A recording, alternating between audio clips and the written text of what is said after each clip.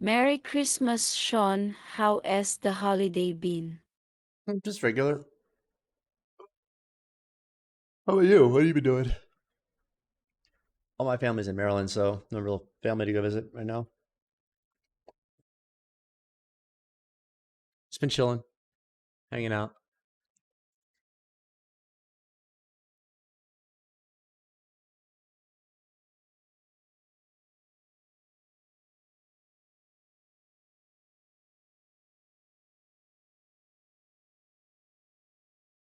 Just got done cleaning after the family was over. It's been a I busy day. bet. Yeah, ordinarily when I live in Maryland anyway, we always go over to the family's house to get food, open gifts, stuff like that. Probably what you did, right?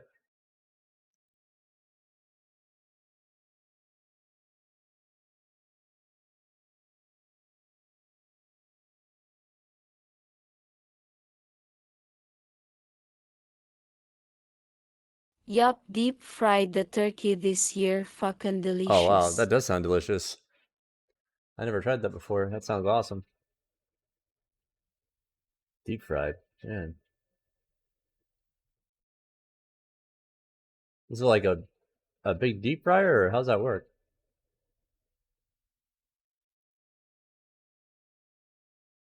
Oh yeah, Oh 5 gallon or so. geez, wow, that's awesome. How long does it go in there for?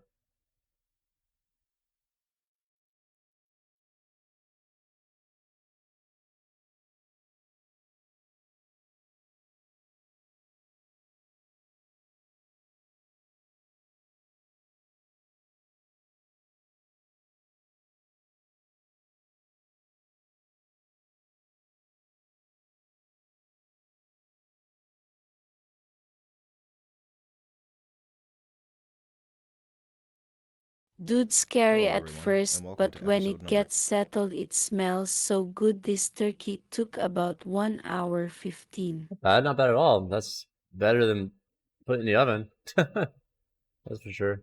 12 of Analyzing Evil, featuring Anton Chigurh from No Country for Old Men. I think Anton is the most requested out of any character that's been suggested to me, and for good reason. Javier Bardem's performance in this role is top notch, and No Country for Old Men is one of those films you come back to just to watch Anton in action. When the Coen brothers were casting for this Yep. film, they tried to seek out someone who could portray a character that looked as if he could have come from Mars. His ambiguous background and odd appearance give credit to this notion, and he's truly a one-of-a-kind character. Let's comb through everything we're given in the film and see what we can make of Anton. First, we're going to take a look at his appearance, mannerisms, speech patterns, and the scene where Anton murders the deputy to establish a few key things that are present in his character throughout the film before I start jumping around a bit between scenes. Our first impression of Anton's appearance is definitely one of oddity. His hair doesn't quite match his face, and his clothes don't fit his appearance either. He has a cold blank stare on his face more often than not, and shows only a few semblances of joy when speaking to other characters about grim subjects. His voice is low, quiet, and gravelly, and he never raises it in anger or otherwise. His motions are at the same time stiff, fluid, and strange. Take when he's eating his peanuts at the gas station. There's just something about the way he places each piece into his mouth that feels off. Yet at the same time, he has the precision and steady hand to sew up a wound on his own leg. It's worth to note that he's also highly resistant to pain, and makes far less of a fuss than your average person would if put in some of the situations he finds himself in. We're never given a background for his character either. Javier Bardem's accent leads us to assume that his origin is some sort of Hispanic, but we're never given any confirmation for this. The author of the book even stated that when he came up with his name, he just liked how it sounded. His entire persona is one of ambiguity, mystery, and oddity, leaving us with a man who seems out of place in the world, an eerie figure from who knows where. Now let's take a look at that scene with the deputy. While the deputy is busy on the phone, he utilizes one of the primary tools in his arsenal, precaution and stealth. He quietly slips his legs under his handcuffs and approaches the deputy without making a sound, before he strangles him with ruthless brutality. While the deputy is struggling against his handcuffs, Anton's face is a mask of pure fury, with a hint of delight mixed in. Once he finishes, he calmly washes his hands and casually strolls over the deputy's dead body to pick up his things before leaving. The rage while he's struggling with the deputy isn't seen again during the entire film, but the stealth, ruthlessness, and lack of emotion are present in the majority of scenes in which we find Anton. Now that we've established all of that, the first thing I'd like to touch on is his motivations. He appears to contain no discernible motive or purpose in his mission. Instead, it appears that he's doing this job simply for the thrill of the hunt. I say this because to me, it's never quite clear if he's chasing Llewellyn to take the money for himself or to complete the job. In one scene, he shoots his employer for hiring the Mexicans to hunt after Moss alongside him, chastising the accountant for his former superior's inability to see that for a job, you only need choose the one right tool. It could very well be that even though he's murdered one of the men at that company, he would still deliver the case back to them. Since he never expressly states that he desires to claim the money for himself, I think it's within his character to be a person who isn't concerned with money and is rather, like I said, in it for the thrill of the hunt. What could break this theory is his killing of the two men at the site of the shootout in the desert who also belong to the same company, indicating that perhaps he is in it for the money. But to back this up, I'd like to draw some information from the novel that's much clearer on this subject. In the book, Anton ends up returning the money to his employer once he retrieves the briefcase. Here, he even tells him things will be run differently now. With this information, there are two reasons that would explain why Anton kills those first two men with the transponder. The first is that the head boss told him to do so. These men had a hand in setting up the drug deal, and it went bad, resulting in them losing favor with their boss, causing them to be placed on a hit list by Anton's boss. This is only one of two likely scenarios when we're using the book as a reference. This second scenario has to do with what Anton says to the accountant in the office building. You choose the one right tool for a job. It's highly likely he killed these men simply because they too were tools, and they ended up being the wrong ones for their job, thus causing the entire ordeal and deserving death for it in Anton's eyes. This movie stays relatively faithful to its source material, so it's reasonable to say that these two reasonings could be correct on their own or together. His boss very well could have ordered the murders of these men, but at the same time, Anton might have done it whether or not he was asked to, out of principle. Or, if we just go with what we're given in the film, he might have been in it for the money.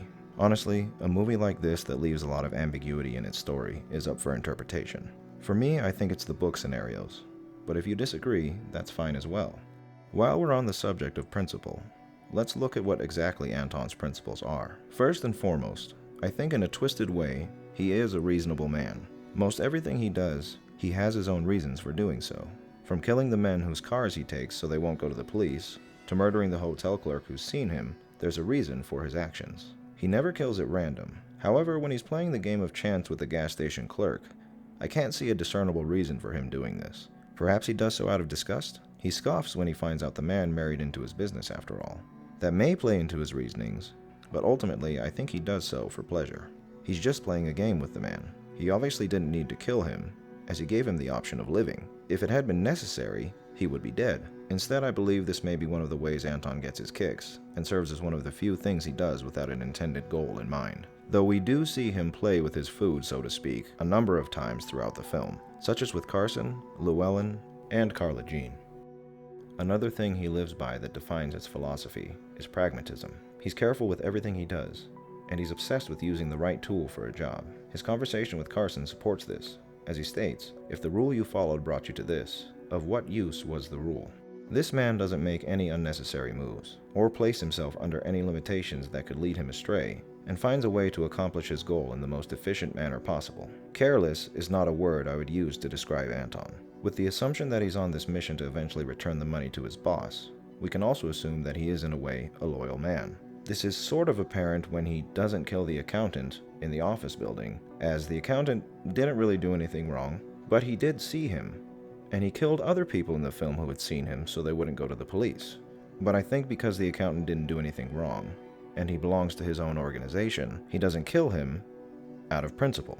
He's such a loyal man to his organization that he's cleansing his workplace of bad components that will only cause further damage the longer they're left out to rust. I think this is a pretty accurate summation of what Anton's values are, demented as they are. What I'd like to touch on now is the things that Anton lacks, namely a regard for human life, remorse, and empathy.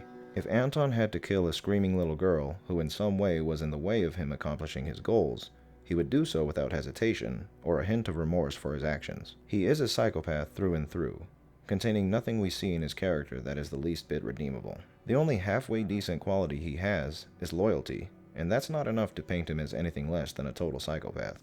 I don't know if I can go so far as to call him bloodthirsty, though. I believe he enjoys killing.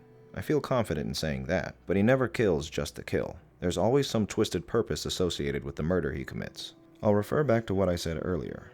I think he enjoys the thrill of the hunt more than the act of killing itself. So what do all of these things make Anton Chigurh? It makes him an otherworldly enigma, a monster of warped principle who hunts his target with ruthless, relentless determination, capable of killing anyone and anything in his path until he reaches his goal. His lack of compassion, remorse, or empathy leave us with a character who has but one redeemable quality among a sea of terror. For this reason, I believe Anton is more than deserving of being labeled evil, and a monster who has no regard for any life but his own. Thank you for tuning into this episode of Analyzing Evil, and I hope you've enjoyed this entry.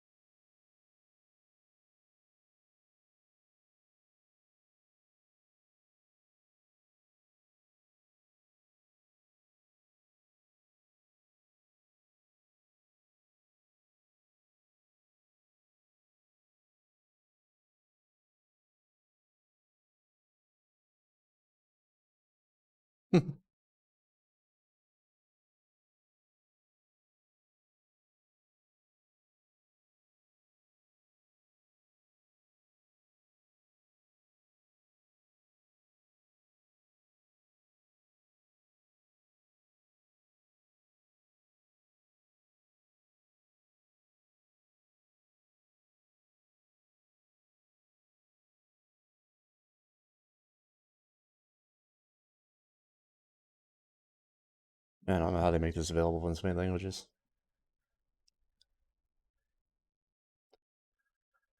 I don't know what to play. I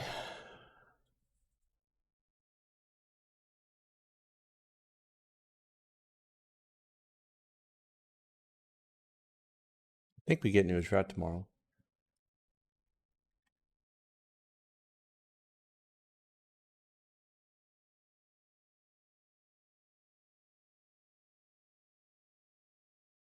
Yep.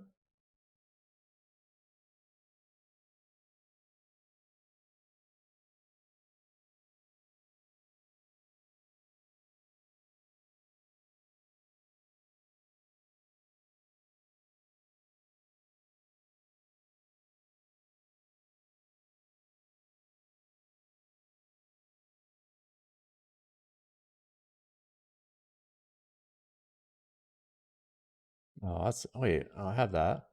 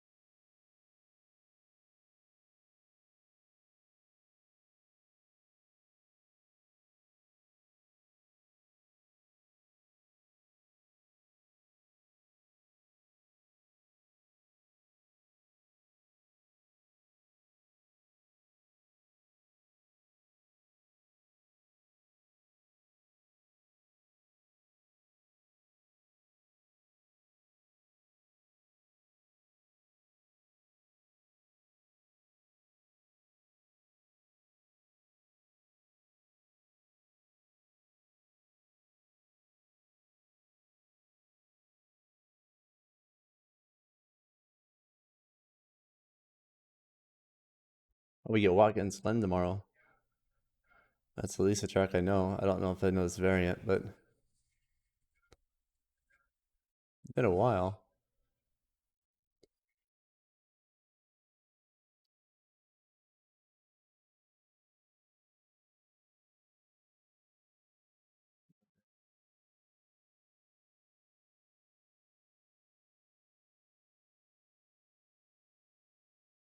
Sure,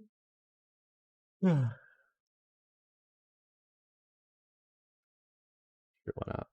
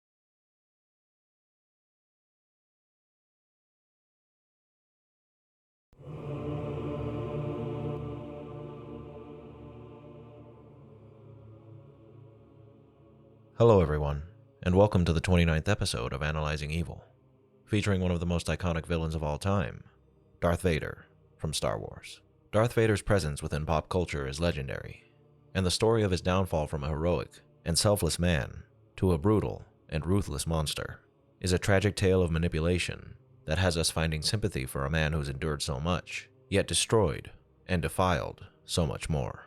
In this video, I'll be focusing on Vader as he appears in the current Star Wars canon, with the exception of the Revenge of the Sith novelization.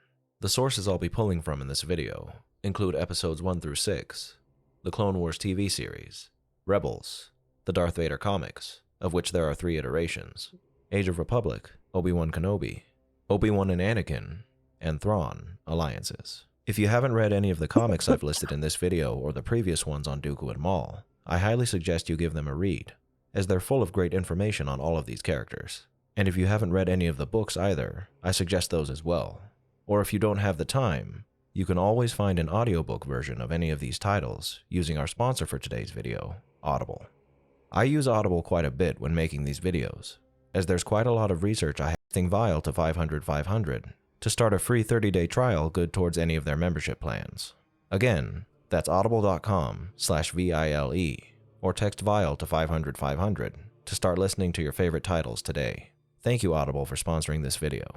Now, without further ado, let's begin.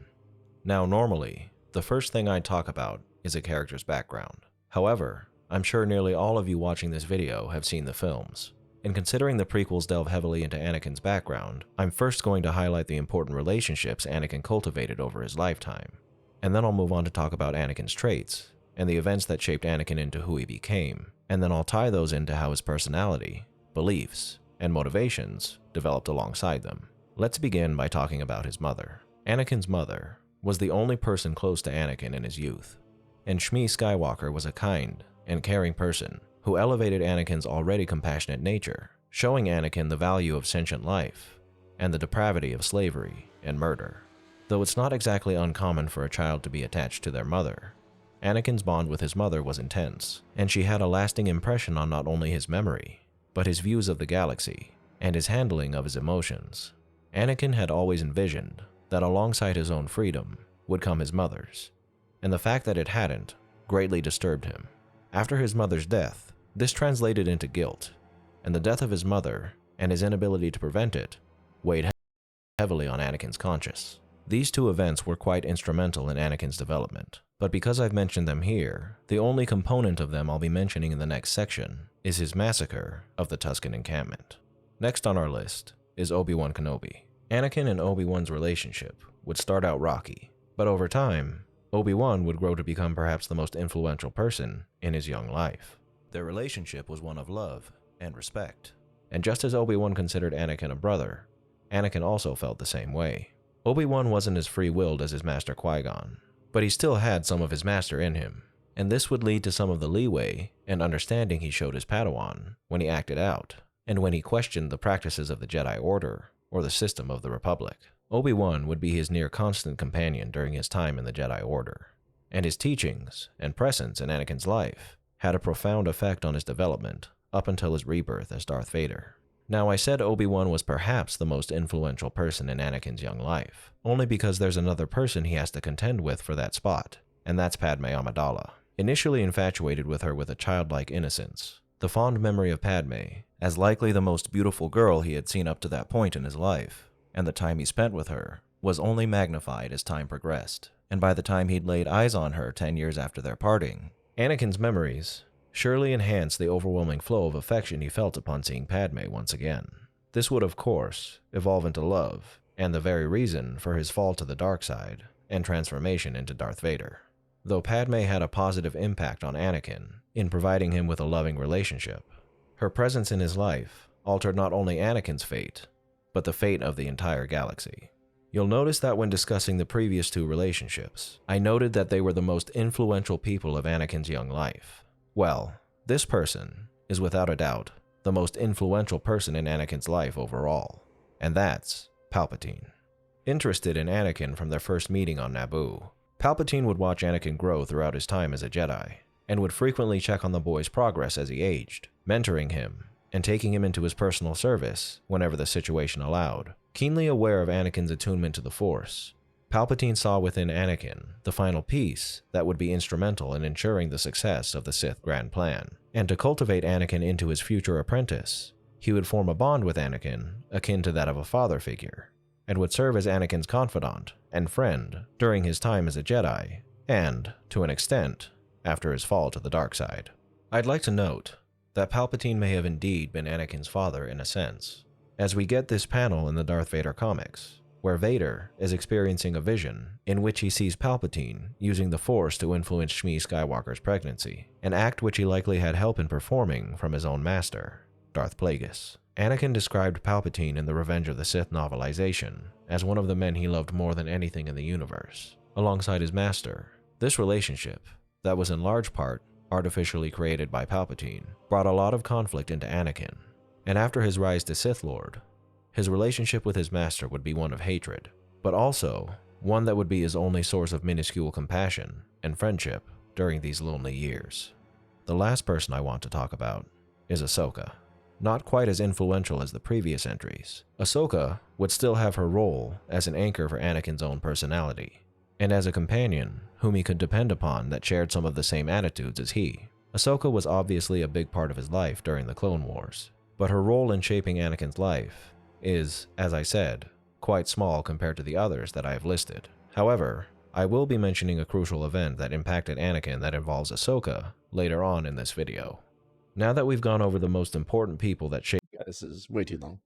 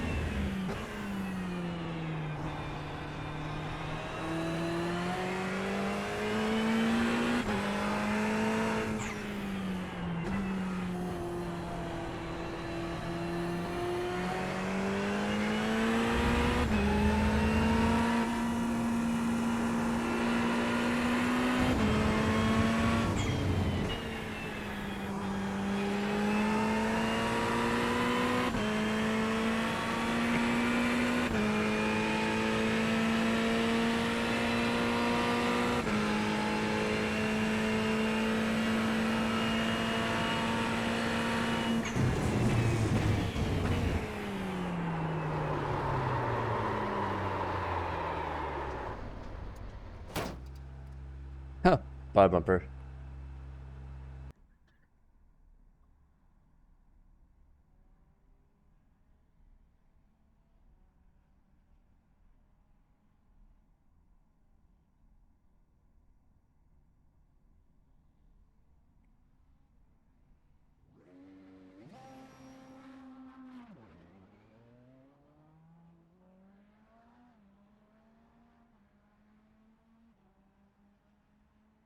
Why does it vibrate all the time?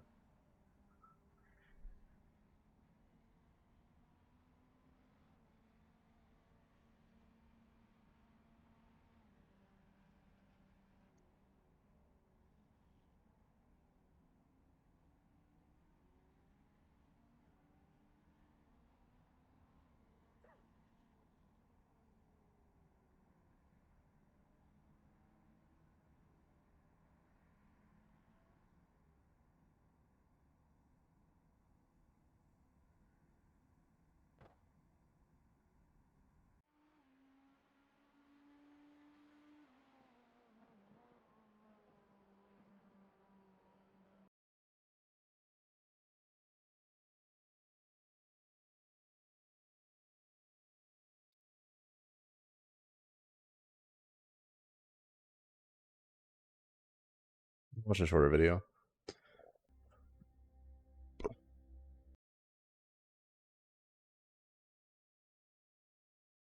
I'm pretty lazy right now.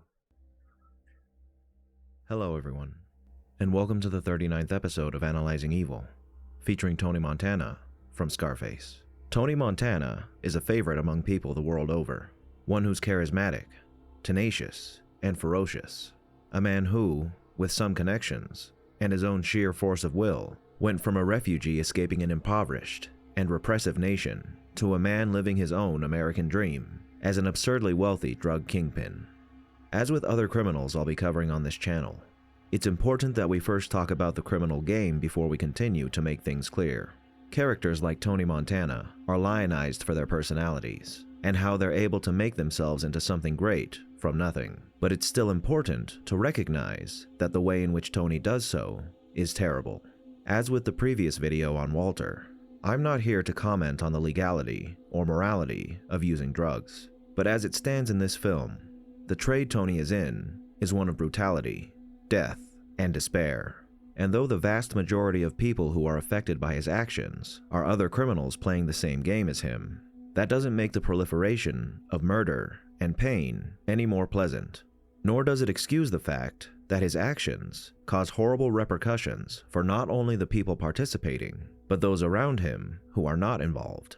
And though his characteristics may be admirable, his actions certainly aren't. With that out of the way, in this video, we'll be going through just what exactly makes Tony such a brutal and mesmerizing character, one who's cemented himself as a cultural icon and as one of the most memorable characters in cinematic history. Without further ado, let's begin. We don't know much about who Tony was before coming to America, but what we do know about the man and his origin is enough to give us a bit of insight into how he may have developed into the man we see in the film.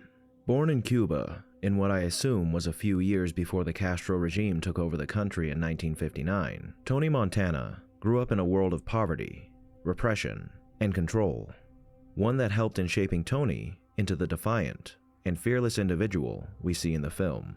If it's true that Tony's father was from the United States, it would make sense that Tony grew up watching films with his father that glorified life in America and the criminals that inhabited its underworld, perhaps watching films like the original Scarface or The Public Enemy, if indeed he grew up watching James Cagney, as he claims. Whether or not that's the case, Tony was tantalized by a life of crime, and we know that Tony served time in prison while living in Cuba, during which time he became allied with various gangs, eventually acquiring the tattoo on his hand to indicate his status as an assassin.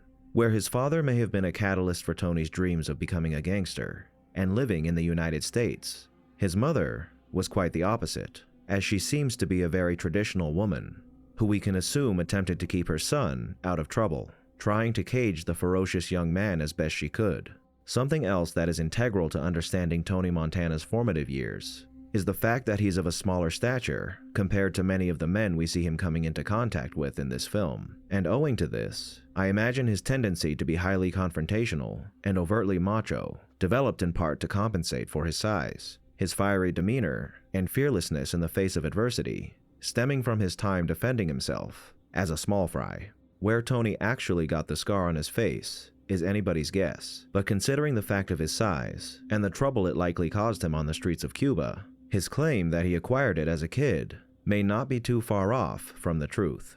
Now, what do all of these things tell us about Tony Montana? They tell us that he was a child who felt the overbearing reach of expected obedience and repression, and not just from the brutal government of Fidel Castro, but from his traditionalist mother at home as well. And with the films his father showed him of a life exponentially better than the one he was living, Tony Montana became a rebellious youth who dreamt of bigger and better things. So, he took to the streets with bravado and charisma, making friends and enemies alike before landing himself in prison, which, in a way, was his ticket to the life he dreamed of living. And that's where we find Tony at the beginning of this story, a man who's been shipped off to the land of opportunity as an undesirable with his best friend, a fate that's markedly improved from languishing in a Cuban jail. Obviously, this is all just speculation, but with these things in mind, it's easy to see how Tony developed into the man he is. Courageous and charismatic, with a dogged fearlessness and ferocity, Tony, from the very first scene of the film, shows us that he's a man who takes lip from nobody, a man who won't back down in the face of adversity, no matter the odds that are stacked against him. There's something bigger in Tony's psyche that fuels these courageous traits, and that's an abundance of narcissism. Tony, in everything he does, believes himself to be the best, that he's the man, one that anybody would be stupid to even think about messing with. And it's this belief in himself that makes Tony able to stand in front of a gun as if he were bulletproof, a man who's nigh invincible in the face of his foes. In this way, you could say he's a rather principled character, a man who sticks by his assurance that the only things he has in this world are his balls and his word, and he doesn't break them for anybody. But those aren't the only principles that Tony sticks by, as he really is a loyal person as he claimed to be to Frank. And though he's brutal and remorseless when it comes to dealing with his enemies, he doesn't sink to the point where he resorts to killing innocents, which is a quality that some characters of questionable moral integrity notably lack. His ambitions are certainly enormous, and he did attempt to accelerate his own trajectory by orchestrating a deal that Frank hadn't yet approved of. But he did so with Frank in mind, and he wasn't making this deal in an attempt to usurp Frank, but to bolster Frank's and his own standing in their business. His ambition isn't necessarily a bad thing, but his method of achieving his dreams is certainly misguided, and along with his narcissism, this makes for a highly detrimental mindset that sets Tony on a course towards self-destruction. Even his overprotectiveness regarding his sister comes from a good place, even if it is extreme, as the reason he's so heavy-handed with the people she sees is because they're criminals like him, and he wants her to have a better life than what he knows they can provide for her. This is perhaps the only thing Tony took from his mother, a distaste for other criminals and their involvement in his family. However, we don't know to what extent his mother had a hand in Tony's upbringing and his life of crime, but whatever the case may be, she recognizes now the harm her son can bring to those around him, and if she can help it, she'll do anything to keep the same poison from affecting her daughter. This is Tony's mindset when it comes to other men, as he believes that he's capable of providing for this family without them having to get involved. But he knows that if his sister were to date or marry someone in his business, she would have no choice but to become involved herself to some capacity. The positive traits in Tony that I've highlighted are what make him an admirable and identifiable character to watch. As though he's without a doubt a vicious criminal, he does have a set of values that softens his character and makes him much more relatable than others. This is who Tony is, a charismatic, overly macho narcissist with big dreams and an attitude that could kill. But it's not who Tony is, but what he does that makes him a rather despicable human being. And his story is an example of the result most people get from being involved in a highly volatile and extremely dangerous business, a lengthy prison sentence, or death.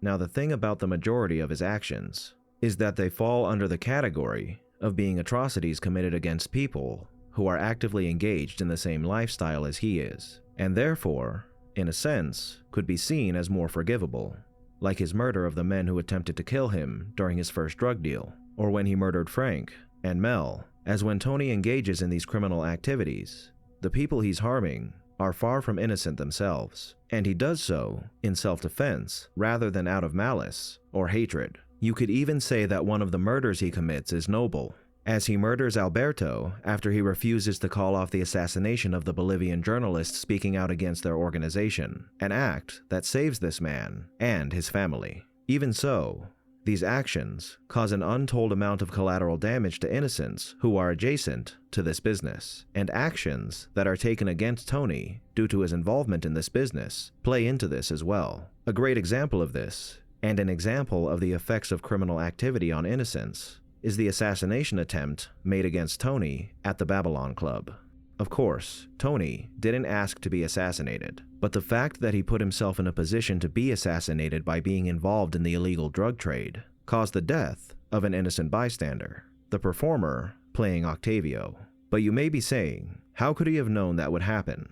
That doesn't matter. What matters is that had Tony Montana decided to come to America and work a job like his mother, or start a restaurant like his former employer, this would never have occurred, and something similar would be almost impossible to occur if he had gone through legitimate channels. You might argue that an immigrant who comes from nothing has only a small chance of attaining greatness in this world without the help of illegitimate sources, but this is decidedly not the case, and you can find a variety of successful people who came to the United States with nothing but the clothes on their back, and then made it to the heights of success. And had Tony put his mind to it, a man like him could have likely been successful in almost any endeavor he chose to pursue. Now earlier, I did say the majority of his actions could be attributed to this criminal lifestyle, and are thus more forgivable in a way. But I did say the majority, not all of them, as there is one act in particular that seals Tony's fate, an act that we all reviled, the murder of his friend and brother, Manny. In the second half of the movie, we're privy to all the little factors that play a part in Tony's reaction to this event, factors that all play into his slow but assured downfall. Tony, after an initial honeymoon period, has now settled into his life as a rich man, and he's settled in rather uncomfortably. He may have the money, and the power, and the woman, but he's now stuck with paranoia, a drug addiction, and an unhappy, childless marriage, constantly watching out for his safety and dealing with Elvira's attitude. After being set up in part due to Manny's error in judgment, and being pigeonholed into doing Sosa's dirty work in order to save himself from a 3-year prison sentence, Tony comes to realize how thoroughly unhappy he is being at the top. Before, he had excitement and goals to look forward to, but now he has routine and emptiness, a life where he lives each day the same, with nothing to look forward to. This is what brings him to his state of despair during the restaurant scene, where his wife effectively leaves him, and after having to deal with Alberto and his willingness to murder a man's family, Tony becomes distraught with the prospects in front of him. When he learns that Manny has been MIA for a few days now, his fears grow exponentially, as disorganization in this dire time is something he cannot afford to suffer. He knows he's now the target of a conspiracy the likes of which he'd been paranoid about falling prey to all this time, and after, of course, getting outrageously high, he's contemplating his next move when his mother calls to tell him Gina is missing. Thus ensues a mad dash to find his sister, whose life I'm sure he feared for at this time. Completely oblivious to the obvious connection here, Tony comes to find his sister, half naked, at the top of his best friend's staircase. If this were any other time in Tony's life, perhaps he would have reacted differently. But with all of the recent tragic events that have happened to him in a matter of days, Manny's absence in his hour of need, and his fragile mental state due to his high, he sees nothing more than utter betrayal in front of him. His ascent was really the beginning of the end for Tony, as he was unequipped to handle that big of an influx in money and power, resulting in lavish overindulgence in all things, especially drugs, that all but spelled doom for Tony. However, this murder was the final nail in the coffin. Perhaps if he hadn't killed Manny here, he could have helped Tony in organizing a proper defense against Sosa. Perhaps he could have hid out at Manny's house until the heat died down, and they were able to come up with an effective plan. Any number of things could have happened here had Tony not done what he did. But instead, he goes back to his home to wallow in an absurd amount of drugs. The horror of what he's done hitting him as his high ebbs and flows, with calamity edging closer and closer as his distraught sister comes to him with the intent to kill as his enemies swarm his compound. Not only did he lose Manny by doing what he did, but his sister as well, completely breaking her mentally and emotionally and driving her into that very room where she met her demise. In the end, Tony goes out fighting as he always had, in a show of unbreakable courage, ultimately destroyed by everything he had become. And at this end, who was Tony Montana? He was a man who came from nothing, one who spat in the face of repression and adversity, carving a place for himself in the world as a ferocious and steadfast man through sheer force of will. This man, who had everything in the world working against him, completely ignored the chains that tried to tie him down and made his dream a reality. Unfortunately, this dream was corrupted by the hard realities of the criminal life, and though his narcissism and his ego brought him far, his inability to handle a rapidly expanding lifestyle, along with the forces working against him, left him paranoid, insecure, and full of himself. His belief in his own power to make his life what he wanted it to be may have been what got him so far, but in the end, it ended up being his undoing, as a man who never fears the fall is blind to the cliff before him.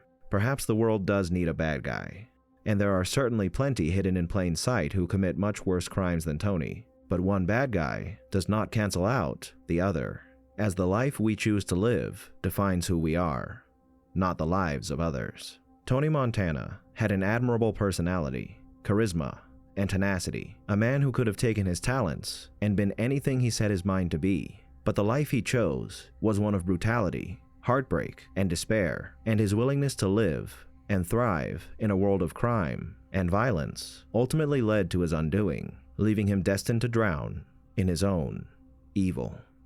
Thank you all for tuning in to this episode of Analyzing Evil, and I hope you've enjoyed. What are your thoughts on Tony? Did I miss anything? Let me know down below, and leave a suggestion for a villain you'd like to see featured in a future episode while you're at it. If you liked this video and want to see more like it appearing in your feed, click the subscribe button to keep up on the latest episodes, and feel free to leave a like while you're at it. Thank you once again to all of my existing subscribers for your continued and incredible support. If you'd like to support the channel even further, consider signing up as a patron over on Patreon. You can find a link to Patreon down in the description. Thank you to everyone who's signed up so far, Hey, Lord. and a most Or vile Kalmar. thank you to those whose Lord. names you're seeing on screen now. I don't think I've ever called you Lord before. What's up, Kalmar? Yeah, buddy. All the evil. I'm just trying to figure out what I want to do. I mean, like, I'm not really that interested in racing this track because tomorrow they're changing the track anyway. So any race I do on this will be like, I don't know. I just don't know.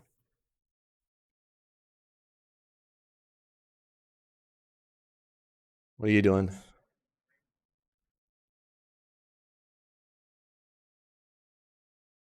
It's all good. It is only proper to my title and honors. There you go. Good. I'm glad I honored you.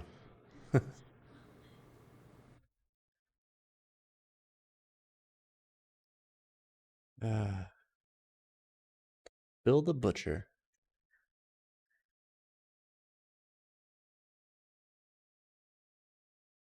Hello everyone, How was your and welcome to the Christmas? 16th episode Fine, just hanging out. Not that special. All my family are on the other side of the country, so not going anywhere. of Analyzing Evil. Featured in this video is our first patron pick, Jack Torrance in the Overlook Hotel from The Shining. Though Jack himself is the character that comes to mind when you think of The Shining, it's the Overlook and Jack as a dual character that really embody the villain of this story. Oh, yours. I'm going to Did anything take you special? through both the book and movie, giving you a look at both iterations of the hotel and Jack, and draw what comparisons I can between the two. Both characters are obviously similar in certain ways, but there are a lot of differences between the Jack and hotel we encounter in the book and the Jack and hotel we find in the film. We're going to start by going through the book, and then draw what comparisons we can between the two while we cover the film. I'd like to warn anyone who hasn't read the book that while you're still able to follow what I'm presenting to you about Jack and the Overlook as they appear in the book, things would be a lot clearer if you had read the novel before viewing this video. I'll be reading some passages and quotes from the book, but there's also going to be examples of the things I'm describing about Jack in the Overlook on screen as well for context, and to also save this video from running incredibly long due to too many lines narrated from the book on my part. For those who are Nothing listening and not special, watching, just a have no family day fear, like as you every can still other get the whole year. idea This of what I'm year presenting was to you more in this video subdued, through though it audio was alone. nice and more laid Without back further this ado, year. I let's think I begin. like it that way. Let's start with Oh, what we're nice, given nice. about Jack as Yeah, he is yeah, without same. the influence of the hotel. There are a few things we learn about Jack later on in the book after the hotel Yeah. has started affecting him. But these bits of information are central to Jack's character When I'm even at without home, the hotel. normally So we I'll all be go out jumping at the around family's some house, to cover all or that like we one can. of family members' With that house in and mind, just eat our journey food into and Jack's life and psyche open is presents, going to that kind of begin in thing. chapter 26, Dreamland. Here is where we get our first look into Jack's childhood. Born to Mark Anthony Torrance and an unnamed mother, John Daniel Edward Torrance was raised with 2 older brothers and an older sister in a middle-class Catholic family setting on the East Coast of the United States. While this setting seems fairly standard, it's Jack's father that was anything but. While Jack had in his mind an idyllic early childhood, his family lived in constant fear of an explosive, alcoholic father. As described by Jack, until he was 7 years old, he had loved his father dearly, waiting for him at the end of every workday for him to walk through the front door and play elevator with Jack. He says that he had loved him uncritically and strongly, in spite of the spankings, the black and blues, and the occasional black eye.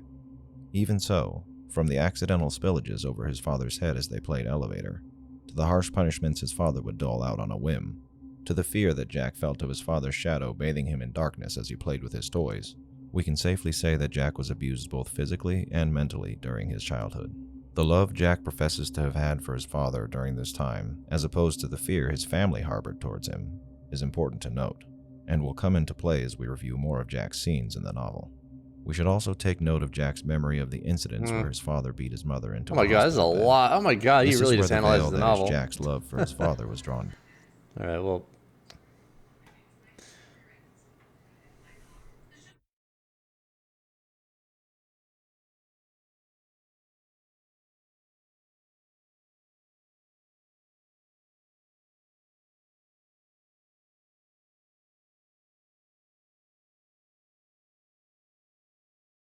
Hello everyone, and welcome to the 90th episode of Analyzing. It's an hour and 20 minutes. This is obviously going over all kinds of lore.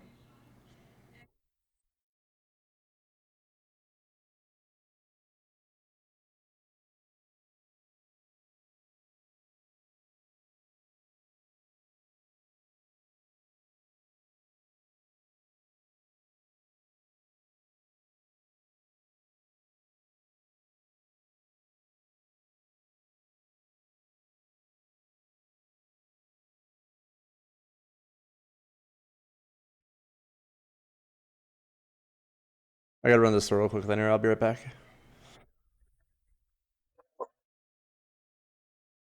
I already took a nap today. It was a little nap, but I'll be right back.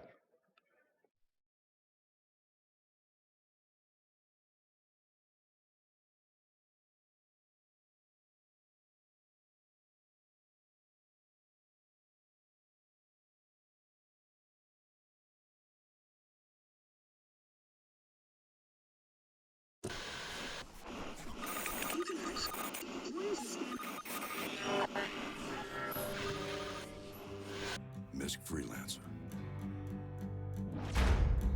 Built for life.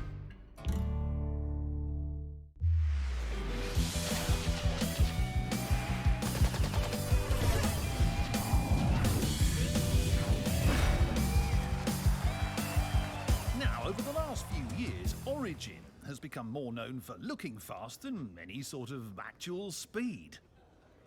Take the 300i.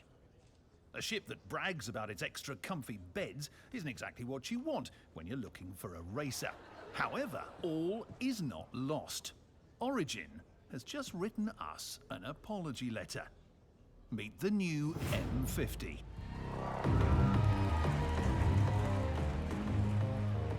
Space. The best ships gracefully dance across its expanse. The worst clumsily plod across its face. The new M50 doesn't have time for any of that. Instead, it simply slices its way through. The 2944 M50 was designed with one goal in mind: make the ship that will win the next Murray Cup. The surprising thing is, Origin may have just about done it. The stats are an orgy of mind-bending numbers, but it comes down to two things: less weight and more power.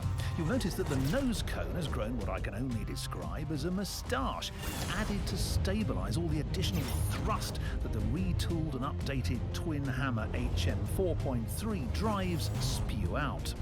And the refinement doesn't stop there. They've narrowed the front fuselage, moved the wings forward for better balance, shaved the cockpit view pane down to the thinnest it could still be, and not shatter in your face. The result?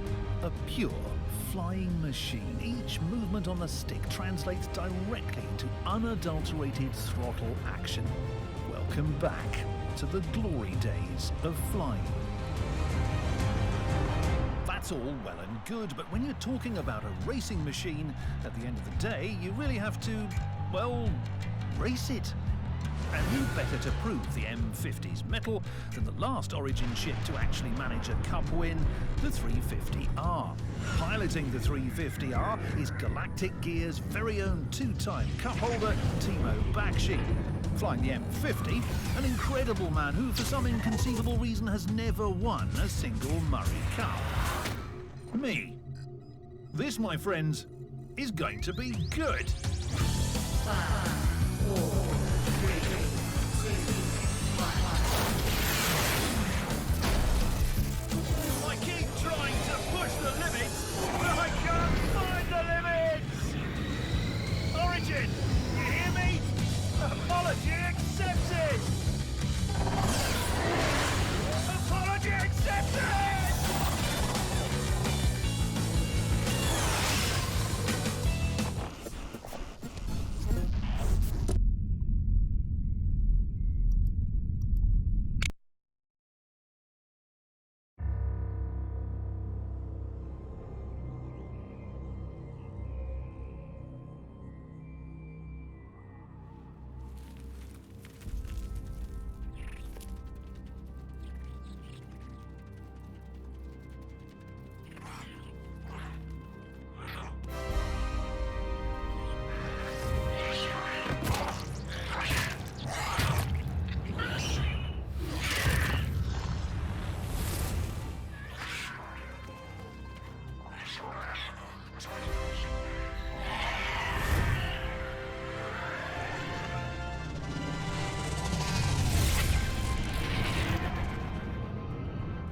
Exiting interspace. Location unknown. Everyone okay? I'm fine, sir. Did we get it? Jump point is charted, sir. Good. Comms, we got any contact? No, sir. Scope is clear. Keep looking. Scarlet, take us on the tour. With pleasure.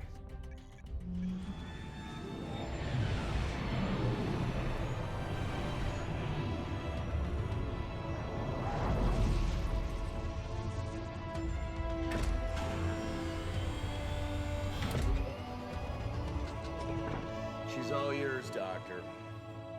We've got a protoplanet, no atmosphere. Unknown planet 2.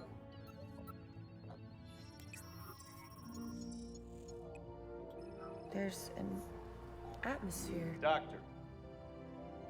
It could sustain life.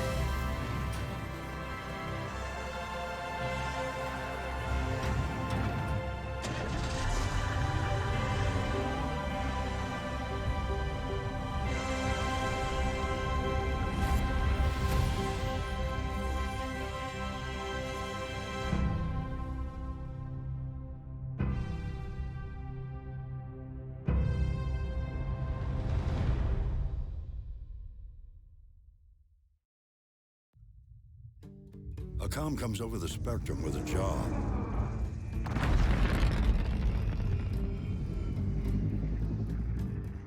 All it says is an amount of cargo, a delicate timetable, and a risky route.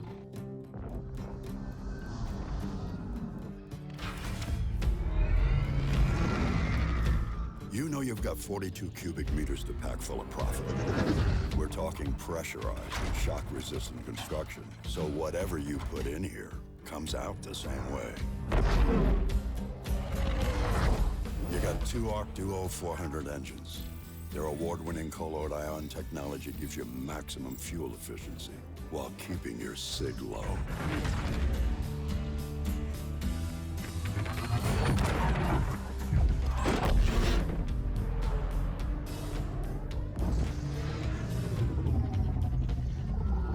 You come across a couple of pirates. Hey, Lancer, you know the drill.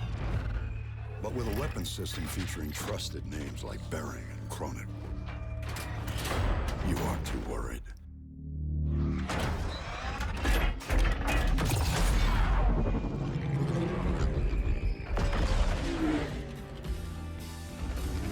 Commercial vessel, Freelancer, class. Brake tags look good. Cleared for landing at Area 18.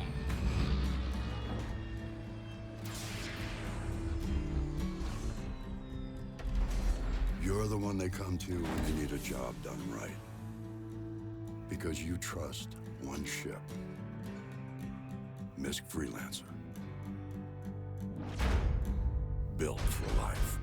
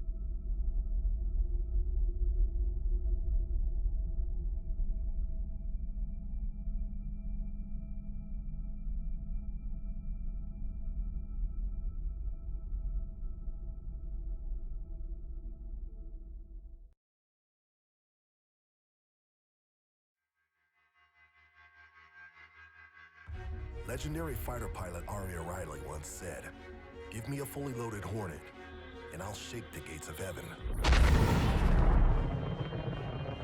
Anvil Aerospace's Hornets have faced Vandal, Xi'an, pirates, and criminals.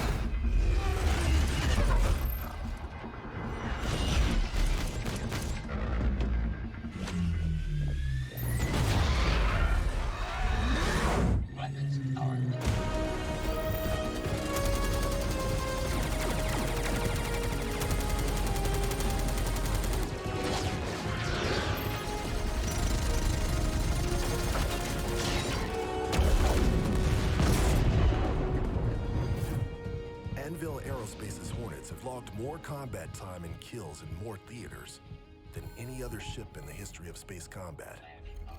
Battle-tested in the harshest conditions, the Hornet has proven time and again its ability to withstand damage and still be able to dish it out. With all the punishment it handles on a daily basis, don't you think the new Hornet can handle yours? Honey, I got the ice cream you wanted.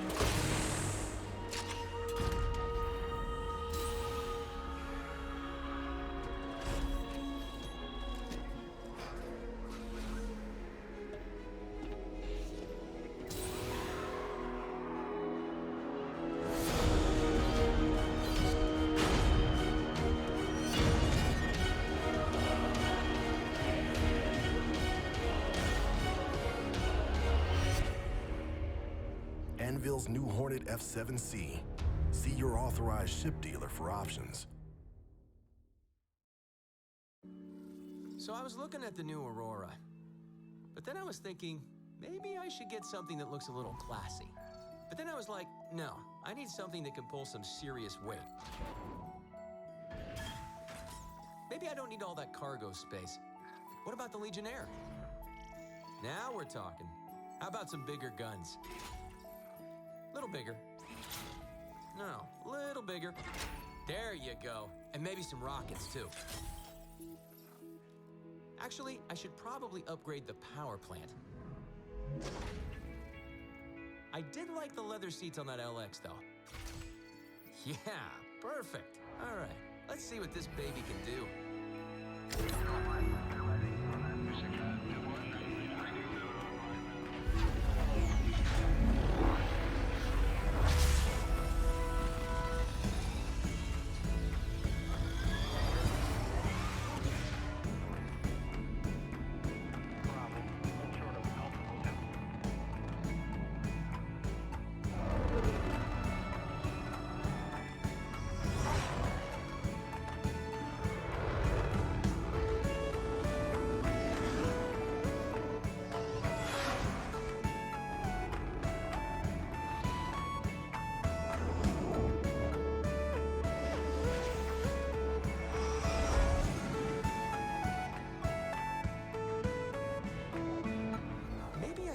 Bigger cargo. RSI's Aurora. There are many like it, but this one is yours.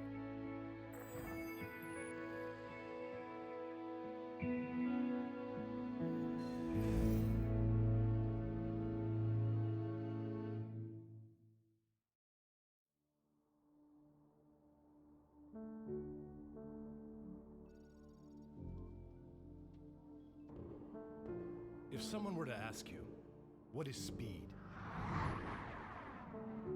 What would you tell them? Is it simply a measure of distance covered over time? The magnitude of velocity? Or is it something more? At origin, speed is more than a number. It's a state of being.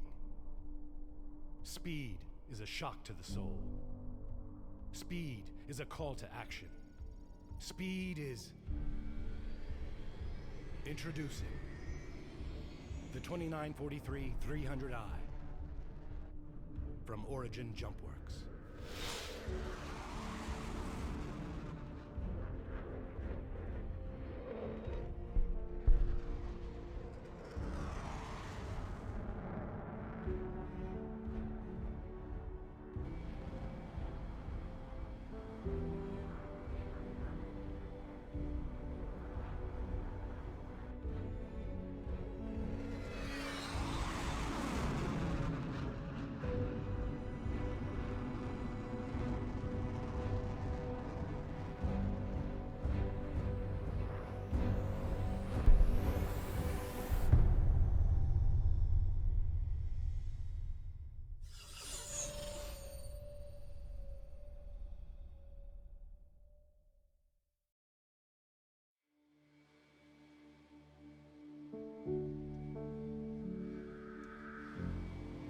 If someone were to ask you,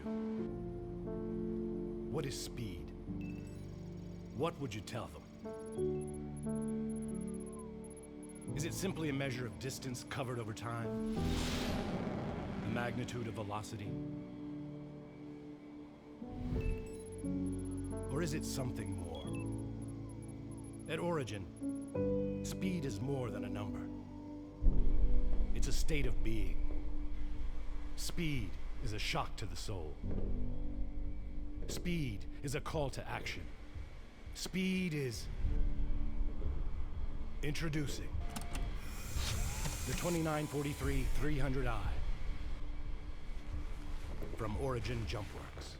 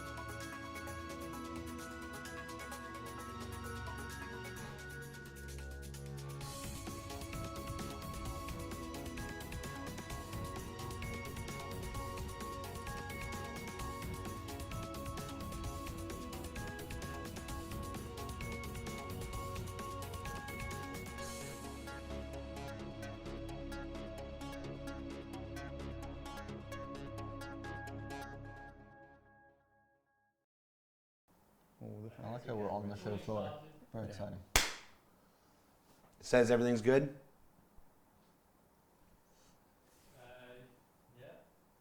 You sounded really... Hold on. Isn't that white light supposed to be It's red? all right. Let it keep going.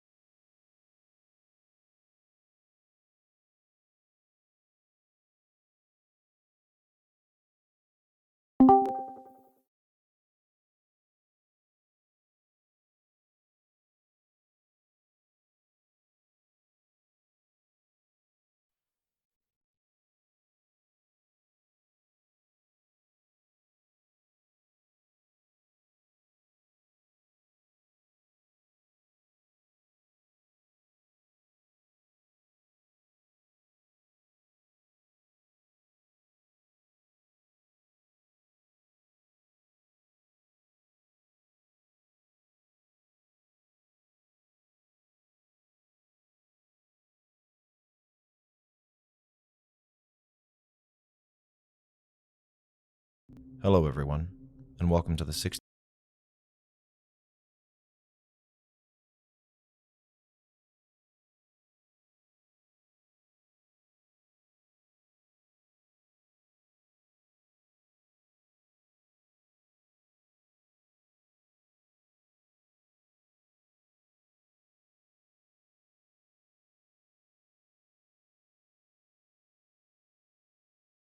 Give Nerd of the Rings a shot if you're looking for something to watch.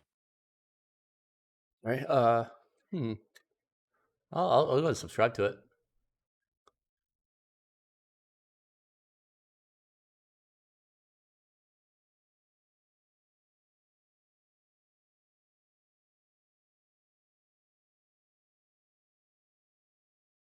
Oh yeah.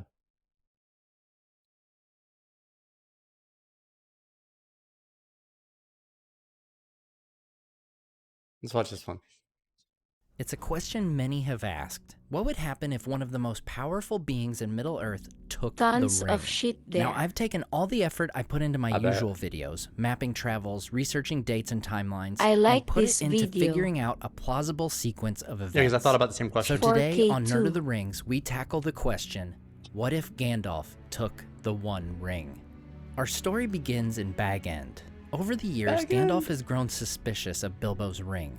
After Right, Bilbo right. leaves, he instructs Frodo not to use it, believing it may be a ring of power. I got As 10 Aragorn monitors, hunts so. for Gollum, Gandalf makes his way to Minas Tirith, where he finds the scroll of Isildur and puts together the pieces of the history of the One Ring. He leaves Minas Tirith, and Oh, on his nice. way back The to the kids Shire, he got learns me from the the Elves of extended Lorien that Blu-ray set. Aragorn has captured Nice. Gollum. Gandalf travels Oh, yeah. to Mirkwood, where he interrogates Gollum. That was nice of them. Seeing the effects that the ring has had on this creature who had once been a hobbit, Fuck in yeah. addition to how it affected Bilbo over the past decades, Gandalf is now certain the ring Frodo now possesses is in fact the One Ring. Gandalf travels with all haste back to the Shire, arriving on April 12, 3018. In the book, we get a sense of how Gandalf could have come to possess the ring, and what could happen if he did. "No," cried Gandalf. "With that power, I should have power too great and terrible. I like his Over voice. me, the ring would gain a power still greater and more deadly. Do not tempt me. I do not wish to become like the Dark Lord himself. Yet the Yeah, way of he the ring does to my heart is voices. by pity. Pity for weakness and the desire of strength to do good. The wish to wield it would be too great for my strength. Now this is where the true story diverges and our theory takes hold. After confirming Frodo's ring to be the one, Frodo offers it to Gandalf. Rather than refuse, Gandalf, out of his pity for hobbits and desire to do good, agrees to take the One Ring. This would be an all too logical thing to do. After all, Sauron has known the names of Shire and Baggins for at least a year by this point. He will surely be coming for the ring and the land of the Shire, and its hobbit inhabitants are ill-prepared and ill-equipped to face any force of the enemy, even with the modest guard of Dúnedain around its borders. Not to mention a hobbit like Frodo, if confronted by a servant of the enemy, would stand little chance of fighting back or escaping. So Gandalf takes possession of the ring and decides to head to Rivendell, the nearest place of strength from which to move. Rather than leave in September as Frodo would, Gandalf leaves on May 1st, the same day he leaves the Shire in the actual story. In the books, it takes Gandalf from September 29th to October 18th to reach Rivendell from Hobbiton. That is less than 3 weeks, which includes being attacked by the Nazgul on Weathertop and taking a long detour north in order to lose the four pursuing him. We can safely assume that with the Nazgul not leaving their dwellings of Minas Morgul and Dol Guldur until June 20th, Gandalf reaches Rivendell with relative ease within the same 3-week period, meaning he arrives in Imladris before the end of May 3018. It's possible and even likely that Gandalf would have Aragorn accompany him to Rivendell, but the other Fellowship members would not be in Rivendell for quite some time, and the hobbits would be left out entirely. Gollum won't escape the elves' captivity until June 20th, so there's yet no reason for Legolas to come to Rivendell. Likewise, Boromir and Gimli would also have not yet left their homes, let alone arrived in Imladris. Now the Fellowship stayed in Rivendell for roughly 2 months, so for consistency's sake, we'll say Gandalf rests in Rivendell for the same amount of time. Therefore, at some point between the end of May and the end of July, it is left to those who remain to have their own council. Gandalf, Elrond, Glorfindel, Aragorn, and the elves of Rivendell. Now, I believe Gandalf would still at this point be following his own advice to not use the ring. His trip has been relatively easy thus far, so there's been no reason yet for him to use it, or even remove it from his bag or pocket or wherever he stores it. However, as he has possessed the ring for 2 months, it begins to work on him, though he likely does not realize it. Even if it was kept in a vault in Rivendell while they decide what to do, having possessed it for weeks, the ring begins to weigh on Gandalf's thoughts. By this time, the ring has just enough effect on Gandalf to lead him to volunteer to take the ring at the council. The council still decides to destroy the ring, of course, as we learn in the actual book that this is truly the only viable option they have. Now here they would have a choice. Would they go south towards the Gap of Rohan, or would they travel east, crossing the mountains, then turning south to Lorien? Here, I believe they would mimic what occurs in the actual story, going south towards the Gap of Rohan for multiple reasons. First, traveling to Lorien this way would take them close to Mirkwood, and even more concerning, Dol Guldur. While Sauron had been kicked out of Dol Guldur by the White Council decades earlier, we know from my Ringwraith video that Sauron still had forces there, led by the Nazgul, Khamûl the Easterling. Traveling so near to Sauron's one stronghold outside of Mordor would indeed be taking a huge risk. Second, at this point, the wise would be completely unaware of the treachery of Saruman. Speaking of Saruman, you may wonder, why would Gandalf not immediately go to Saruman like he does in the films to consult the White Wizard? Well, in the books, Gandalf only goes to Isengard after meeting Radagast on the road while wandering Eriador. Since Gandalf has now taken the ring himself, he has no need to seek news in the wild, and therefore would not meet up with Radagast to be told to go to Isengard. This may be a bit of a stretch, but for all we know, Radagast may himself come to Rivendell during this 2-month period, seeking Gandalf. He may even take part in this revised council, informing Gandalf that Saruman wishes to see him, like he does in the book. So this fellowship would believe they had an ally, and a powerful one, awaiting them at Isengard. This alternate fellowship leaves Rivendell around the beginning of August. You know what, to avoid any confusion with the actual fellowship, I'm going to call our hypothetical fellowship Gandalf's Company, since he's the star of this theory. Gandalf, Aragorn, and a small group of Elrond's elves make up the company. As in the books, I believe Elrond and Glorfindel remain behind. Once again, there's 2 possible approaches here. Do they take the path from the actual story, heading south on foot along the narrow paths beside the mountains in order to evade spies? Or do they go by roads on which they could take horses? Today, I'm going with the same path as the canon story. Gandalf's company is made of more warriors, but I think they would still err on the side of caution, choosing to evade the spies of Sauron and travel in secrecy. Interestingly, this means they would likely miss Boromir, who at this point is traveling north to find Rivendell. We know Boromir departs Minas Tirith on a horseback on July 4th. He makes his way north and through the Gap of Rohan. As he fords the Grey Flood, he loses his horse and must travel the rest of the way on foot. He spends a good chunk of his trip wandering the roads of Eriador, as he doesn't know where exactly Rivendell is located. As he says at the Council of Elrond, "Long have I wandered by roads forgotten, seeking the house of Elrond, of which many have heard, but few knew where it lay." Since Gandalf's company takes the paths near the Misty Mountains, they miss Boromir completely. Now we know it takes the Fellowship a bit over a month to go from Rivendell to Lorien, which includes a failed attempt to cross the Redhorn Pass. So we'll give Gandalf's company a month and a half to make their way to Saruman in Orthanc, arriving in mid-September. Now this is where things get really interesting. Gandalf, having always been cautious around Saruman and feeling the grip of the One Ring, decides to hide its presence. Saruman tells the group he must discuss important matters with Gandalf alone, wizard to wizard as it were.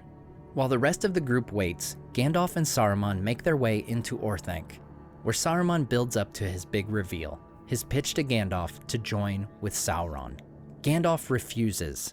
Saruman attacks and begins to take the upper hand in their fight. In his desperation, not truly knowing or being cognizant of what he's doing, Gandalf slips on the One Ring. As the power surges through him, Gandalf fights back, and while defending himself, kills Saruman. With this act, the One Ring strengthens its hold on Gandalf. Having heard the commotion, the rest of Gandalf's company burst into the Tower of Isengard. Gandalf explains Saruman's treachery and his attack on Gandalf, while hiding his use of the One Ring. The group, seeking to reassess their path after having lost what they thought would be an ally, rest at Isengard. Here, the change of timeline causes a very interesting circumstance. Again, since we know the journeys of the Ring Wraiths, we know that in September 3018, they've returned to the Wold in Rohan, having unsuccessfully searched the Vales of Anduin for leads on the Shire and for Gollum. At this point, Sauron is aware of Saruman's treachery and tells the Nazgul via messenger to abandon secrecy and make for Isengard. Their arrival date is September 18th, which lines up perfectly with Gandalf's company resting there. The Nine come to Isengard seeking Saruman, but instead they find Gandalf's company. Could a group of elves along with Gandalf and Aragorn withstand the Nine? It's possible. However, as Gandalf has now used the ring and had a couple days to dwell on the power that it brought him, he is unable to resist the opportunity presented to him. In Unfinished Tales, we hear a very applicable line from Saruman to the Nazgul when they come to Isengard. "I have it not, as surely its servants perceive without telling, for if I had it, then you would bow before me and call me Lord." With the Nine preparing to lay siege upon Orthanc, Gandalf slips on the ring once again. The Ring Wraiths are confronted by its new bearer. The Nazgul are now Gandalf's to command. Naturally, Aragorn and the Elven companions would be uneasy by this development. Gandalf dismisses their concerns as a one-time occurrence. He assures them he only used the ring this one time, as they could not hope to battle all nine while he was still weary from his battle with Saruman. It is just the stroke of luck they need. In the end, Gandalf convinces the group that the Ringwraiths cannot be destroyed while Sauron and the ring endure. However, since Gandalf possesses the ring, he can command them, causing havoc in Sauron's forces. Reluctantly, Aragorn and the elves allow Gandalf to send forth the Nazgul. He commands the Witch King to return to Minas Morgul and make preparations for war, with all the orcs under his command.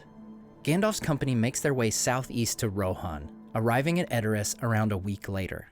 Just as in the books, Theoden and his kingdom have been weakened by the words and poison of Grima Wormtongue. In similar fashion to the real story, Theory Gandalf comes to Edoras and heals the king, and Grima Wormtongue is banished from the realm.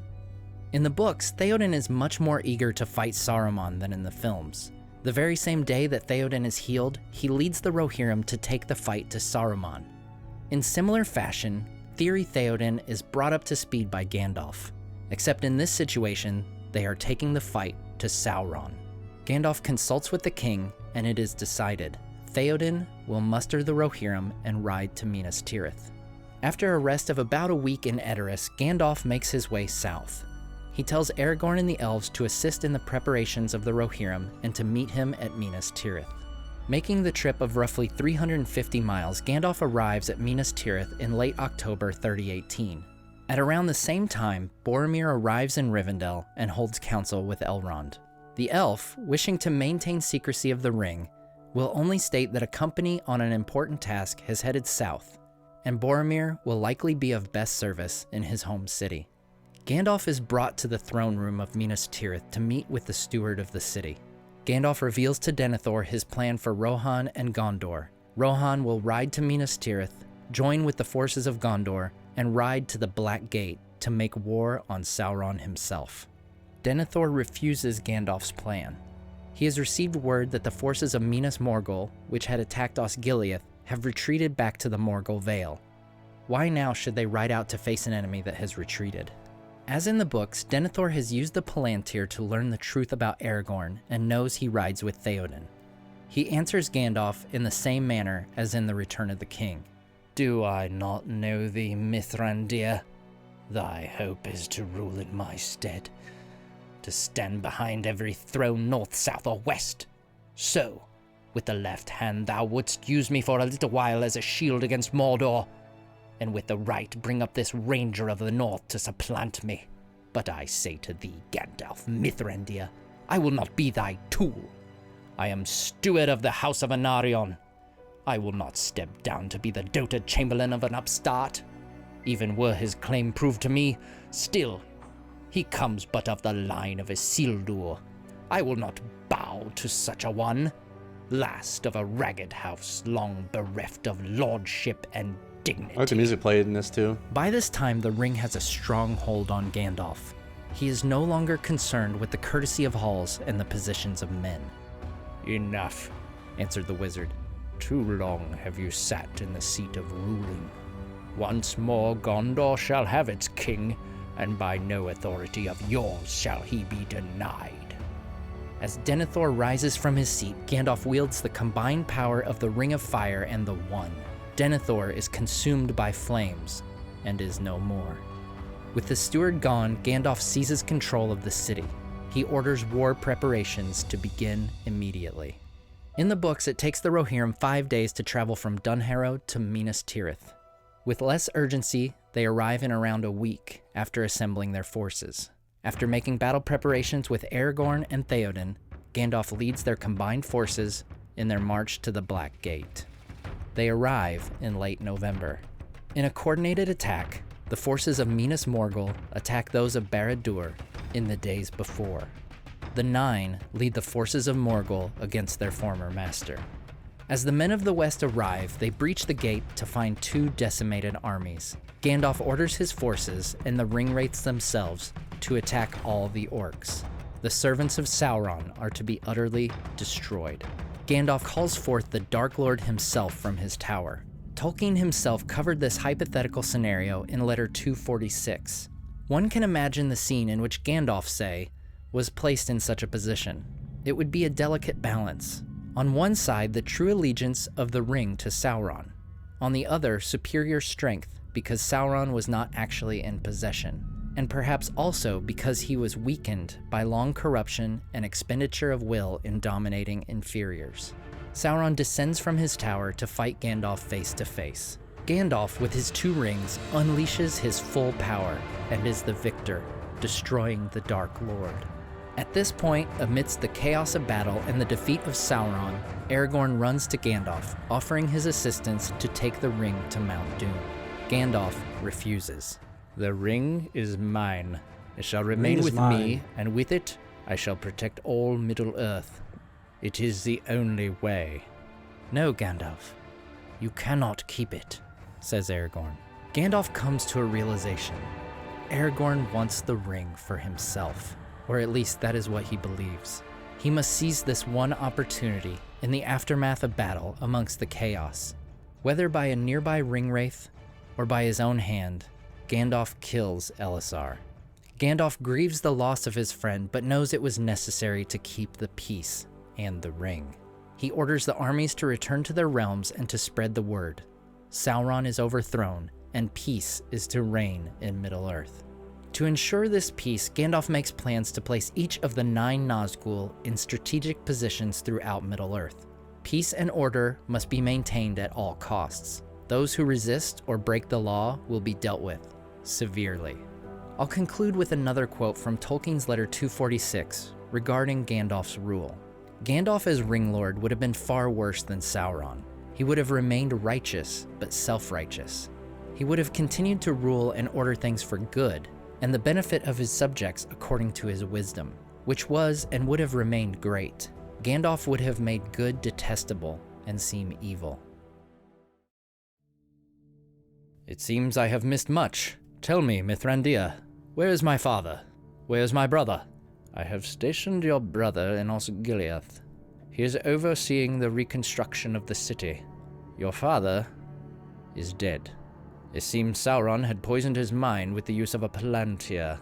My hope is that in his absence you will be of great service to Gondor. I cannot stay in one city permanently. I need only a modest force from you and from Theoden for my journey. A force? Whither will you take this force, Mithrandir?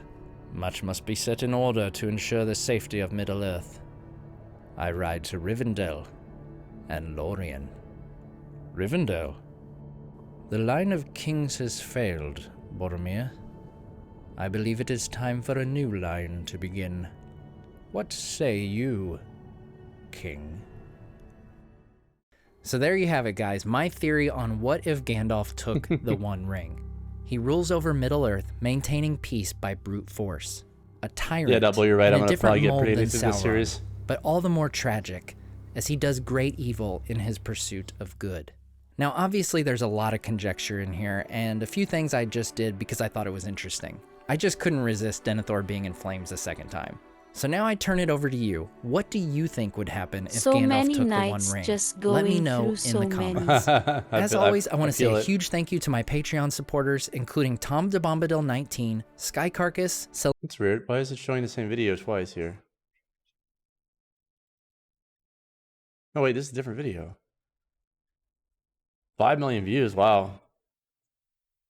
Oh, Gladriel. Oh, That Gladriel. S. Galadriel. My bad. My bad. My bad. It's even Gladriel in the picture. I don't know why I saw it. Let's watch it. Why stop now? It's one of the greatest hypothetical Let the binge questions in begin. all of Tolkien's works. Its outcome is even hinted at during a pivotal point in the Fellowship of the Ring. Today, on Nerd of the Rings, I've put my usual research and effort into answering the question, what if Galadriel takes the One Ring? The Fellowship has arrived in Lorien after losing Gandalf the Grey in Moria. Saruman is a known traitor to both Sauron and the heroes of Middle-earth. The Ringwraiths have taken to using fell beasts, and Theoden is ensnared by Wormtongue's words and poison. On February 15, 3019, as the Fellowship rests in Lothlorien, Galadriel invites Frodo and Sam to look into He the does a really mirror, good job with these. after which Frodo offers her the One Ring. In the canon story, Galadriel passes her test and turns down the offer, forever putting it behind her and resolving to diminish and sail into the west. We are told by Tolkien in letter 246 that Galadriel's rejection of the temptation was founded upon previous thought and resolve. But what if that resolve had faltered? What if, seeing the loss of Gandalf, leads Galadriel to believe the quest is now doomed to failure, and that she is the last hope for Middle-earth? Tolkien says of Gandalf that it was a great sacrifice for him to fight the Balrog. For all he could know at that moment, he was the only person who could direct the resistance to Sauron successfully, and all his mission was in vain. What if Galadriel had come to the same conclusion, realizing the Free Peoples were now doomed? Let us also not forget that it was Sauron himself who killed Galadriel's brother Finrod in the First Age, and it was Sauron's master who sent forth a sneak attack that killed her brothers Angrod and Agnor. Galadriel is the only surviving member of her family in Middle-earth because of Sauron and all he represents. Whether through altruism or the secret desires of her heart, The loss of Gandalf leads Galadriel to take the ring from Frodo, and the events of Middle-earth are drastically changed. So what is Galadriel's strategy? Does she hole up in Lorien or move against Sauron? Fortunately, we have the answer from Tolkien himself, once again in Letter 246. In any case, Elrond or Galadriel would have proceeded in the policy now adopted by Sauron. They would have built up an empire with great and absolutely subservient generals and armies and engines of war, until they could challenge Sauron and destroy him by force. Galadriel springs into action. She must build up her forces in order to battle the armies of Sauron. Messengers are dispatched to both Elrond and Thranduil, requesting soldiers from Rivendell and the Woodland Realm. The ring, she deems, must remain a secret, her possession known only to the members of the Fellowship and possibly her husband, Celeborn. Aragorn, Boromir, Legolas, and Gimli are sent with a small company of elves to Minas Tirith to bring word to Denethor, for Aragorn to be crowned king, and to prepare Gondor for the war to come. Would Aragorn and the others go along with this plan and with Galadriel having the ring? I think that while they may be uneasy about it, in the end, Galadriel would seem more fair and righteous than ever, setting them at ease, or at least at ease enough to proceed. Frodo, freed from his burden, is sent back home with his hobbit friends, accompanied by a small personal guard of elven warriors. As the hobbits head home, messengers go to the elven realms, and Aragorn travels to Gondor. But we are left to wonder, what about Gandalf? Well, when Frodo looks into the mirror of Galadriel, one of the visions is of Gandalf with a white staff, though he thinks that it must be Saruman. A prevailing thought is that it is this vision that prompts Galadriel to send Gwaihir to search the Misty Mountains. However, if Galadriel had interpreted this vision to be Saruman instead, she would have continued to despair Gandalf's loss, and also would not have sent Gwaihir, leading Gandalf to travel by foot from the mountaintop. This additional travel time is critical, as it will lead to Galadriel moving on from Lorien before Gandalf could arrive, as he attempts to follow the Fellowship. Fresh off seeing who she believed to be Saruman in the mirror, Galadriel realizes she cannot leave such a threat free to act in the midst of her allies. She rides with a modest force to Isengard, where she presents Saruman with an ultimatum: pledge fealty to her or be destroyed. Saruman, unaware she possesses the One Ring, believing his tower is unassailable, and possessing a vast force in his underground caverns, refuses. This is the moment when Galadriel first uses the One Ring. The ring, augmenting her incredible power, allows Galadriel to unmake the very foundations of Isengard, much like she does to Dol Guldur in the actual story. The orcs below ground are buried and destroyed. The Tower of Orthanc, while incredibly strong itself, collapses as the ground below it is torn apart. The White Wizard and his army are no more. Pulled from the rubble, Saruman's Palantir comes into the lady's possession. Recognizing this for what it is, she uses it to take stock of the situation in Middle-earth. She discovers Theoden is under the influence of Wormtongue's words and poison. Aragorn, Boromir, and their company are nearing Minas Tirith. Sauron and the Witch King are rallying their forces in Mordor, and to her shock, Gandalf is making his way to Lorien. The One Ring, now having a firm hold on Galadriel's heart and mind, influences her next moves greatly. If Galadriel returns to Lorien right away, Gandalf may perceive her possession of the One Ring, and may voice dissent or perhaps even challenge her. This will not do. They cannot fight amongst themselves if they hope to defeat Sauron by military strength. Galadriel makes camp at the ruins of Isengard and sends word to Lorien. Gandalf is needed in Rohan. The White Wizard makes haste across the plains, arriving in Edoras, where he frees Theoden from the influence of Wormtongue. Galadriel, meanwhile, returns to Lorien, having managed to both avoid Mithrandir and gain the allegiance of Rohan. As the warriors pour in from both Rivendell and the Woodland Realm, the pieces begin to fall into place for Galadriel. Time and again in the canon story, we see Sauron, and even Saruman, being forced to act quicker than desired, which for them has disastrous consequences.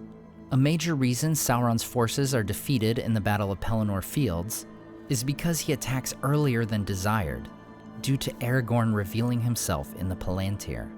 In a similar move, Aragorn, now King of Gondor, follows Galadriel's advice, revealing himself to Sauron via the Palantir in Minas Tirith.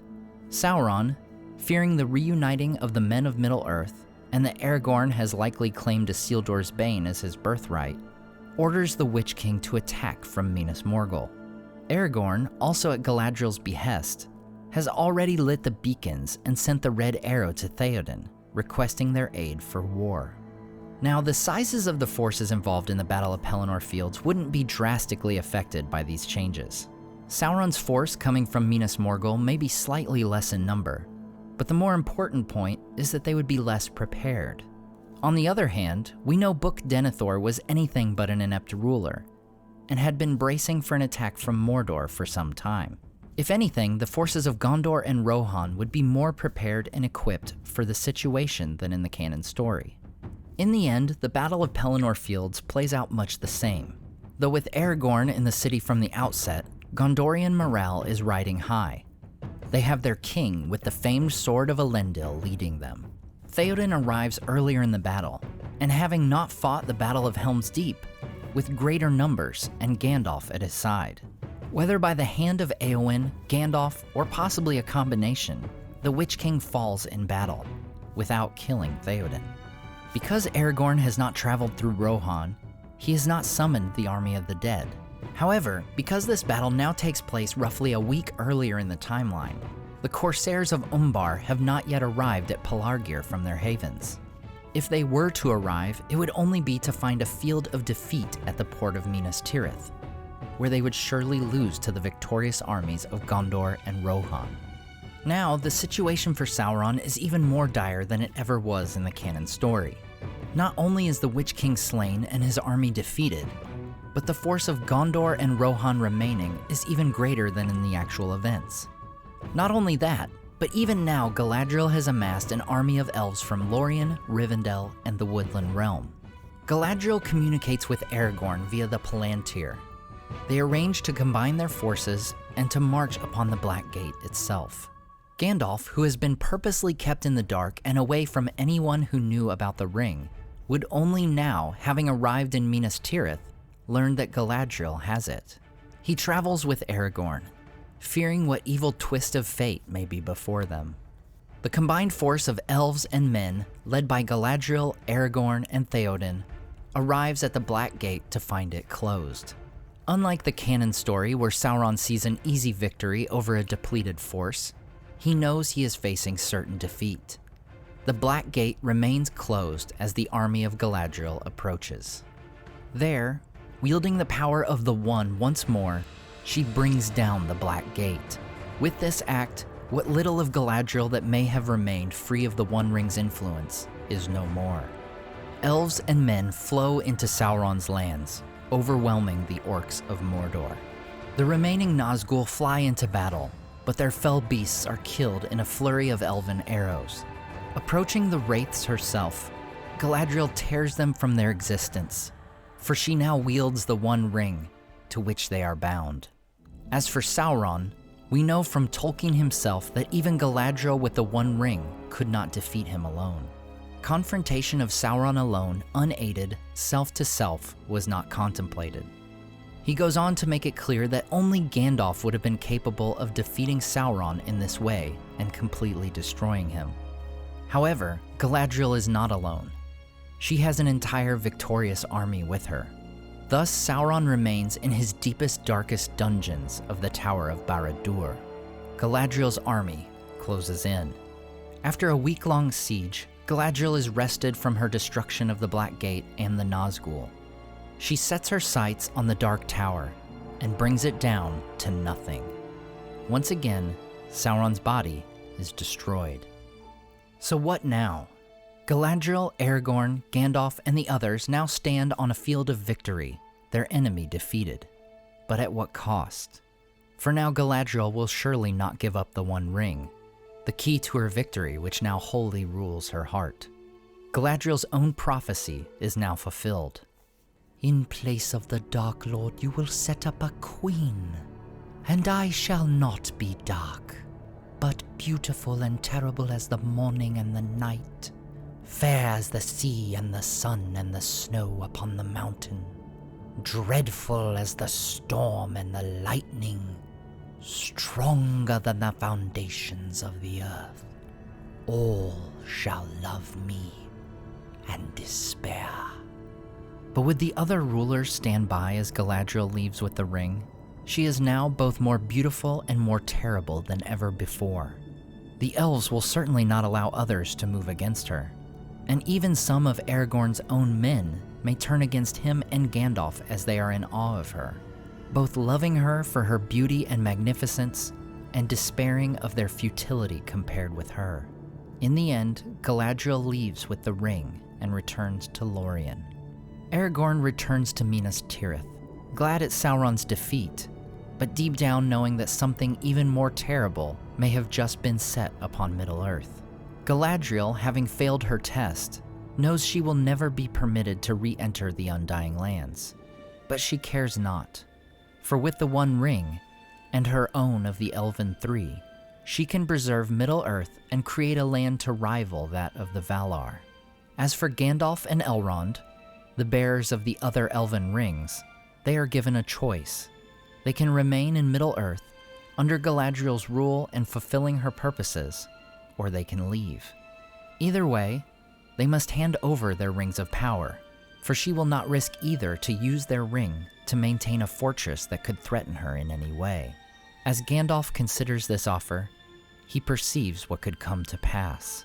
Forests and vegetation would return to lands where they had not been for thousands of years, undoing the destruction Sauron had wrought in the Second Age, and allowing Fangorn to flourish once more. However, with the One Ring, Galadriel's good intentions will be twisted for evil. He sees vast forests of Middle-earth becoming perilous to all, choking out the lives of anyone not seen as worthy of the lands of the Eldar. As Queen of Middle-earth, she may be fair as the sea, but like the sea, Galadriel cannot be contained or wholly trusted. Powerful and uncontrollable as the storm and the lightning, she will move to crush any that should oppose her. And all the while, a sleepless malice, a dark spirit, works to return, so he can wage his war on Middle-earth and take his revenge on the Lady of Lorien. Now I turn it to you. Tell me in the comments what you think would happen next. Do you think things would have played out differently?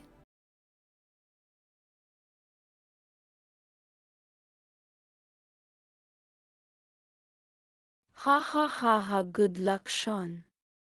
Yeah.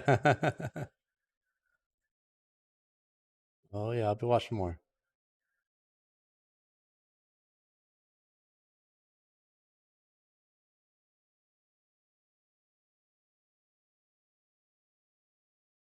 I love his breakdowns of the Rings of Power.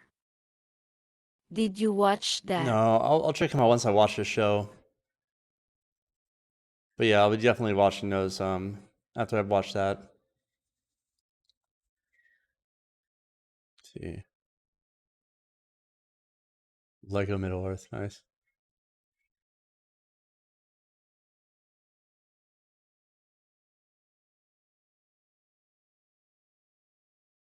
Today on Nerd of the Ring,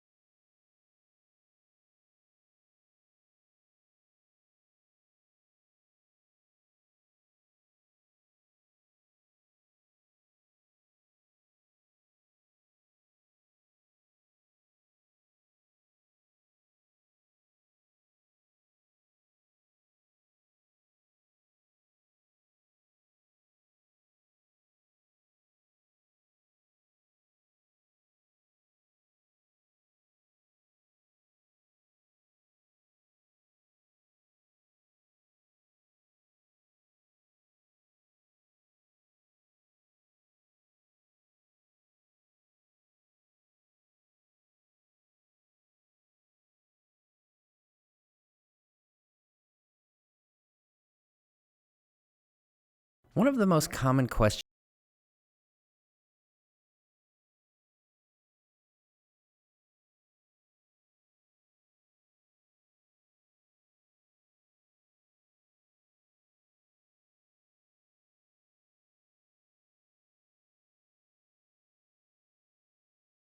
It's a question many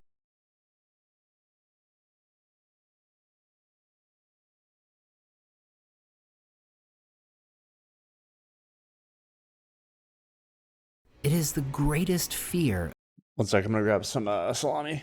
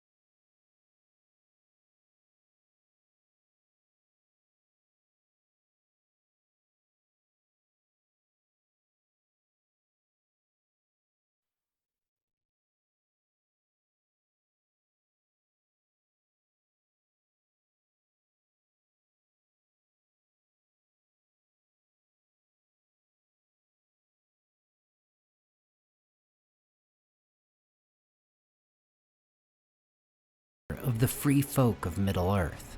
The very thing the wise know they must prevent at all costs. Separated for over 3,000 years, the reunion of the Dark Lord and his greatest creation would spell certain doom. Today on Nerd of the Rings, we cover what would happen if Sauron reclaimed the One Ring. The way this would play out is largely determined by when Sauron reclaims the ring. Today, I'm going with what I think would be one of the most likely scenarios, as Frodo and Sam are at the cracks of doom. Whether by Gollum not slipping into the fires, or by Gollum not being shown mercy moments earlier by Sam, one of these little folk claims the ring for their own, falling to the power of the One. With no eucatastrophe moment, the Nazgul who are sent by Sauron with all speed to Orodruin arrive and kill the ring-bearer. With the Witch King's earlier demise at the hands of Éowyn, Khamûl now leads the Nazgul back to Barad-dûr, finally reuniting the Dark Lord with his Master Ring. Sauron, who is not a flaming eye, but very much in physical form, places the One Ring on one of his 9 remaining fingers. In that very instant, Elrond, Galadriel, and Gandalf know the worst has come to pass.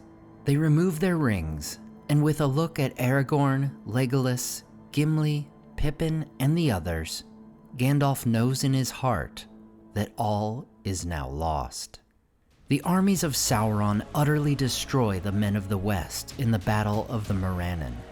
The armies of Gondor and Rohan are wiped out, and Gandalf dies his second bodily death as his spirit is taken away to the uttermost west. The only ones capable of escape are some of the Eagles, one of whom delivers the grim news to those remaining in Minas Tirith. Naturally, our thoughts now turn to what Sauron's offensive strategy would be, following his reclamation of the One Ring. However, this would have much more immediate and tragic effects in the north.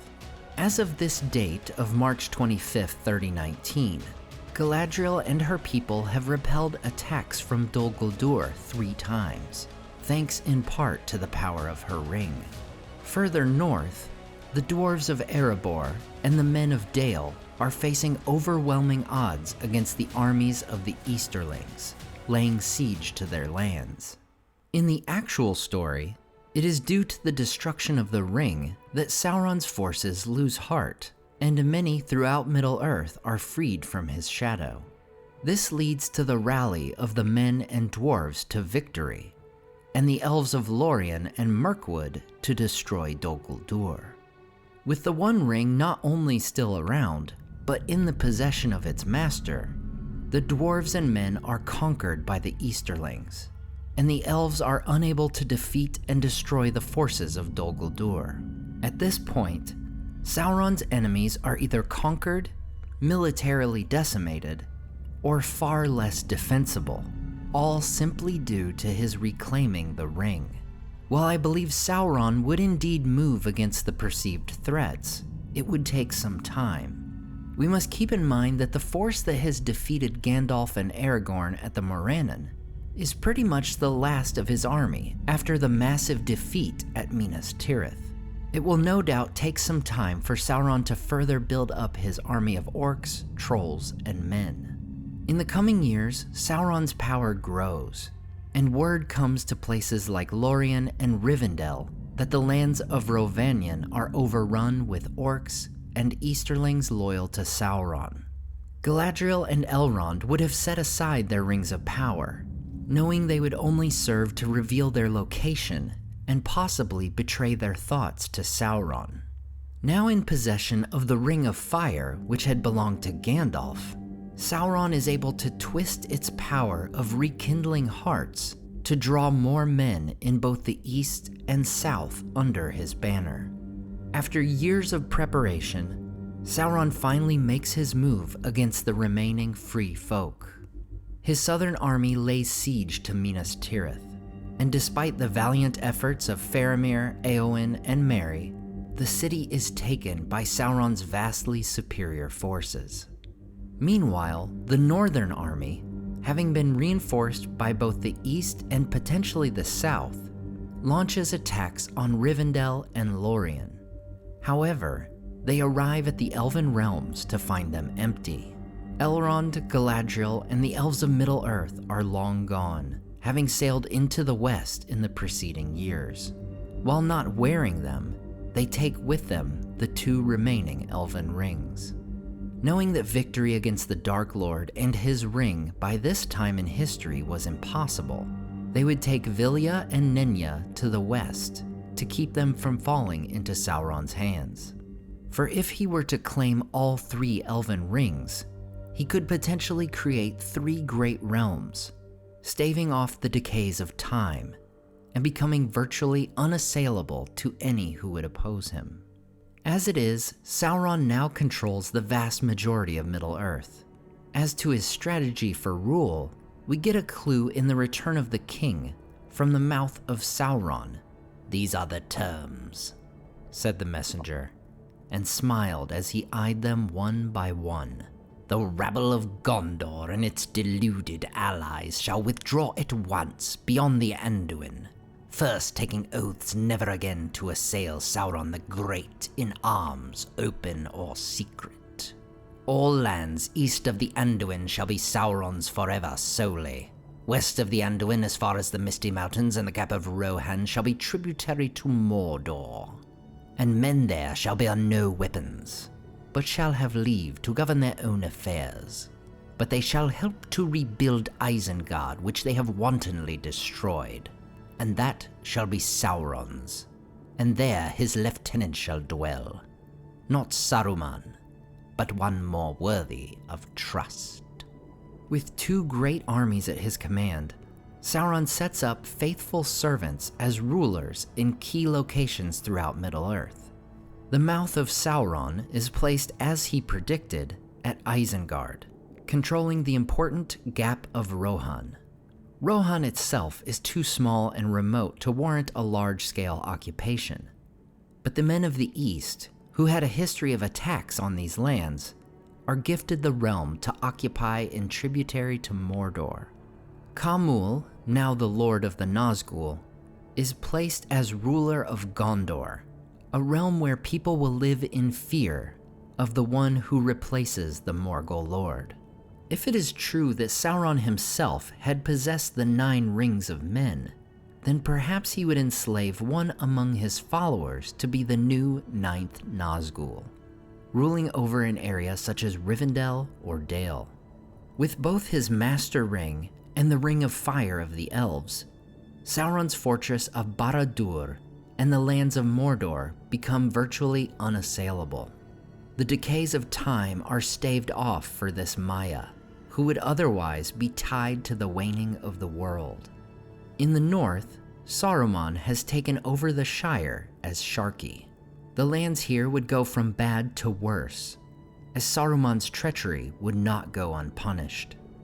Yet, having been cast from the Order of the Istari, Saruman is no match for any sizable force thrown at him, and he still finds his end in the very lands of Hobbiton. The question now comes, what is Sauron's end goal? For insight, let's look to Tolkien's letter number 183. Sauron desired to be a god king. He was thrice involved in treachery. First, admiring strength, he had followed Morgoth and become his chief agent in Middle-earth. Second, when Morgoth fell, he forsook his allegiance, but from fear only, and remained in Middle-earth. Third, seeing how his knowledge was greatly admired, and how easy it was to influence other rational creatures, he reassumed the position of Morgoth's representative in the Second Age. By the end of the Third Age, although actually weaker than before, he claimed in his pride to be Morgoth returned.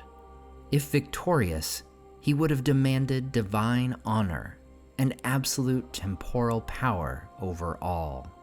Contrary to what many may believe, Sauron seeks not to destroy all the lands, but to cover them in his shadow, that the peoples of Middle-earth would submit to his rule, worshipping him as a god king, as some Easterlings had in days of old. As he claims to be Morgoth returned, among the mightiest of the Valar, will the rule of Middle-earth be enough?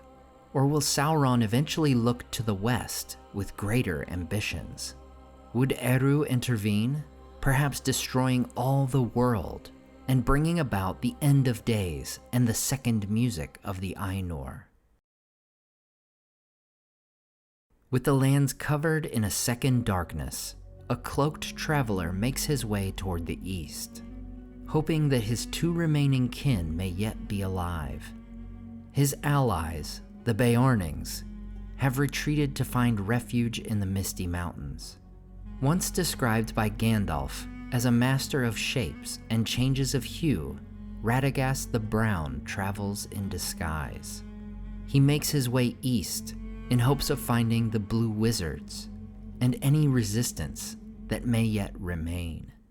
As always, I want to say a huge thank you to my Patreon supporters who make this channel possible.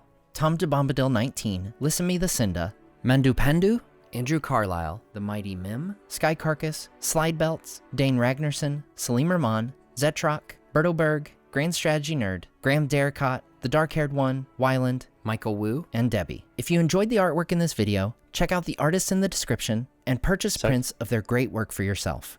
Thanks so much for watching and subscribing, and we'll see you next time on Nerd of the Rings.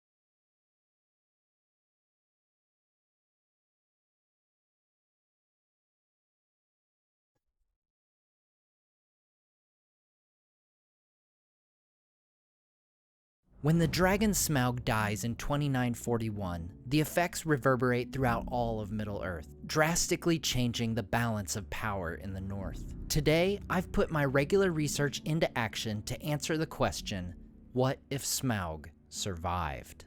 While some would say the most logical point of deviation would be the moment Bard kills Smaug with the black arrow, Tolkien's own writings point to an earlier moment in the story with far-reaching implications. It is the spring of 2941 of the Third Age, and Gandalf is approaching Bree on his way to the Shire. He's going to the Shire for a brief respite after not having visited in 20 years. His mind is burdened, primarily with the presence of Sauron in Dol Guldur.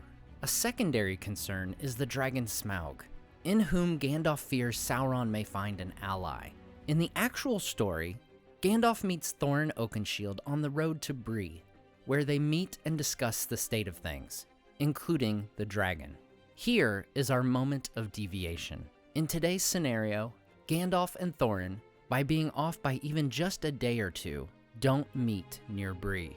What is the impact of this? In short, it is very great. After the events of the Return of the King, Gandalf tells the surviving Fellowship that the north of Middle-earth would be ruin and ash, but it was averted, all because he met Thorin Oakenshield one evening not far from Bree. In the canon story, Gandalf is able to convince Thorin of the futility of open war, as is stated in Unfinished Tales. Your own ideas are those of a king, Thorin Oakenshield, but your kingdom is gone. If it is to be restored, which I doubt, it must be from small beginnings. Far away here, I wonder if you fully realize the strength of a great dragon. But that is not all. There is a shadow growing fast in the world, far more terrible. They will help one another. For Thorin, he makes his way back to the Blue Mountains, where, with no Gandalf to convince him otherwise, he moves forward with the plans he already has in mind. Plans for battle and war. Gandalf continues to the Shire, still in possession of the map and key to Erebor. In the canon story, it's only after his meeting with Thorin that Gandalf realizes who the raving dwarf was that gave these items to him. So in this scenario, he has no idea how significant these items are, or that it was King Thrain himself who gave them to him. While Gandalf is concerned with the threat of Smaug, he knows by now that the necromancer in Dol Guldur is Sauron. The re-emergence of the Dark Lord is the priority. So after a time of brief rest in the Shire as intended, he makes his way east in order to go through with his plan of convincing the White Council to attack Dol Guldur. Months later, in September 2941, Dol Guldur is attacked by the White Council, Gandalf having convinced the council to act on the necromancer. As for Thorin, he is still making battle plans. As we have seen over and over again in our videos on battles and wars of Middle-earth, most armies and conflicts are the result of years of planning. So Thorin is still in the planning phase as Sauron is displaced from Dol Guldur, making his way to Mordor around a week later. With no hobbit to rouse him and no dwarves to attempt to move against him, Smaug goes on living in his mountain. Now, what of the epic Battle of Five Armies? In short, there's no reason for these armies to congregate in this scenario. The dwarves of the Iron Hills are not summoned by Raven Messenger. With the dragons still alive, the elves of Mirkwood have no reason to leave their home. The men of Lake Town remain on the lake, and the goblins and wargs also have no reason to be there. Unlike it is portrayed in the films, the army of goblins and wargs does not come from Dol Guldur. In reality, the army consists of goblins of the Misty Mountains and Grey Mountains, commanded by Bolg. These forces join together after Gandalf kills the Great Goblin, and after hearing of Smaug's death. With the Great Goblin and Smaug both still living, there is no reason for this vast host to assemble or march to Erebor. So let's take a look at the status of Middle-earth. Sauron has returned to Mordor, where his Nazgul have rebuilt Barad-dûr. Thorin is preparing for battle in the Blue Mountains. A vast force of orcs dwells between the Grey Mountains and the Misty Mountains. Smaug is alive and well in Erebor, and Gandalf and the White Council have won a victory by expelling Sauron from Dol Guldur. All the while, Bilbo Baggins sits in his armchair and the Ring of Power dwells in the depths of the Misty Mountains. Gandalf would no doubt still have concerns about Smaug, but at this point it's hard to imagine him derailing Thorin's plans after months or even years of preparation, or to even know about them at all. Thorin marches his army of dwarves from the Blue Mountains, making their way to war. Messengers are dispatched to the Iron Hills in an effort to get reinforcement from his cousin Dain. By the year 2945, the army of dwarves marches upon the mountain. As Gandalf says in Unfinished Tales, "I could see no hope in that." With no access to the secret door, the dwarves spill upon the gate of Erebor and are met with fire and death. Smaug, being now much older and stronger than when he originally took control of the mountain, devastates the army of Durin's folk. Those who survive retreat to the Iron Hills, utterly defeated. It is 6 years later in the actual story, in 2951, that Sauron sends 3 Nazgul back to Dol Guldur, where they begin rebuilding the fortress, and Sauron's influence in the north arises once again. With a dragon virtually in their backyard, Sauron sends one of his messengers as an emissary to Smaug, possibly a Nazgul, the Mouth of Sauron, or some other servant.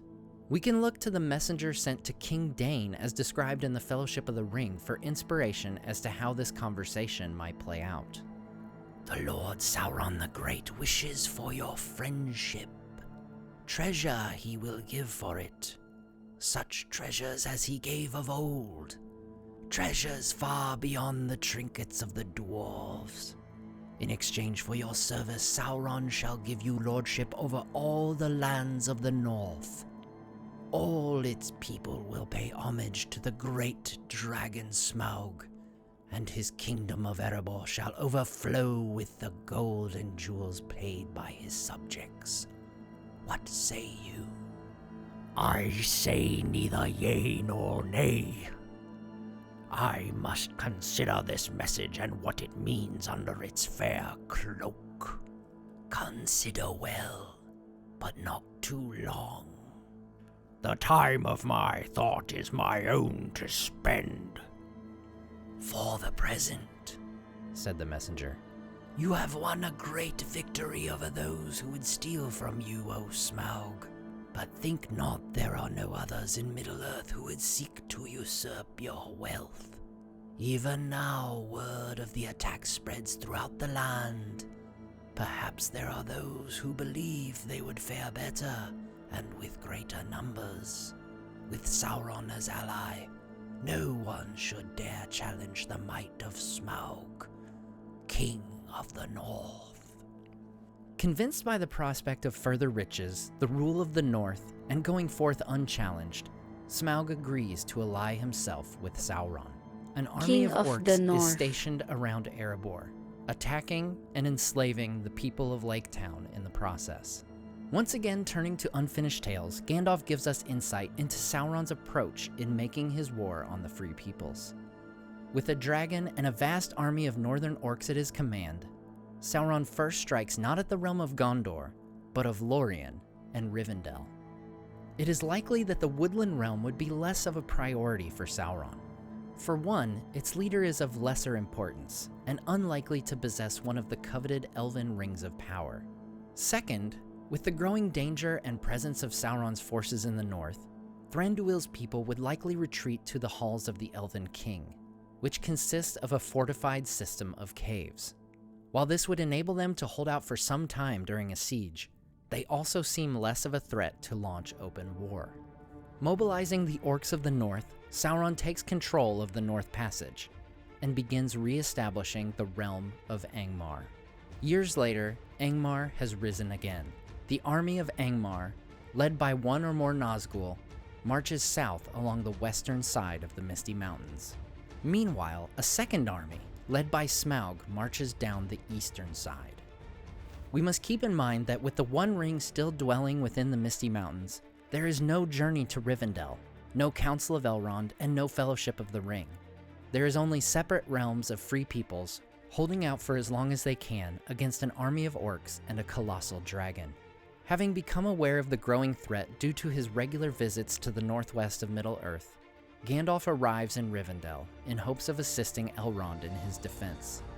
With mighty enemies on both sides, Gandalf, Elrond, and the elves are far outnumbered and overrun.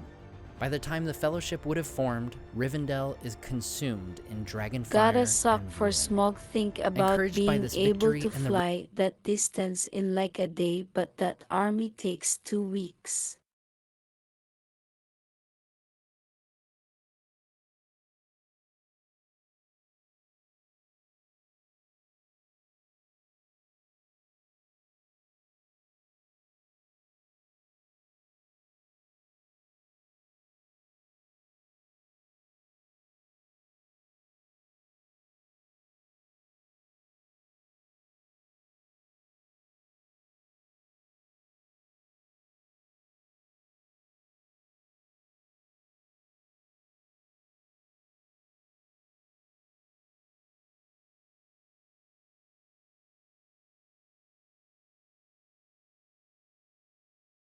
Oh, sorry, 1 second. Double. I'm looking something up for Inra. All good, man.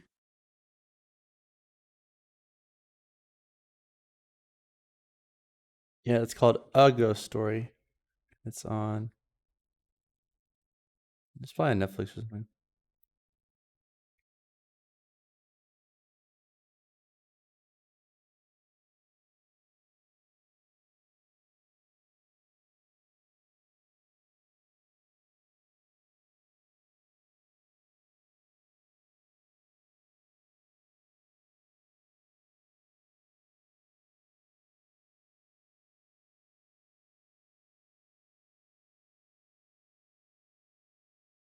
But it's not really on anything. It's on Paramount Plus.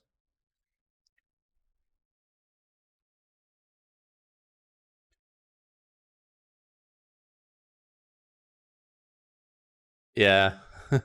Sorry, just getting back to what you said there. riches it has won, Smaug, the Nazgul, and their combined forces prepare to attack Lorien, where Galadriel's strength will be put to its greatest test. Meanwhile, Gondor is still very much in a weakened state, likely battling the forces of the Witch King in the lands surrounding Osgiliath. Rohan, for the past 5 years, has been under the control of Saruman through his servant Wormtongue. Saruman also commands an army of orcs at Isengard. Without Gandalf to free King Theoden of Wormtongue's influence, Rohan falls to Saruman with ease. Meanwhile, Smaug and the Nazgul lead the attack upon Lorien. How would Galadriel fare against this force? We learn in the actual story that Galadriel successfully repels the forces of Dol Guldur 3 times with her power. And later, after Celeborn and Thranduil defeat the orcs of Dol Guldur, Galadriel destroys the fortress on her own. However, let's not forget another event in the actual story, the Battle of Dale. In this battle, which takes place around the time of the Battle of Pelennor Fields, an Easterling army attacks the armies of Erebor and Dale. With no sizable force of dwarves or men remaining in the region of Erebor, Sauron instead sends these Easterlings to reinforce Smaug. The sheer size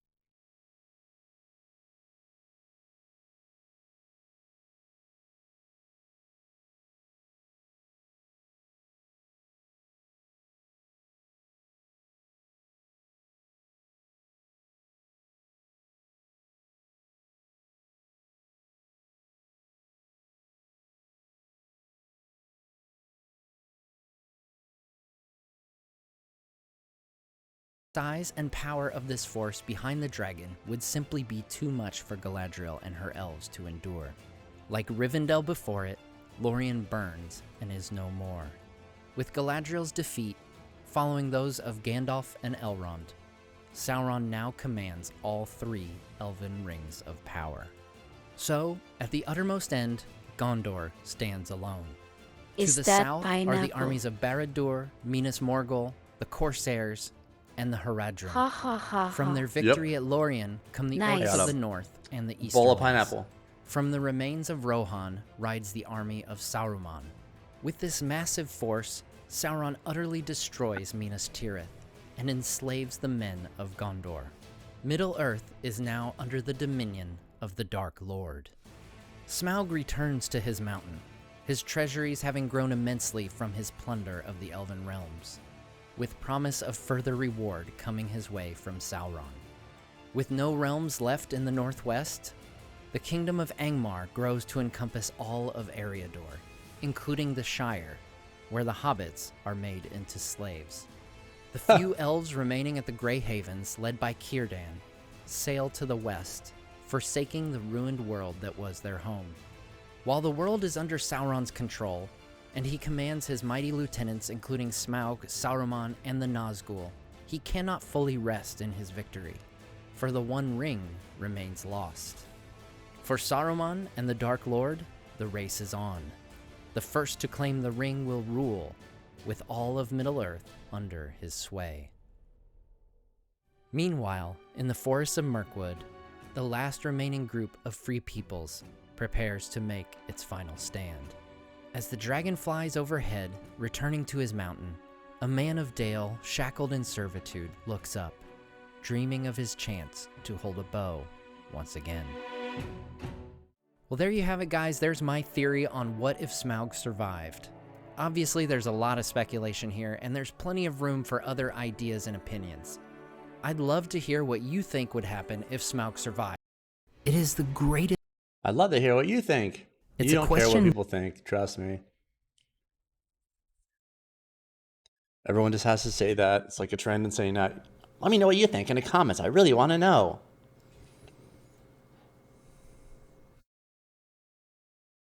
Now, let's just be real here.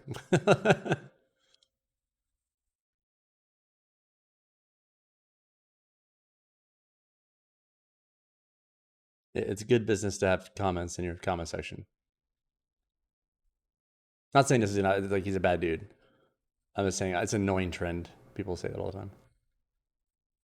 Yet you have to say it.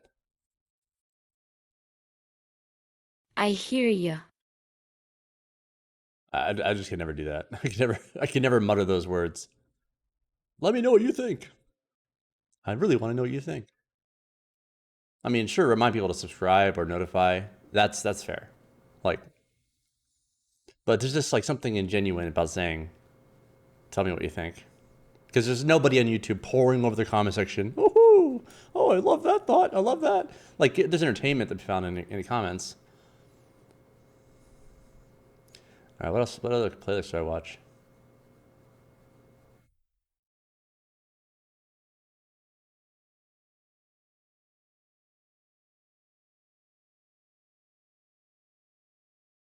It is widely... Let's go, hold on.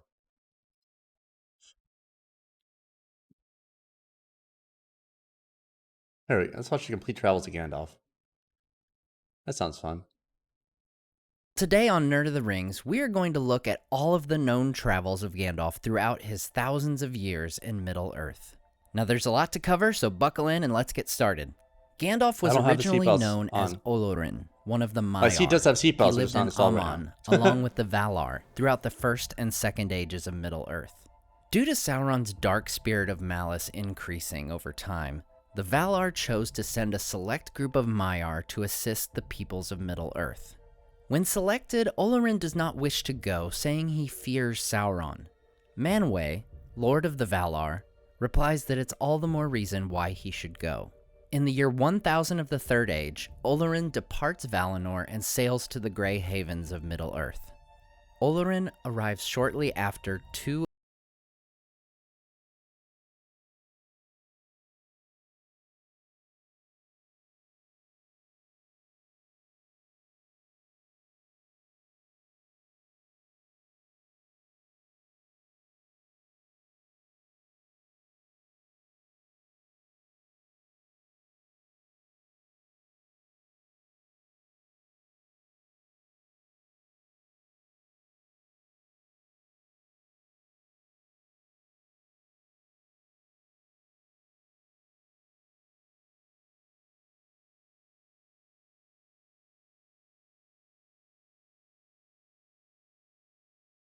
Second.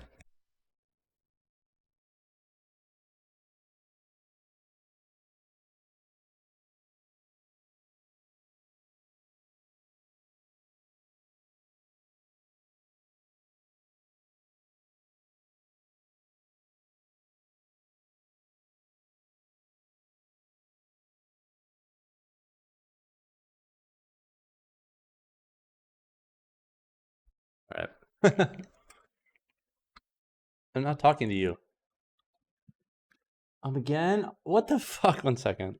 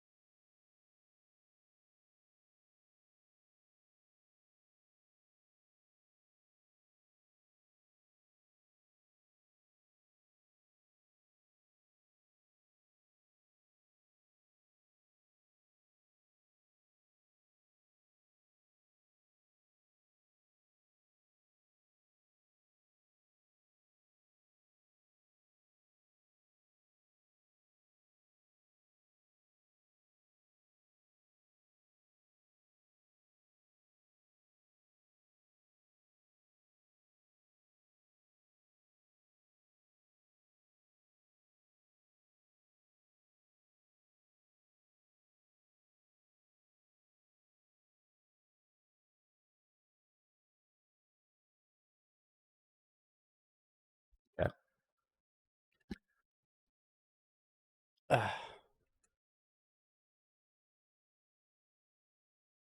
Two of the other Istari, or wizards, Kuromo and Iwendil, otherwise known as Saruman and Radagast. At roughly the same time, Sauron, in the form of the Necromancer, appears in Mirkwood. At Mithlond, Olorin is welcomed by his friend Glorfindel and Círdan the Shipwright. Círdan gives Olorin Narya. Hello? Can't hear you. Or you're not talking.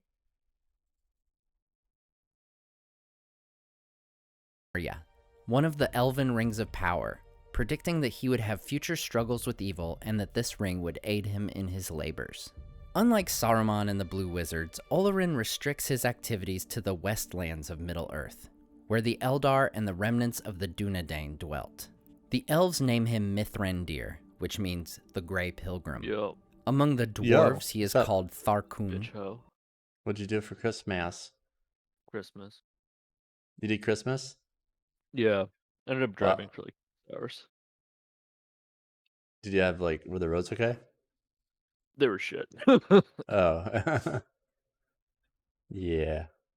Otherwise, it probably would have been like 4. Yeah. What are you doing? Right now? Yeah.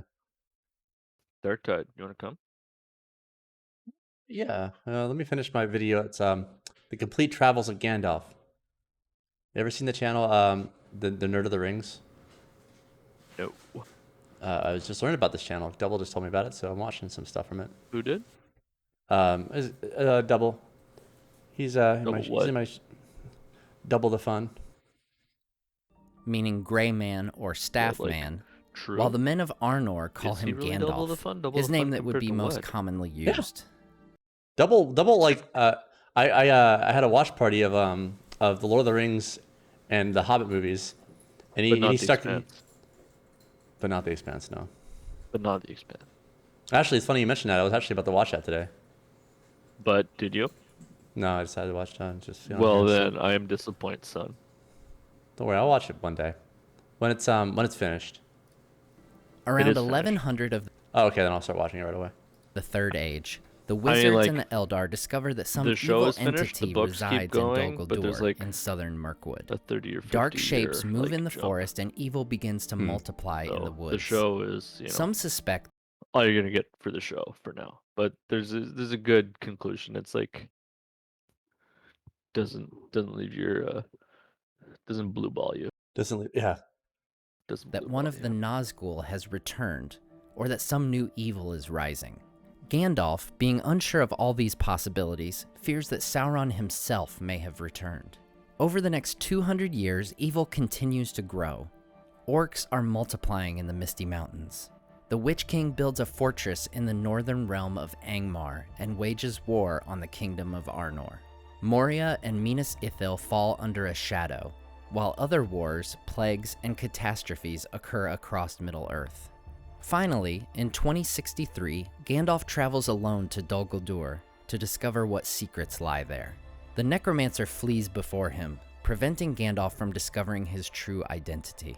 In acknowledgement of this rising evil, the White Council is formed 3 years later. Galadriel wishes Gandalf to be made leader of the council, but he declines the position, wishing to maintain his independence and avoid setting down roots in a particular location. Instead, Saruman takes the position. As Gandalf continues his wanderings in Eriador, he meets and befriends the hobbits in the Shire. During the long winter of 2758, a deadly 5-month-long ordeal, Gandalf comes to their aid. It was during this time of their trial that he comes to admire the pity and courage which the humble hobbits have in their hearts. In 2845, the dwarven king Thrain disappears on a journey en route to Erebor from the Blue Mountains.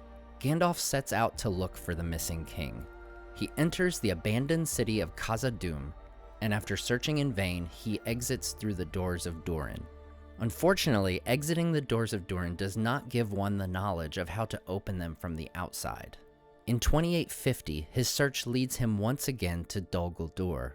This time, he enters secretly. He finds Thrain in the dungeons and is given the king's last possessions, the map and key to Erebor. Gandalf learns that the necromancer has taken the last of the 7 dwarven rings from Thrain, and Gandalf's fear is confirmed. The necromancer is Sauron. Gandalf escapes Dol Guldur and returns to the White Council in Rivendell in 1851. He urges the council to attack Sauron while the One Ring is still lost and Sauron's power is lessened. Saruman, however, says it is better to watch and wait, claiming the ring had long ago rolled from the Anduin to the sea. The majority of the council agrees with Saruman. They did not yet realize that Saruman even now wanted the ring for himself and was secretly searching for it along the banks of the Anduin. Elrond confides in Gandalf that he had a foreboding that the ring would be found and the war to end the age was coming. He fears it will end in darkness and despair.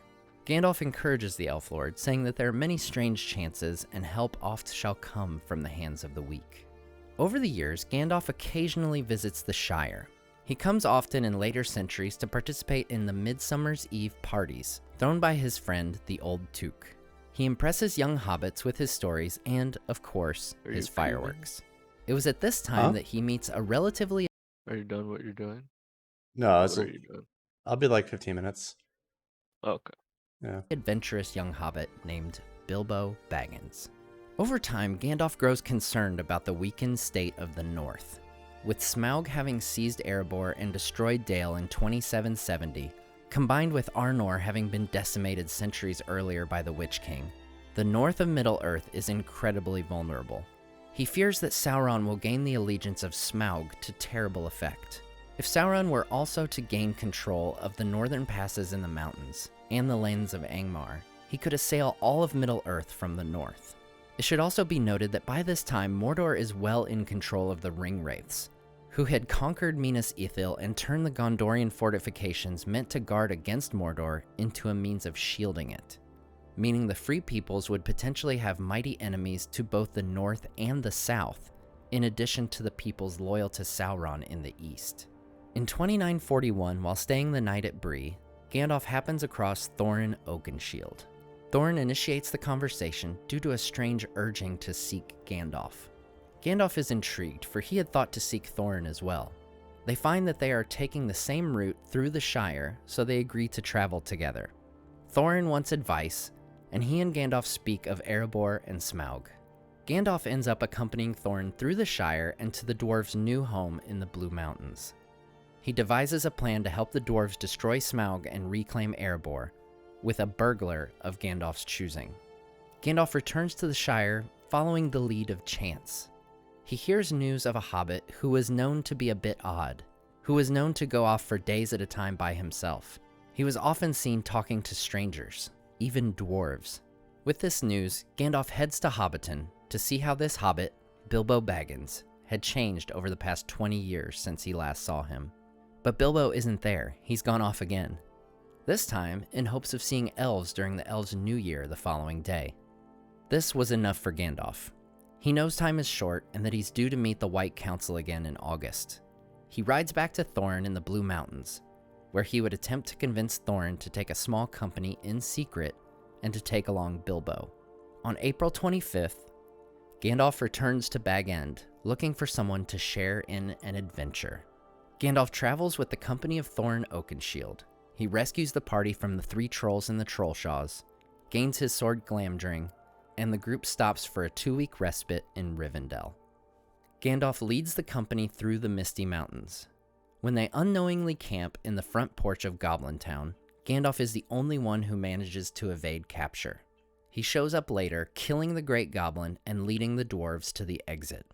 Bilbo would meet the company outside after his own adventure with Gollum. On their escape, the company is saved by the Eagles, who take them to their eyrie in the mountains. The next day, the Eagles take Gandalf and the company to the summit of the Carrack. Gandalf then leads the company to the home of Beorn. After leaving Beorn's hall, Gandalf leaves the company to meet with the rest of the White Council. He finally convinces Saruman and the rest of the council to attack Dol Guldur. Saruman agrees because Sauron had begun having his forces search the Anduin for the ring. If the council could expel Sauron, it would enable him to resume his own search for the ring without competition. Gandalf joins the council in assailing Dol Guldur. They drive out the necromancer, who flees to Mordor. Gandalf receives word regarding Thorin's company. He learns they lost their path in Mirkwood and were captured by, then escaped from, the Wood Elves. He is eager to return to the company and sets out as soon as possible. By the time he finally arrives in the area, Smaug is dead, and the dwarves of Erebor and the Iron Hills are preparing for an attack by the Lakemen and the Elves of Mirkwood. He is with Bard and Thranduil when Bilbo brings them the Arkenstone. On October 10th, as hostilities begin among the armies, Gandalf halts them, warning of the impending invasion by the Orcs and Wargs.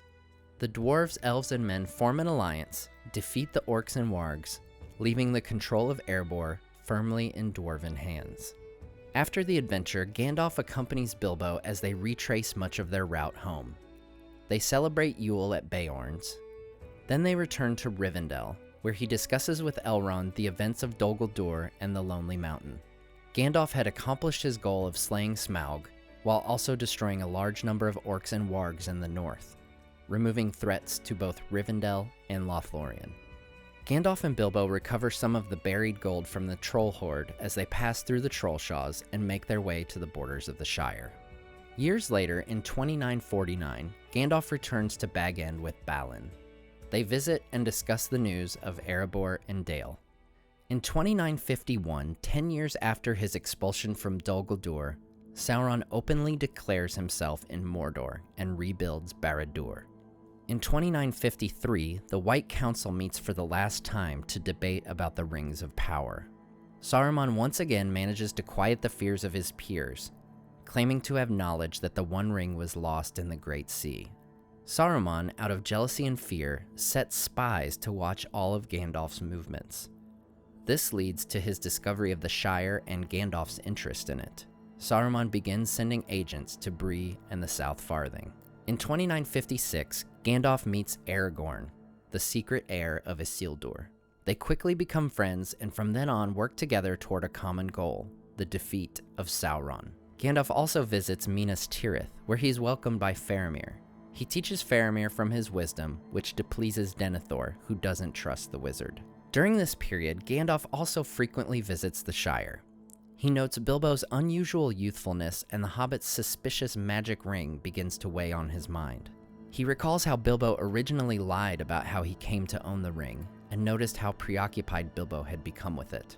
This un-Hobbit-like behavior rouses his suspicions. In 3001, he organizes Bilbo's farewell party and convinces Bilbo to leave the ring for Frodo. He warns Frodo not to use it, for he has begun to suspect that this is in fact a ring of power. He is now eager to find out more about Bilbo's ring and leaves the Shire right away. Gandalf, with the help of Aragorn, begins to search for Gollum. At Gandalf's request, the Dúnedain double their watch on the Shire. 3 years later, in 3004, he returns to check on Frodo in the Shire. He would periodically return to do so over the next 4 years. In 3009, Gandalf and Aragorn renew their hunt for Gollum, and would continue searching for the next 8 years. They searched the Vales of Anduin, Mirkwood, Rhovanion, even down to the Mountains of Shadow and the Fences of Mordor. They heard rumors of Gollum, but did not find him. In 3017, Gandalf makes his way back to Minas Tirith, where he finds the scroll of Isildur and pieces together the missing history of the One Ring. On his way back to the Shire, he gets word from the Galadrim that Aragorn has finally captured Gollum. He turns to Mirkwood and interrogates Gollum to confirm what he already knew about the ring. A great fear comes over Gandalf when he learns that Sauron had captured Gollum and learned not only of the ring, but also the names of Shire and Baggins. He returns in haste to the Shire, certain that Frodo's ring is not just a ring of power, but the One Ring. Gandalf reaches the Shire and advises Frodo to leave as soon as possible.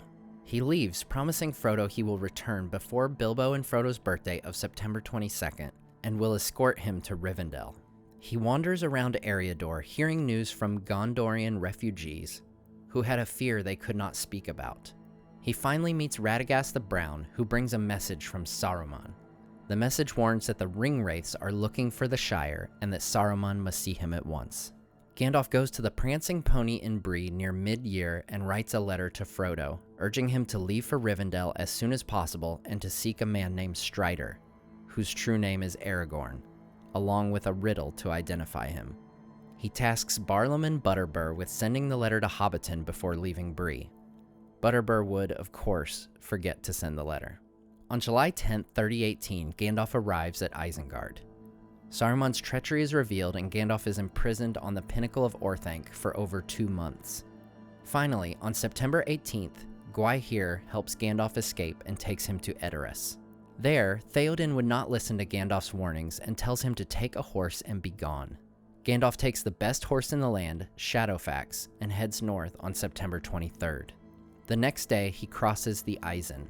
He continues north, crossing the Grey Flood on September 27th, reaching Sarn Ford on the 28th, and continues to the Shire. The following day, he reaches the Shire as the hobbits are on the Barrow Downs. He talks with Gaffer Gamgee and learns that the Black Riders have been searching the Shire. Gandalf sets out for Bree, where he learns from Barlaman that the hobbits had already left with Strider. Gandalf stays the night and leaves for Weathertop. Being a high point in the region, he hopes to observe the surrounding area. There, on the night of October 3rd, he's assailed by the Nazgul. At sunrise on October 4th, he escapes and flees north, 4 of the riders in pursuit. There are 5 wraiths behind you.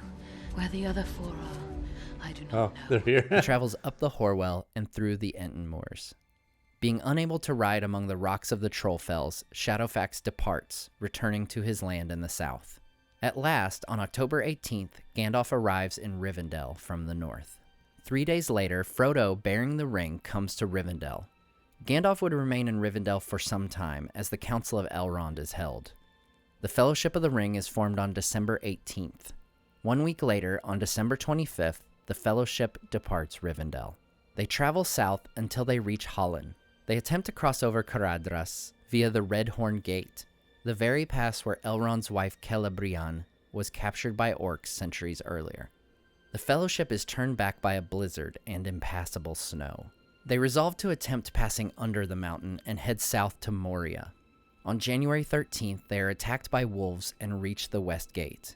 Gandalf leads the company through Moria, and they spend the following night in the 21st Hall. On the 15th, they find the chamber of Mazarbul. They are attacked by orcs and the Balrog. They head for the eastern exit and arrive at the Bridge of Khazad-dûm, where Gandalf makes his stand against the Balrog. Both fall into the abyss of unnamed depth. For 8 days, Gandalf battles the Balrog in the Battle of the Uttermost Foundations of Stone. On January 23rd, Gandalf pursues the Balrog to the Endless Stair. They climb to the highest peak at the pinnacle of the Silvertine of the Misty Mountains. There, at the Battle of the Peak, Gandalf slays the Balrog. I threw down my enemy, and he fell from the high place, and broke the mountainside where he smote in his ruin. Then darkness took me, and I strayed out of thought and time, and I wandered far on roads that I will not tell. Gandalf the Grey dies on January 25th, 3019. After roughly 3 weeks, Gandalf returns to life and lies in a trance on February 15th. 2 days later, Gwaihir finds Gandalf and takes him to Lorien, noting that Gandalf feels as light as a swan feather. In Lothlorien, Gandalf is clothed, replenished, and given a new staff by Galadriel. He learns that Frodo and Sam have split from the Fellowship and are attempting the quest on their own. As Frodo is now beyond his assistance, he travels south to Fangorn Forest.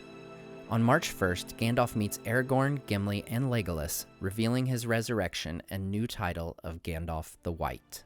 He calls Shadowfax and rides with the 3 hunters to Edoras, where he exposes Grima Wormtongue as a traitor and encourages Theoden to ride west to battle Saruman. Gandalf is now fully aware that the Great War is imminent and realizes that if Saruman conquers Rohan, Gondor will be alone with enemies on all sides. As Theoden heads west to Helm's Deep, Gandalf searches for Erkenbrand and the forces of the West Fold. Gandalf finds Erkenbrand with his 1,000 soldiers and leads them to Helm's Deep. They arrive at dawn on March 4th, turning the tide of the Battle of the Hornburg. Gandalf then rides with Theoden to Isengard, where they parley with Saruman. After Saruman refuses Gandalf's offer of forgiveness, Gandalf breaks his staff, expels him from their order and the White Council. He also gains possession of the Palantir of Orthanc, thrown from the tower by Grima Wormtongue. That night, the company makes camp near the slope of Dol Baran, where Pippin looks into the Palantir. A Nazgul flies overhead, and Gandalf tells the group not to wait for the dawn. They must ride out immediately to Helm's Deep. Gandalf leaps upon Shadowfax and takes Pippin as he sets off to Minas Tirith. 3 days later, as they are passing through Anorion in Gondor, they see the beacons of Gondor alight atop the White Mountains. They also see the errand riders of Gondor heading for Rohan, those who bore the Red Arrow. The following day, March 9th, Gandalf and Pippin arrive in Minas Tirith. The next day, Faramir is returning from Osgiliath and is attacked by the Nazgul. Gandalf rides out to the field of Pelennor and drives them away by revealing the power within him. He learns from Faramir that Frodo and Sam are still alive and are headed toward Mordor. 4 days later, on March 14th, Sauron's forces begin the siege of Minas Tirith. Gandalf leads Gondor's forces in defense of the city. Early in the morning on the 15th, the Witch King breaches the gate of Minas Tirith. Gandalf confronts his enemy at the gate before the horns of Rohan draw away the Lord of the Nazgul. The siege is broken by the Rohirrim. Aragorn arrives with men from the southern fiefs. The Witch King is killed by Éowyn, and Sauron's forces are utterly defeated. Aragorn, Imrahil, and Éomer, the remaining Lords of the West, select Gandalf as their leader in the upcoming final battles. All his efforts over the centuries would culminate in the following days of events. He advises the Lords to go north to the Morannon in order to draw Sauron's eye and forces away from Frodo's likely location. On March 18th, they set out from Minas Tirith, reaching the Morgul Vale on the 19th. By the 21st, they are well into Ithilien and evade an ambush by a small group of Sauron's forces. The Nazgul begin to spy on the host from a distance. On the 24th, the group camps in the desolation of the Morannon, and on the 25th of March, they arrive outside the Black Gate of Mordor. There, Gandalf parleys with the Mouth of Sauron, after which the host is surrounded on the Slag Hills, and the Battle of Morannon ensues. After the ring is destroyed and the day is won, Gandalf accompanies Gwaihir once again as he and his eagle brethren pass over Udun and Gorgoroth and come to Mount Doom, where they rescue Frodo and Sam. They return the pair to the field of Cormallen, where Aragorn heals them. They would not wake up until April 8th, still camped at Cormallen. Finally, Gandalf and the rest of the reunited Fellowship make their way back to Minas Tirith, where on May 1st, 3019, Gandalf would place the crown upon Aragorn's head. coronating him as king of the reunited kingdom of Arnor and Gondor. On June 25th, he takes Aragorn up to the high hollow of Mindolluin, the easternmost peak of the Ered Nimres. There, Aragorn discovers a sapling of the line of Nimloth to replace the deceased White Tree of Gondor. Shortly afterward, Aragorn and Arwen are married. On July 22nd, Gandalf and the other Fellowship members depart Minas Tirith as part of the funeral escort of King Theoden. They arrive in Edoras just over 2 weeks later on August 7th. On the 10th, Theoden is laid to rest. 3 days later, the Fellowship and the people of Rivendell and Lorien take their leave of King Éomer and head north. On August 18th, they come to Helm's Deep, where they stay for 2 days before departing for Isengard. On August 22nd, they come to Isengard, where they discover Treebeard has let Saruman and Grima Wormtongue leave Orthanc. From there, Gandalf and the hobbits part ways with King Elessar, and continue north with Elrond, Celeborn, and Galadriel. They overtake Saruman, who was traveling on foot, and continue through northern Dunland. They pass within sight of the Mountain of Moria on September 6th, near the gate they had passed through months earlier. A week later, Celeborn and Galadriel split from the group as Gandalf and the rest make their way toward Rivendell. They pass the moors leading to the Valley of Rivendell and arrive in Rivendell on September 21st. Gandalf and the hobbits rest in Rivendell, where they reunite with Bilbo, until October 5th when they set out for the Shire. On October 6th, they cross the ford of Bruinen, passing Weathertop, and finally come to Bree on October 28th. They leave Bree 2 days later. Gandalf parts with the hobbits on the borders of the Shire, leaving them to deal with Saruman and his men. Gandalf travels to the home of Tom Bombadil. For the next 2 years, we don't know for certain what Gandalf did, although it's possible that his long talk with Tom Bombadil in fact lasted the full 2 years. Finally, nearly 2 years later, on September 29th, Gandalf meets Frodo at the Grey Havens. He says farewell to Sam, Merry, and Pippin, and joins Elrond, Galadriel, Shadowfax, and his friends Bilbo and Frodo Baggins aboard the vessel. He sails into the west, his many travels far and wide having not been in vain, but helping to secure the final victory of the free peoples of Middle-earth in defeating Sauron. The sole member of the Astari to remain true to his mission, Gandalf takes his final journey, sailing to Aman and becoming Olorin once more. Thanks so much for watching this video on It's not downs, it's deaths. Like death, or just getting down? Death. That's why it's death. Really? Yeah. But it says downed. Are you sure? I'm pretty sure it's death.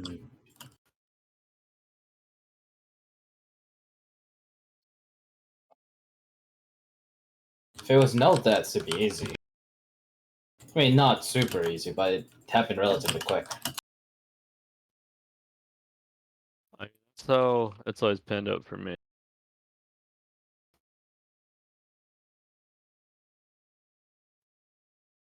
But the shitty thing about that is it's basically like saying don't play Damnation. Yeah. Which again, so many of these are like, why not actually encourage people to play like the actually challenging levels?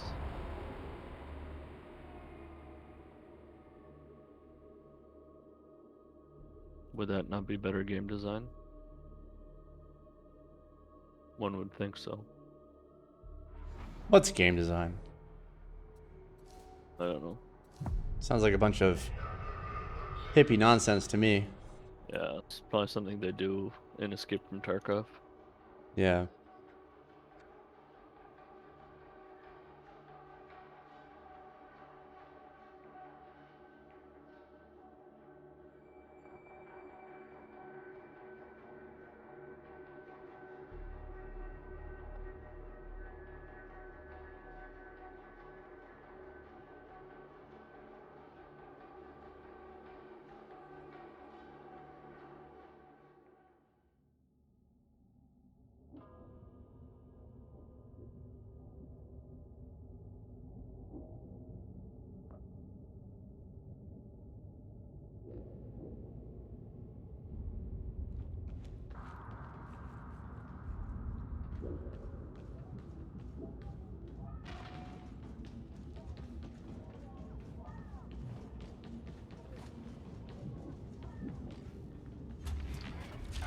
this humble unit assist you?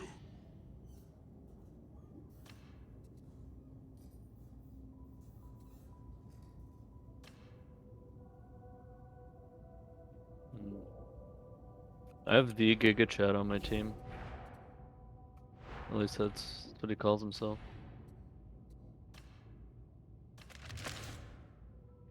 What would you call him?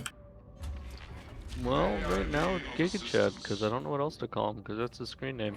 And I think he's a Giga Chat. Transaction approved. I could call him so-called Giga Chat. Or Giga Chat so-called.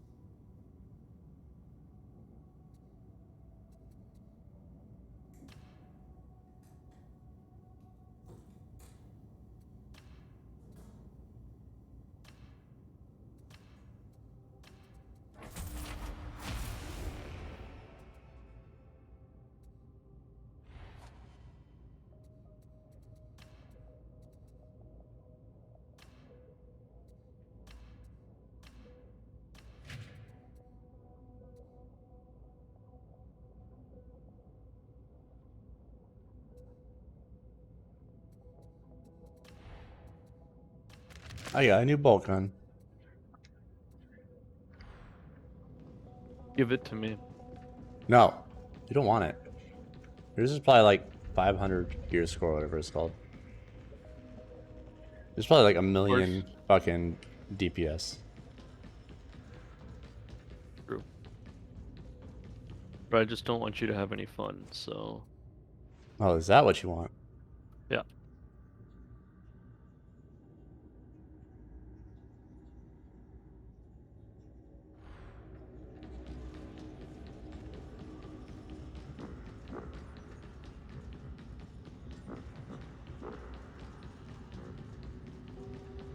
Wonder if we'll get a new Insurgency game.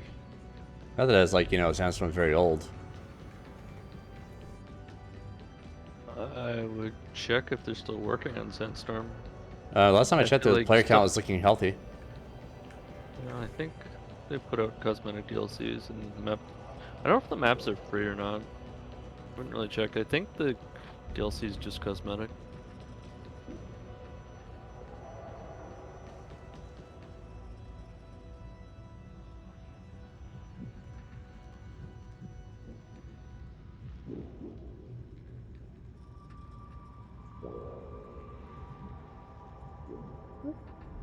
Got it.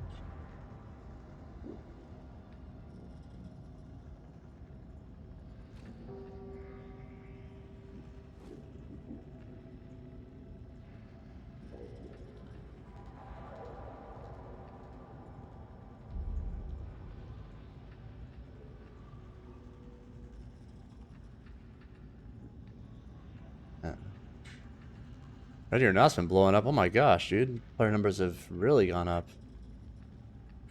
Like, it needs to, like, even after that up. Well, the update happened, it's been gradually going up and up and up. Probably This is the because I'm highest. streaming it. Oh, is that why? Yep. All my followers.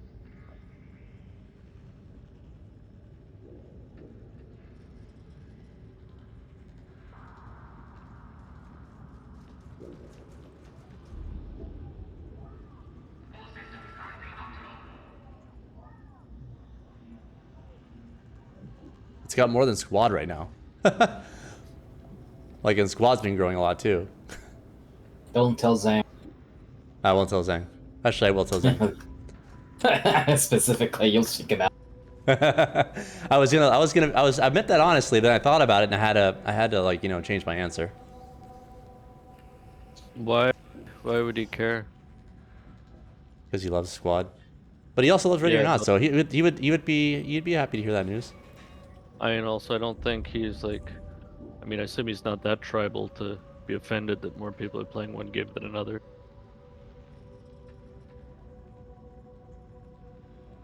Yeah, no, I don't think so. I don't think it would, even if there was like 500 people playing concurrently, he'd still play it.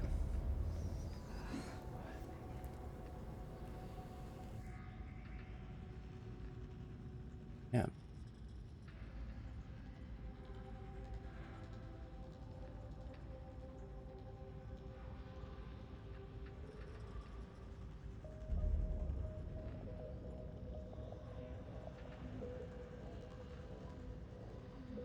It's only 25% off, so it's not because of the sale. It's just been. I mean, It's probably a that's like, combination of that and the update. and the sale helps. You know, if you're on the fence about a game, like you really want to try it, but you're just not sure. 25%, you know, That's something. 10%. I wouldn't say like 25% is a significant sale. Obviously, 40 or 60 is better, but still.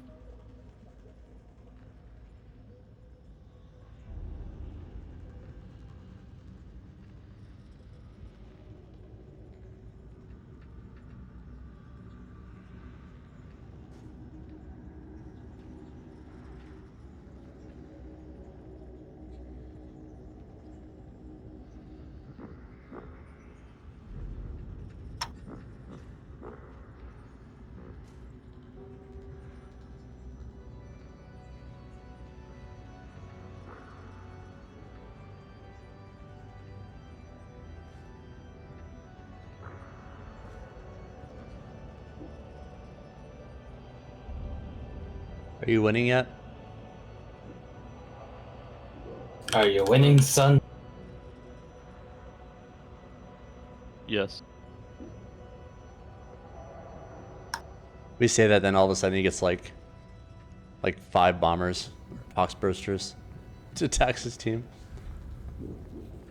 How many? What's the most amount of like pox bursters you guys have seen at once? Like within a, like, you know, a 20-second time At frame. least 2 grouped up really close. I think maybe 3 or 4 spawn sequentially. I've certainly had wipes ended by back-to-back double pox bursters. Or like all on one set of stairs. First one downed 2 people. Second one killed everyone else.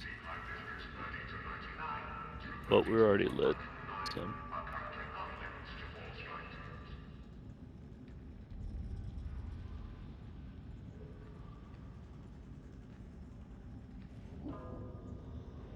So you probably knew this already, Llama, but did you know that Mauler's legs aren't armored?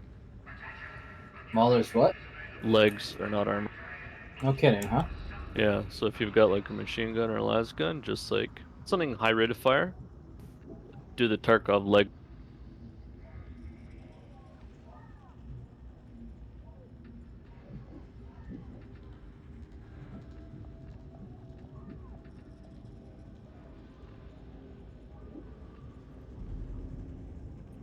I did it with an Agrippina autogun. It was quite satisfying.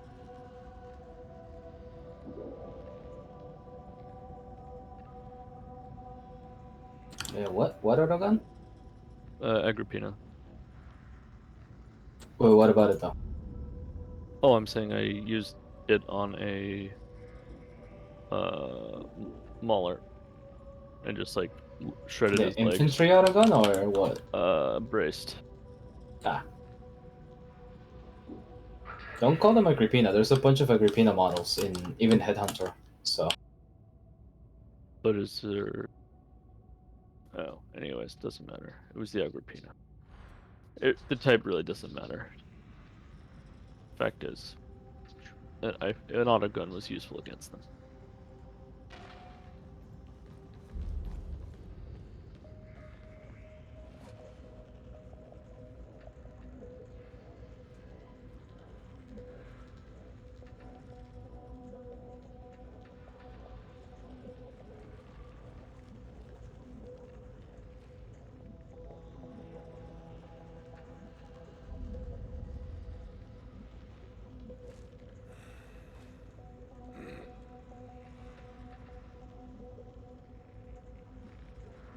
Just got killed a monster in 5 seconds. Nice. Makes sense that Tier level 1 1 would be the place to do it. I got it by accident though. Some other guy in the game also got it.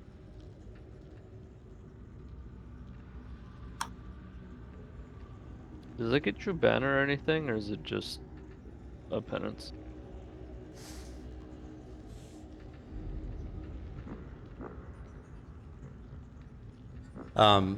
For Christmas, Alex sent me a magnet, the fridge of like John kissing me. So it's there every time I go to get a beer. Or, you know, food. No, other just things beer. that come I out of assume fridge. you only have beer in your Mostly fridge. beer, Alcoholic. pretty much. It's not untrue. That's why I said it.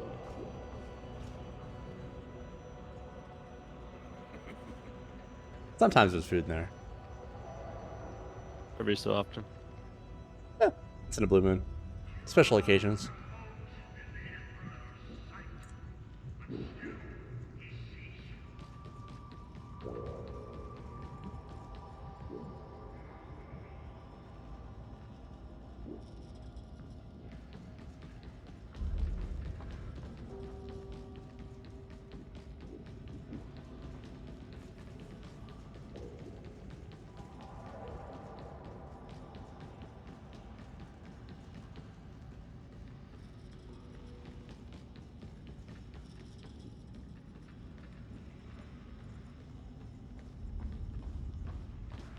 Alright, on the last stage of this mission. Same. Same. Shut up.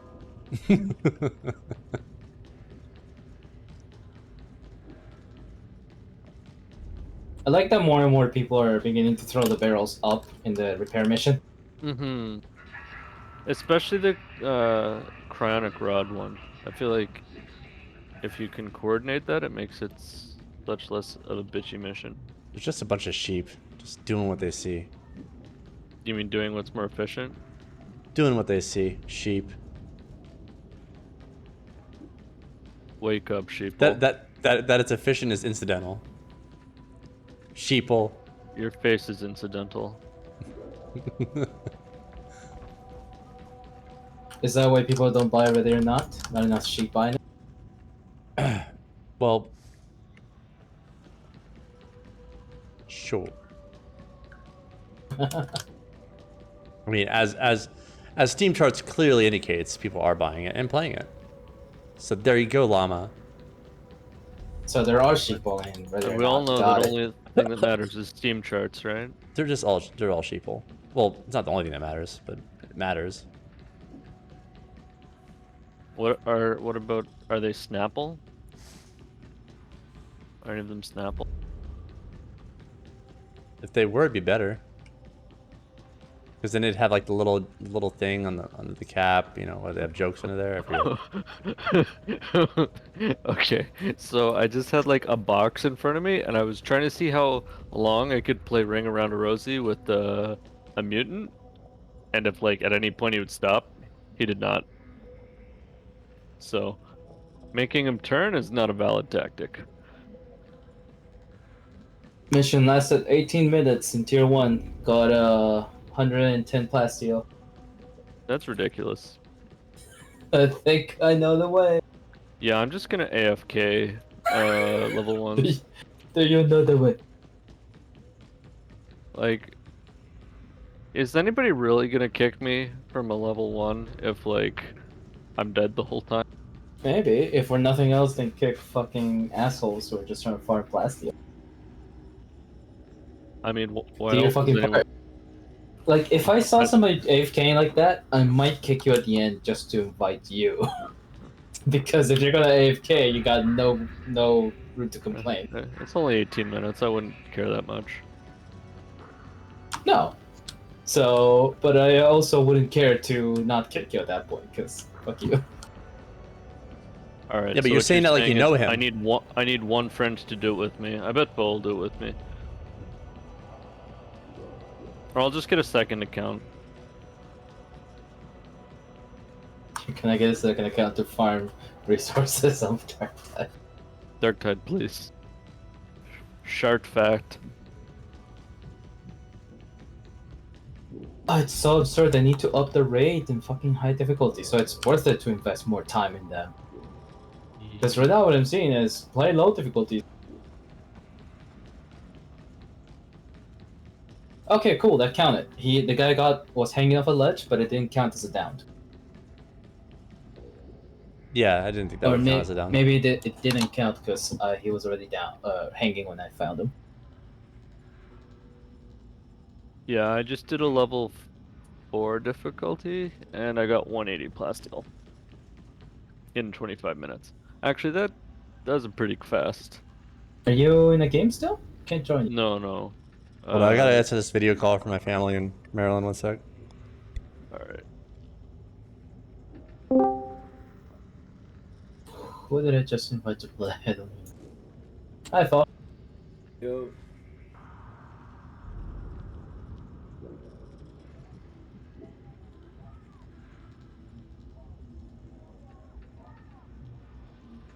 I can't join you still. Are you with Nell? Is that why?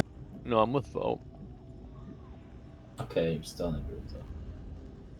Just still let me join up. Try now.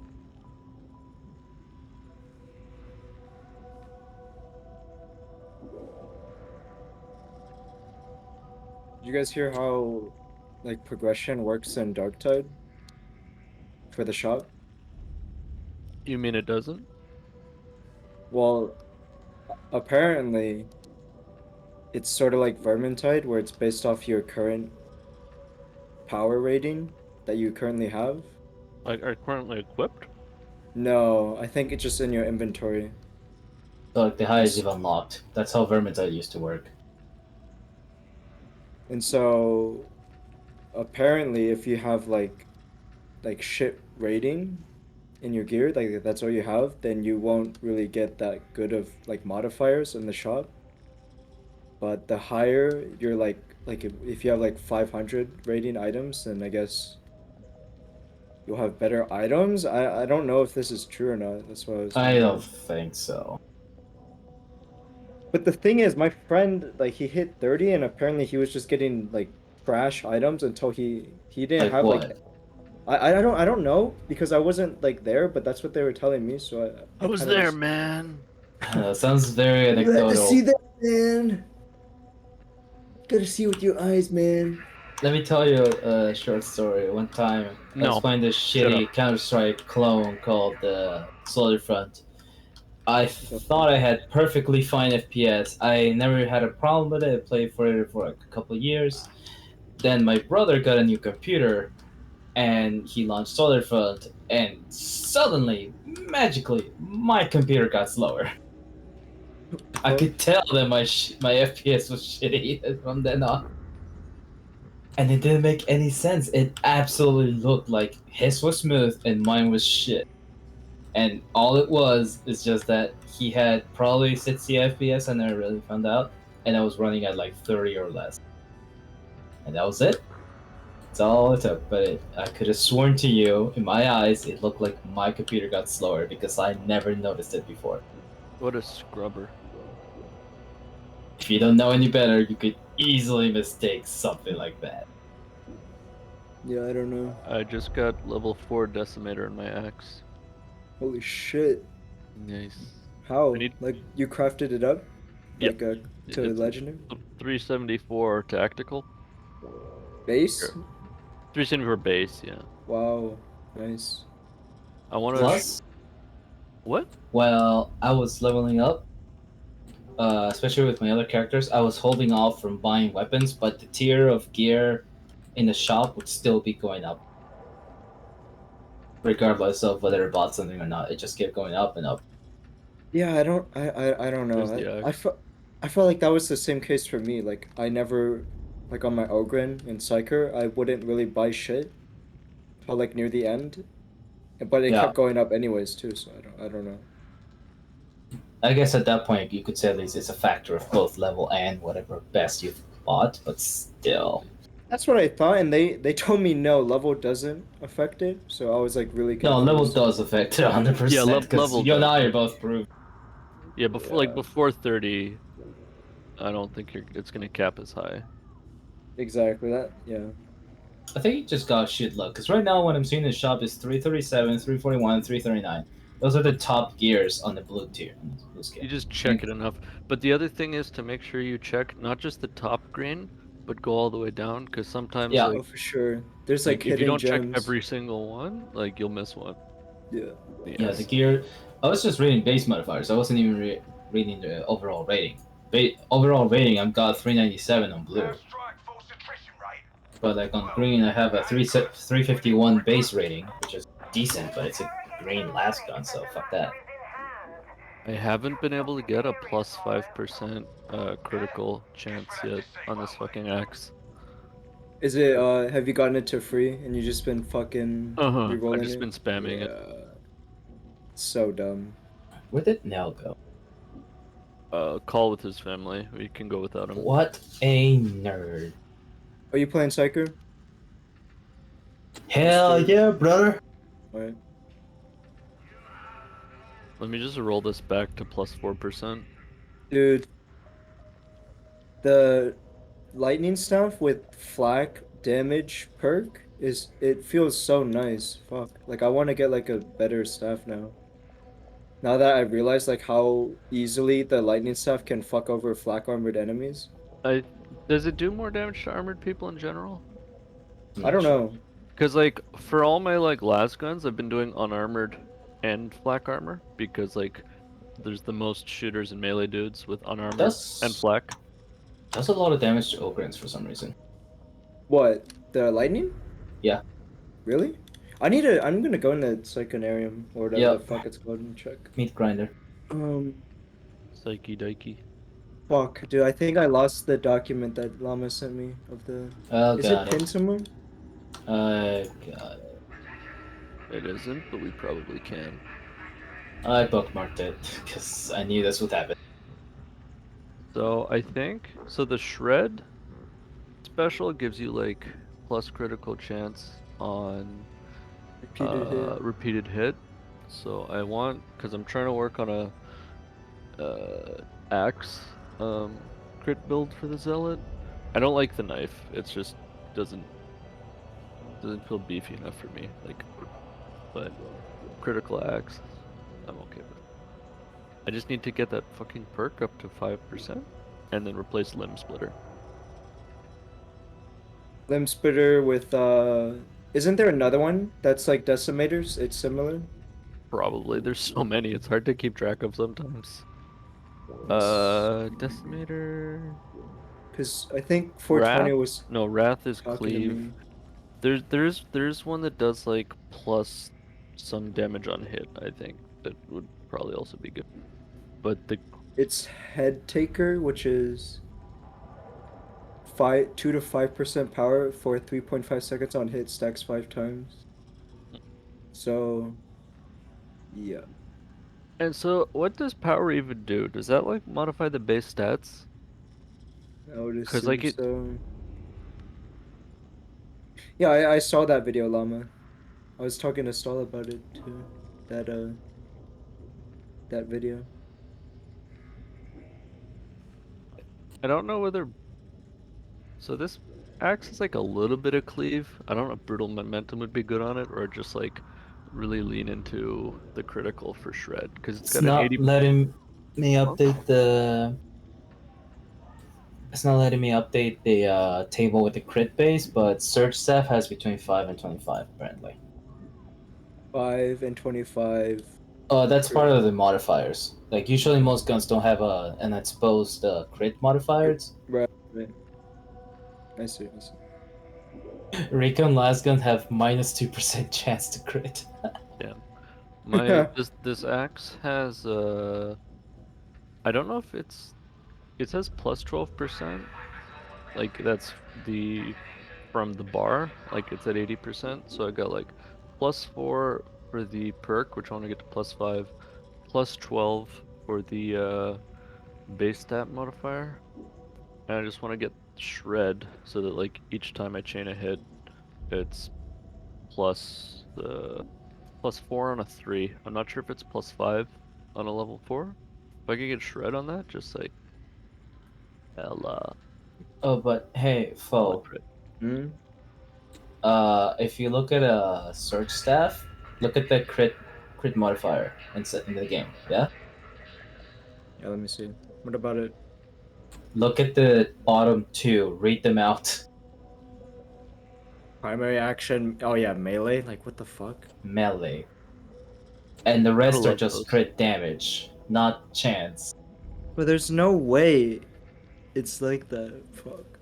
I really hope not. You know what's also funny? The revolver has the same thing too, like the I think it's like the flavor, or I don't even know if it's the flavor text, but like even the actual like the search stuff, it says melee crit chance, and the revolver special is like a bash. So it's like, I swear to God, if the bash is what's getting the crit bonus, that'd be so stupid. Or is it giving you after you bash? I think I'm leaning towards that. Like the wording might not be clear, but I think that's the intention from the way some of the other ones are set up. But I don't know 100%. Because if you bash something, like stagger it and then unload on it, gameplay wise, that'd be okay. Llama, does the surge stuff become weaker the more enemies you hit? Like the overall damage? Like, is it get spread out? I don't think so, but I'm not sure. I'm like testing it right now. I think it does, cause I don't know, push an enemy away from the others, zap them, and then zap them again, but this time hit a bunch of other people. Like, are you saying it's doing less damage to everyone or less damage to the second person in the chain? the chain, I would assume it does less. Like, similar to the way the cleave Yeah, works, in the right? You chain, I think it does. I've seen the primary target Drops drop off. when the secondary is the same target type, but they won't. They'll still keep going. I think they don't want infinite cleave shit in this game, so they like stuff that doesn't Power sword. Yeah. No, it's just very high. But before, just a fucking patch. YOLO. Why did they nerf the Psychers right away, Stahl? Hmm? Why did they nerf Zealot in the beta? I don't fucking know. You ask them. What is their bias against Psyker? I think you mean bias against not veteran? AKA Carillion 2.0? Okay, mostly Psyker though. In the opposite direction. Fuck, I want a better staff. Ooh. I think they hate Psyker because they don't have to use the resources of the game, which kind of makes them a bit unbalanced. Potentially, anyway. I mean, that's the reason to be conservative with it, but I just assume you could, like, incrementally work on it. I think they should definitely change the warp charge. That one just seems like, I don't know. Also, it's confusing as fuck here, because, like, Decimator works differently on the heavy on different weapons, or the blessings work differently on different weapons. Yeah. So, are you only going to be able to, like, take a blessing from one weapon and put it on the same class of weapon, or the same exact That's what I'm variant of thinking. weapon, or who knows? I'm thinking the same class. Yeah. So power sword to power sword, force sword to force sword. Combat last X, gun, Combat X, TAC X, TAC X. Mark 4 last gun to Mark 4 last gun. No Mark 4 to Mark 3. You mean a cantrell, like variant or class? Like take whatever class you want. Like if you have, let's say you have 2 cantrell last guns. If they're both Mark 4, you're golden. If one of them's a different mark, you're fucked. I think that would be like incredibly stupid because there's so It many is, fucking and they're variants. still gonna do it. I'm calling it right now. Well, we gotta be able to at least upgrade the shit we do get, so we can. But it's just gonna be more plasteel, and they're just gonna laugh in our faces and up diamantine drop rates. Just wait. Shall we go? Yeah, you want to do this 4 repair low intensity with Grims? I'd rather do scriptures if we could. I also need scripts. Scriptures? I re-rolled all my grimoires because after doing one set of grimoires last week, fuck doing it again. Stahl has Grimfall, yeah. He doesn't like grim dark things. Do you enjoy grimoires? I don't mind it get now that I by. have No, it's not Corruption gonna resistance. llama. Do you enjoy it, llama? I get by. Like, I'd rather do scriptures on difficulty 5 than difficulty 4 grimoires. Not to mention that, like, if you only get 2 out of 3 scriptures, like, you're not losing half of your potential of each run. Like, if you only get 1 grim out of 2. You got a little bit more buffer. Not to mention you can pick up scriptures. It's more forgiving. We should just be doing tier 1 speed runs to get all the plasteel. I'm gonna hire Zhang's children to do it for me. He hasn't harnessed them yet, but I will. What happened? Hmm? Why are we going again? An explosion. I had to check my weeklies on Ogren because I hadn't yet. How awful. Double Ogren. Carl. Oh. Carl. That kills people. Yeah, so I think it was yesterday, Llama. I was playing difficulty 4 high intensity with foe, and Yeah. I switched out my flamer for an autogun. It was the wrong fucking game to switch out my flamer. I also had a tactical X, which like it's fun and it's very good at staying alive, staying mobile, and killing shit over time, especially like single target. But like with a horde, it just takes forever because you got to keep on dodge, whack ahead, keep moving. And anytime I got like separated with a horde, it just took for fucking ever to get through anything. Was That that mission mission took like 45 minutes? 48 minutes and 4.2k kills with no Yeah. flamer, which is insane to think about. Like that's a lot of kills for no flamer. Yeah. No flamer run.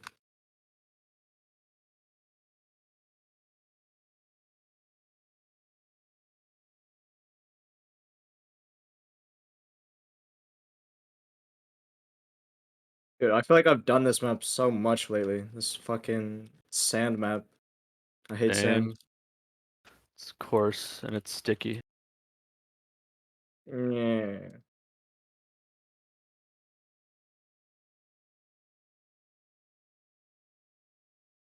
So apparently the Ogren linchpin talent, the toughness Yep. one, 100%. It's only for himself, even though it sounds like.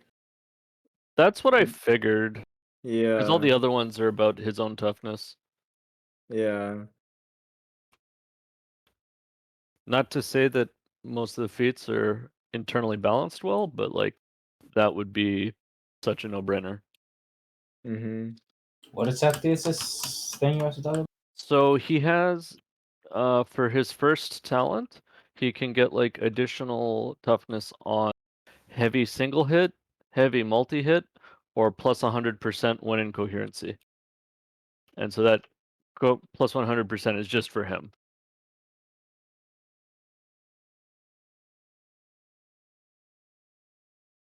Shit. Your hand? Yes. Pull over to us. I'm unsure that's possible. Just like sprint over. Oh fuck, there's no veteran. Oh, my grenade launcher. Oh, what? You're not gonna get ammo, you mean? Yeah.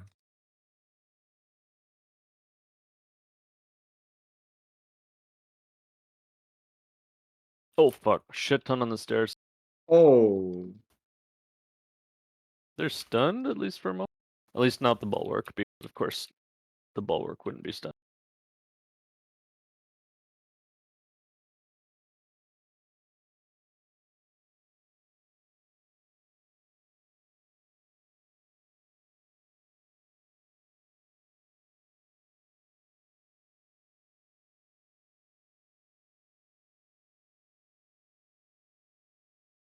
Fuck, I love ammo.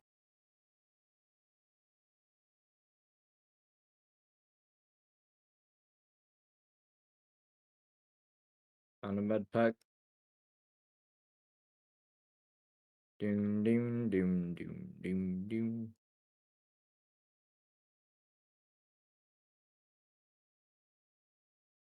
Any scriptures? Nope. Zilch.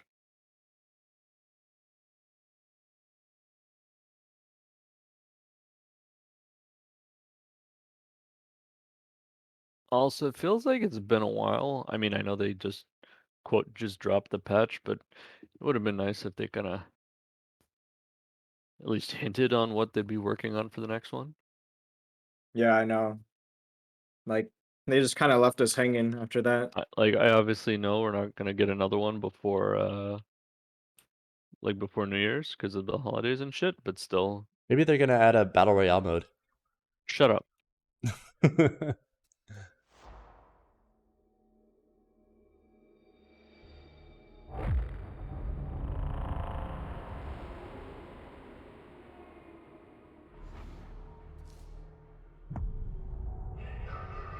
Are you guys in the middle of one? Yeah. I had to take a video chat with my family. Sniper here.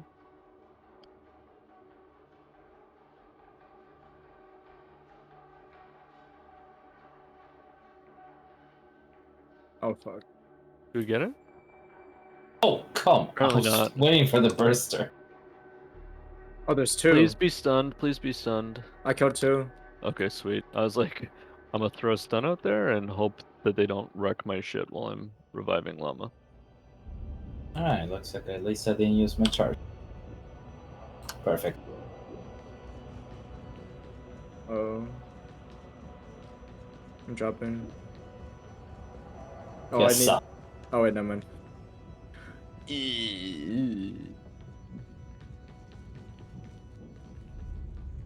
What? There's a barrel? Oh shit. That's like just in the ground. A mob here. Is that a boss? That's a boss. Monster. I Boss. don't hear the music. Oh, there we go. Yeah, it's there.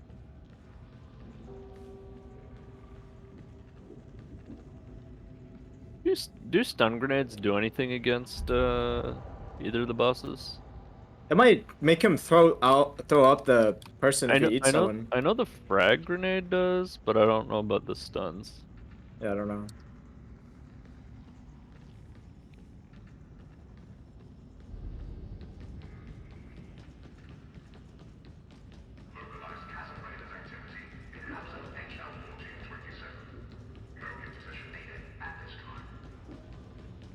That was surprisingly little corruption.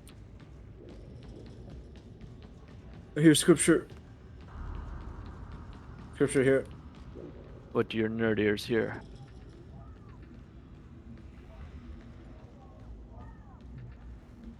I shall carry it. Rushers. Just send me an invite on Steam when you guys are done. I'm gonna be muted. I was gonna send you one on MySpace. Epic. Is that On okay? Epic? No, send it to me on Epic. We don't talk about Epic. Well, then MySpace will have to do then, I guess. I don't have notifications set up, but I'll go set them up fast. I forget. Did Epic Games do something scummy when it came out? I don't like Epic Games. I don't remember why. A lot. I like the developer. I think they do good stuff, but you know. But when what came out specifically? The Epic Games Store. Did they buy a lot of I don't know, games to They be? did a like... lot of morally questionable things. Nothing illegal, if that helped. Well, no, it wasn't about that. What exactly did they do? Maybe it was just I could be arsed to get a bunch of games on Epic Games Store because I hated all the additional launchers. That might have just been it. Yeah, I just hate. No, it was just a launcher thing. I just hated an additional launcher. They didn't. I don't think they did anything scummy. The Epic Games Store is also a substantially inferior experience compared to Steam. They give away games all the time. Like there's actually one of the better ones. I just don't want to have it in for launcher. Like that's my standing. I just don't like having it on there. I never take them. I feel like they must have done something. Like for me to be so pedantic about not taking free games. I'm not saying that that's 100% the case, but I feel like they must have deserved that. They were also really annoying with the whole buying games that were already promised on Steam. Like, what was that game? The post-apocalyptic Metro. That was one of the big ones, but there were a lot of titles. There was Borderlands as well. Like That's fair because that's like, isn't Gearbox and Epic? Isn't Gearbox under Epic? Is it? I don't know. No, they're what under Epic? What are they under? Gearbox. No, separate. Oh yeah, wait, Gearbox. They might have been bought since then, but not at the time. Gearbox did other than what's it? Wolfenstein? No. They started out doing like DLCs for like Counter-Strike and Half-Life and shit. Like that's how they got their start. But I mean, for me, at that big, I just don't like. I don't want to have any other launcher. I mean, I don't see why we need to have more than Steam. I'm mad enough that there's Xbox, like, you know, the Xbox app, but that's built into Windows. That's fine. But I remember there was also an XCOM, new XCOM-like game coming from the original devs. You know, those kind of games. Yeah, I remember it's called Phoenix. The And Phoenix something. I forget. They promoted the Marcus shit out of Phoenix. it on Steam, and then they said, never mind, it's not coming out on Steam, it's coming out on Epic. And so that's definitely very questionable, using all the free resources on Steam to promote your game, and then saying, just kidding, on Epic. Yeah, that's not lame. All right, let me There's know when like you're done. so many games.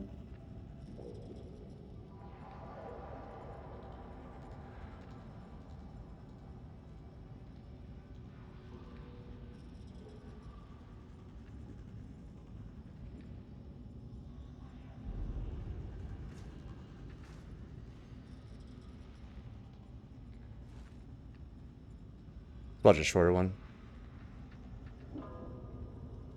Certainly haven't practiced making. How Certainly haven't far? practiced making. How far into the mission are you guys? Sean, I was talking. Shut the fuck up. No, but I want to know. How far into the mission? We're about halfway in. Okay, cool.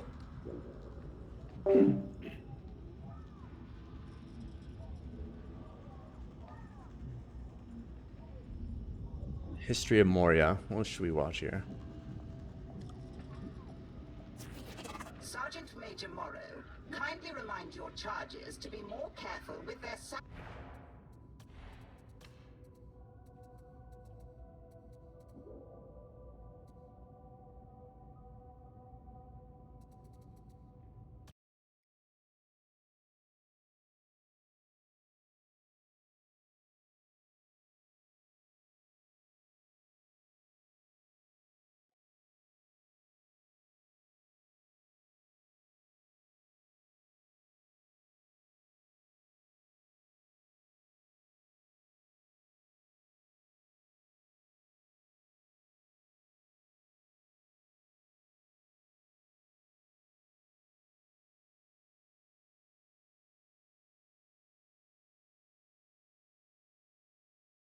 Galadriel was born in the year of the trees 1362.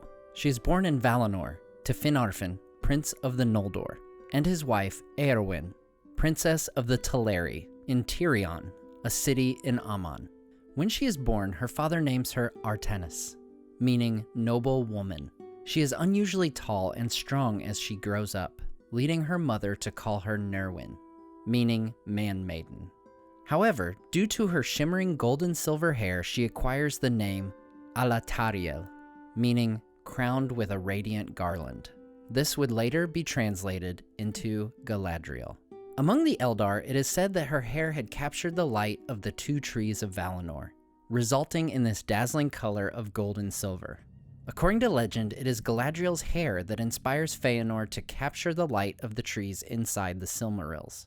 In Unfinished Tales, we are told, "For Feanor beheld the hair of Galadriel with wonder and delight. He begged 3 times for a tress, but Galadriel would not give him a single hair."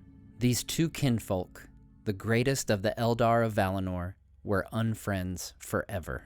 We are also told that among the Eldar, Galadriel is second in power only to Feanor himself, though she surpasses Feanor in wisdom.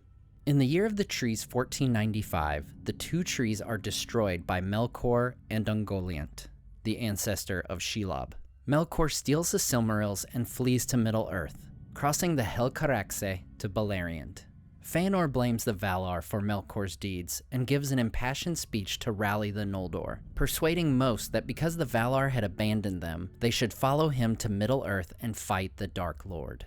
He and his 7 sons swear the dreadful and irrevocable Oath of Feanor, pledging that they would not rest until the 3 Silmarils were in their possession, and to make war on any who withheld them. Now this oath causes all sorts of problems, but we'll have to cover that in a future video. At this time, Galadriel is seen as both independent and visionary.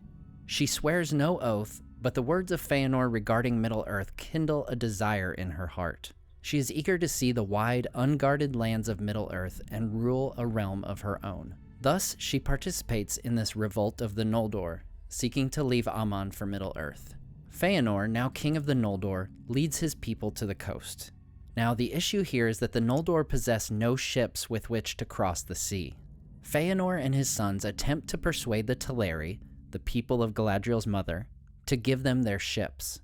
The Teleri say that they will not help them, because it is against the will of the Valar, and they attempt to persuade their friends the Noldor to stay in Valinor. The Noldor start taking ships by force. Things escalate, and the result is the first kinslaying featuring elves fighting elves. Now, Galadriel is part of a second group of Noldor that comes to the coast, led by Fingon, which also included a great many of Fingolfin's people. They come to Alqualande as the battle rages on. Many misinterpret the situation, assuming the Teleri attack the Noldor under orders of the Valar, and join in the fight on the side of Feanor. This results in many Teleri being killed and the Noldor taking the ships. The Vala Mandos pronounces a doom upon the Noldor, warning of the woe that would come to them if they continued to rebel against the Valar. 90% of the Noldor decide to continue on to Beleriand. The remaining 10%, led by Galadriel's father Finarfin, return to Valinor and are forgiven by the Valar. Galadriel and her brothers, however, would not forsake the sons of Fingolfin, their cousins, and decide to continue to Middle-earth. Feanor and his followers take the ship stolen from the Teleri and sail to Beleriand. After landing at Lothgar, rather than sending the ships back for their kin, Feanor burns the ships. He believes the followers of Fingolfin would prove to be useless.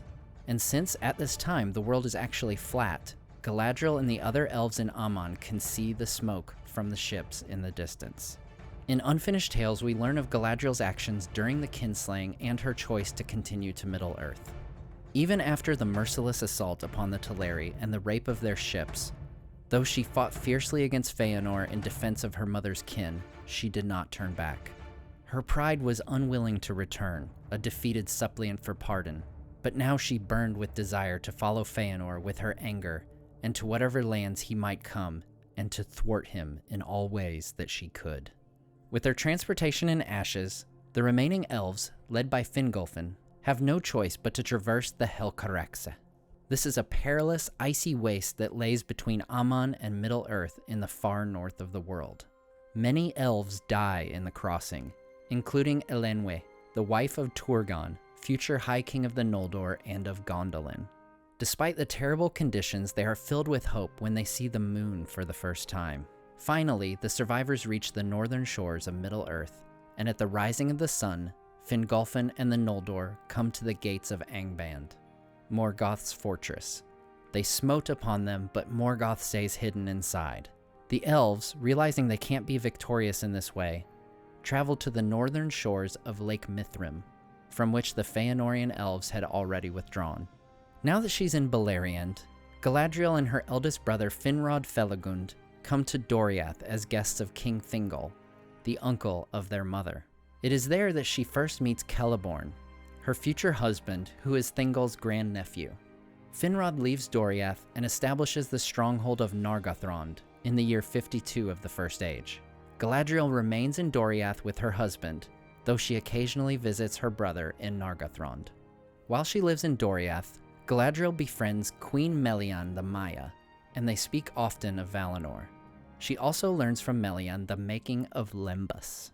Melian is eager to learn why the Noldor were exiled to Middle-earth, but Galadriel would reveal nothing of what occurred after the destruction of the two trees. Eventually, Melian's increasingly shrewd and accurate guesses lead Galadriel to reveal more of the tale, though she leaves out the Oath of Feanor, the kinslaying, and the burning of the ships.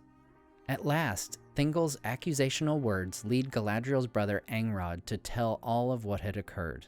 Galadriel is not expelled for omitting these events in her account, because Thingol has sympathy for the houses of Finarfin and Fingolfin for the wrongs they suffered. Even so, Galadriel moves for a time to Nargothrond to live with her brother, now King Finrod. It is presumed that she returned to Doriath at some time to live once again with her husband. While Galadriel and Celeborn don't play significant roles in the events of the War of the Jewels, aka the many wars and battles with Morgoth during the First Age, she certainly feels the aftermath of these events. In the year 455, her brothers Angrod and Agnor are killed in the Dagor Bragollach, the Battle of Sudden Flame. in which a fully grown Glaurung led the largest army of Balrogs and orcs yet assembled. 10 years later, in 465, her brother Finrod is captured along with Beren by Sauron at Tolin Gauroth, the Isle of Werewolves. There, Finrod dies, saving Beren's life from a werewolf attack. It is said that sometime prior to 495, Galadriel and Celeborn pass over the Blue Mountains into Eriador, far away from the turmoil that defines the final years of the First Age. In some accounts, it says that Galadriel judges that the defeat of Morgoth is beyond the power of the Eldar, so together with her husband, she travels across the Blue Mountains, seeking to build up resistance against the Dark Lord among the peoples beyond Beleriand. The First Age ends in the War of Wrath, a 42-year conflict where Morgoth is finally overthrown, but Beleriand is nearly completely destroyed, finally sinking into the sea. Galadriel and Celeborn choose to remain in Middle-earth. A ban is set upon her return to Aman by the Valar. However, Galadriel simply replies that she has no interest in returning. Now in the Second Age, Celeborn rules over the fiefdom of Harlingen, where many elven refugees, mostly Sindar, dwell under the rule of Gil-galad, now High King of the Noldor. Eventually, Galadriel and her husband cross into Eriador with many of the Noldor following them. Together with Sindar and Green Elves, they dwell in the country around Lake Nenuiel, later called Lake Evendim, just north of what would one day become the Shire. In 750 of the Second Age, Galadriel and Celeborn moved to Eregion. Eregion is ruled by Celebrimbor, the grandson of Feanor and distant cousin to Galadriel. They would live in Eregion for over 400 years. Sometime around 1200 of the Second Age, Galadriel, with the help of the dwarves of Khazad-dûm, makes contact with the Nandor of King Amdir, who live in a forest realm called Lindorinand, across the Misty Mountains. It is also in the year 1200 that Sauron puts on his fair form of Anatar and begins his attempt to infiltrate the elves. Finally, between 1350 and 400,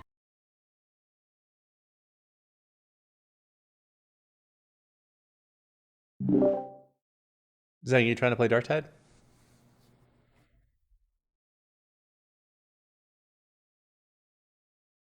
Let me reconnect. Dang. Bro, what is this game? Was there a crash? Still can't join? I still can't join. What the fuck? This happened to me earlier. I tried to get in. I got kicked out at the end of the game, and it just told me back-end error. Just says you joined our strike team. Yeah, I just left and tried to join again. Alright, should we just drop here? Because I think if longer we're here. Carl's gonna die, I guess. Yeah, we can just try drop with me. Alright. Drop here.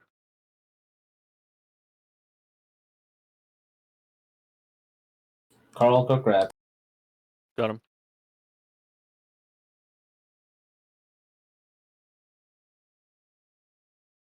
Did you drop?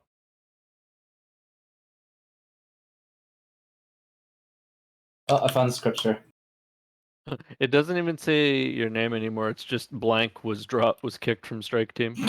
Get fucked, foe. Alright, Jobs. Oh wow. Savage. Oh, you cheeky bastard. Let me get Fucking it. savage. No. Your No, slot just was snipe your taken. spot. Are you serious? What? He's not saying anything. What happened? You just took foe's spot. Oh, I did? What? I thought we Yeah. were... Oh, it sounded like we were joining in. My bad. I'm sorry, dude. Let me... I'll leave. I leave. didn't I'll leave. think that My was bad. intentional. No, I just unmuted and I This thought might you guys be were trying to fun. get in the lobby. It might refresh the game, so fucking join. It No, might, leave mission. 'cause Leaving. His game was like being bugged as fuck. Bro, So I'm leaving. still I left. can't join. I left. Yeah, now So try now. Try it now. He just left. I'm loading out of it, so just spam it. Dude, I can't even load into the morning store. It's giving me a different error code now. Quality. Oh my god.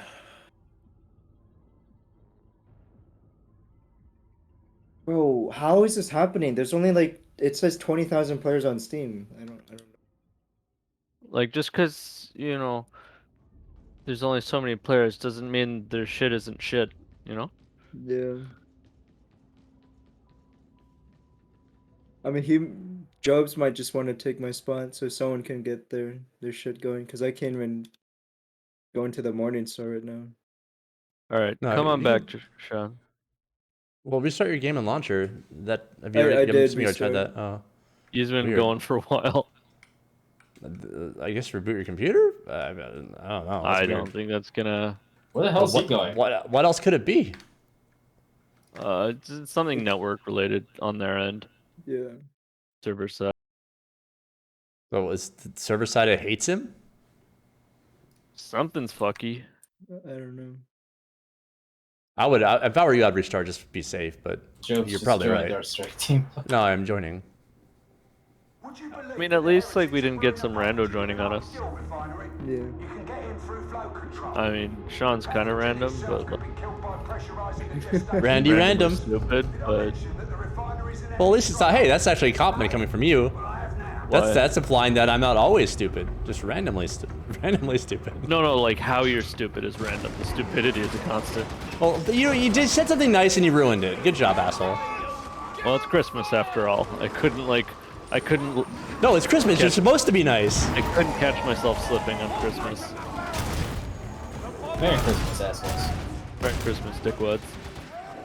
I got there was a Twitter post that I got a notification for about someone who's Jewish complaining about being told Happy Holidays all the time. Like, what the Merry Christmas? fuck is this? Like, dude, is this an article? Is Happy Holidays? It wasn't even complaining about Merry Christmas. It was complaining about getting Happy Holidays when it wasn't Hanukkah anymore. Like, I'm Jewish. I celebrate Hanukkah. Like, dude. I think people, you know, hear me out. World War III will make people appreciate a lot of what we have now. I just couldn't believe that article. I was like, just come on.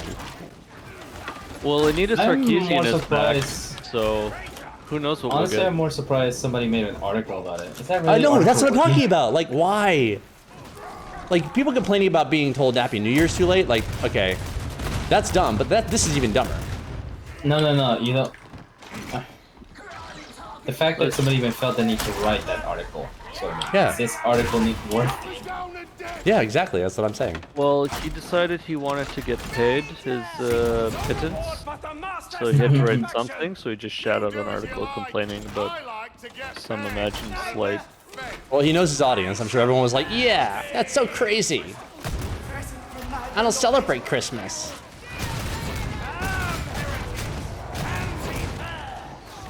I've been led to believe that most Jews, in fact, don't. Oh, hello, Mr. Recent. How are you doing this fine? Another sniper? Another sniper to the left here. Can't ping it. It's too much shit. I'm gonna... Flame on!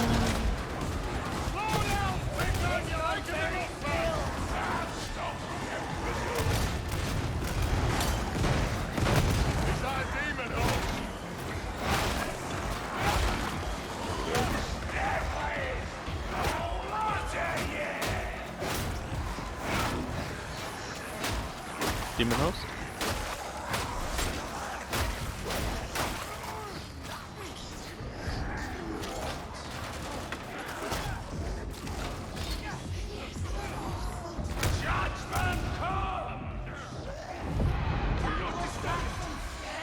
Butch. Don't shoot that. Don't shoot what? There's a demon host. What demon house? Where? Shoot at it so I can tell? You don't even have a gun, asshole. I said you. Can you shoot at it so I can tell? No.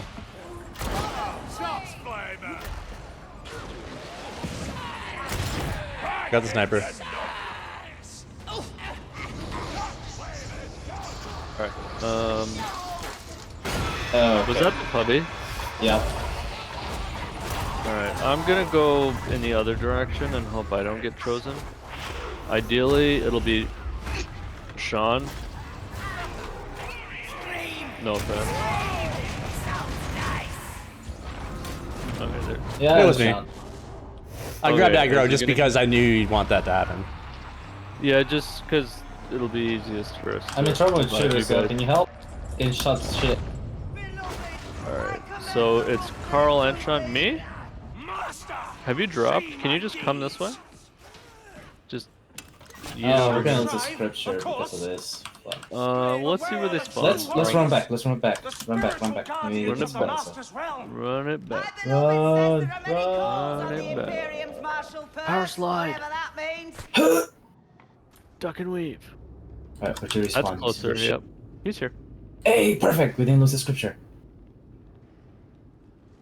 And I think the way this game is set up compared to Vermintide, like in Vermintide you had to actually progress to get your teammates up, but I think with shooters Vermintide and you everything. Vermintide you could still do this, but it was much harder. But just in general, like, breakpoints. they were just, I think, always further away from you, regardless of breakpoints. This one is more like you will spawn in this area. Yeah. And it's... Which, like, initially felt kind of like too easy, because No, but the area is pretty huge. So sometimes Yeah. they'll spawn really far or really close. Mm-hmm. So is there gonna be a fuck ton of people here this time, or just? Oh yeah, absolutely. Sometimes it's not been too bad. Other times, like, I think I was playing with Foe, and we were legitimately pinned in this elevator for I don't know, like a few minutes. Just. Alright, hold up. I'm gonna start head popping. Yeah. I'm gonna try and. Also, there's no cover here. There's just like one box. Go to the elevator. No, I mean like while pushing up. Like it's very open until you get to. You better back up. A lot of shooters coming up. Back up. Back the fuck. That's what I'm saying. There's no cover. Well, somebody whose name starts with Joe and then just does. Yo, it's Jay, not that asshole. Yobus. What's up, Yobus? You European?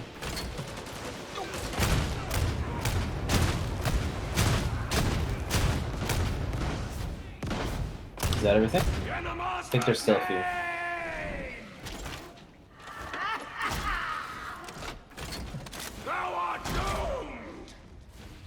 Alright, I'm not detecting anything.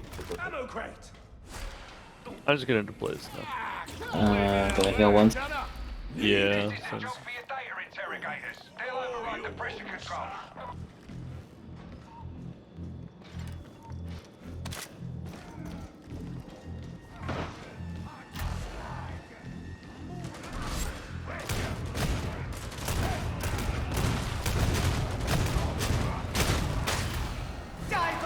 Got two rages and a crusher on me.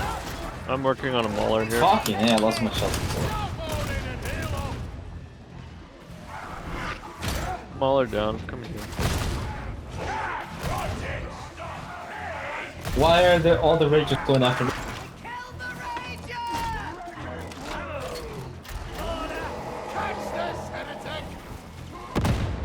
Like they were walking past the ogre and going for me. What the hell? Well, because he didn't use his Iron Breaker taunt.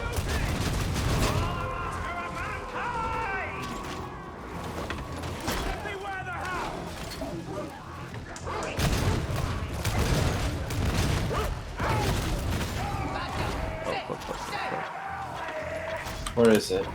In the door, I think. Again, these razors are targeting me. What the hell? Are you saying they're racist? Psychophobic. Is this Pox Racer dead yet? Okay, good. We still haven't gotten all the things, and they're I got 2 of them. Alright, got the. Wait, how do we have 3 scriptures? Oh, because Sean. We I loaded it on, yeah. No, I just forgot that we picked it up afterwards.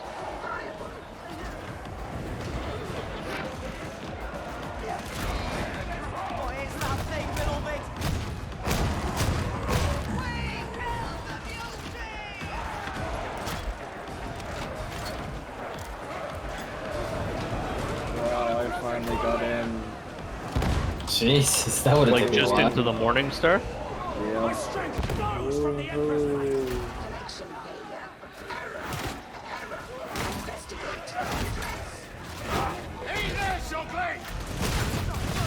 so glad I'm back on here. So glad. It's a Christmas miracle. It really is.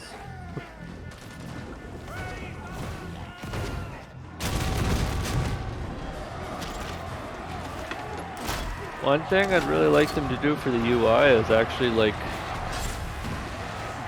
show us our blessing stack. Yeah. Maybe even some way to numerically see like what effect the blessing actually has. Like, I'm sure some smarty pants will make a spreadsheet in the future, but for now it's like what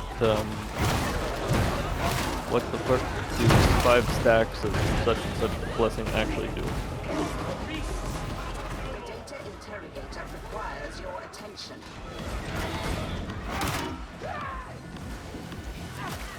I'm gonna be cheeky on this.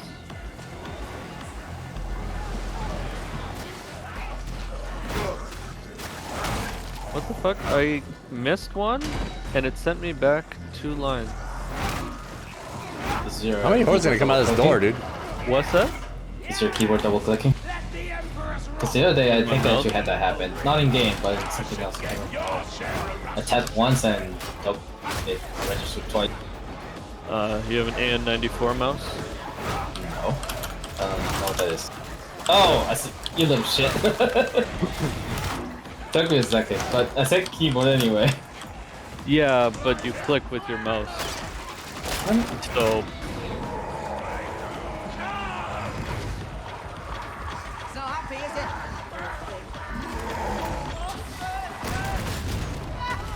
Oh, no, come on. I'm blocking it. There we go. Yeah, I've been coming to really like the Flamer Stagger lately. Honestly, if you get a good choke and flamer, nothing gets past that. Nothing. Yep. Somebody defend me. I'm wondering if I want to get the increased damage when the canister is full, or if I want to get the increased stagger for the left click, because I think it's a lot more utility. And even on damnation, flamer damage is never really an issue. It's just like, although it potentially could save more ammo by killing stuff faster, which is reasonable, but utility. I don't know. I was just gonna pay Fat Shark $5 to get a red with 3 blessings. It'll also give me a blowjob. I think that's gonna cost a bit more than $5.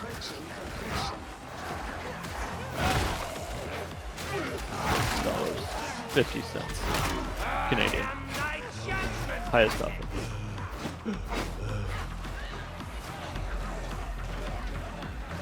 You wanna heal again, Llama? I didn't want to grab 2 heals. Don't I didn't worry, want to be that guy. Sean doesn't need it. I'm saying on his behalf. Oh fuck, I have to reload, goddamn. We're good.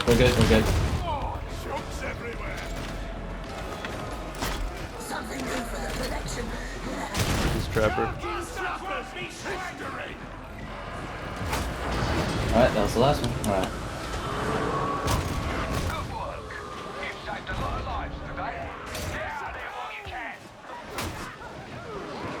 Where's the...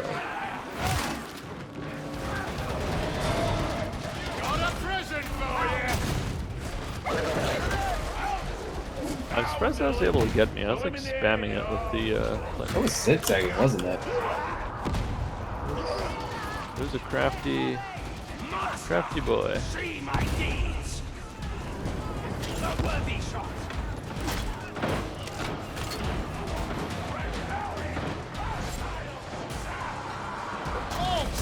There's a horde behind us.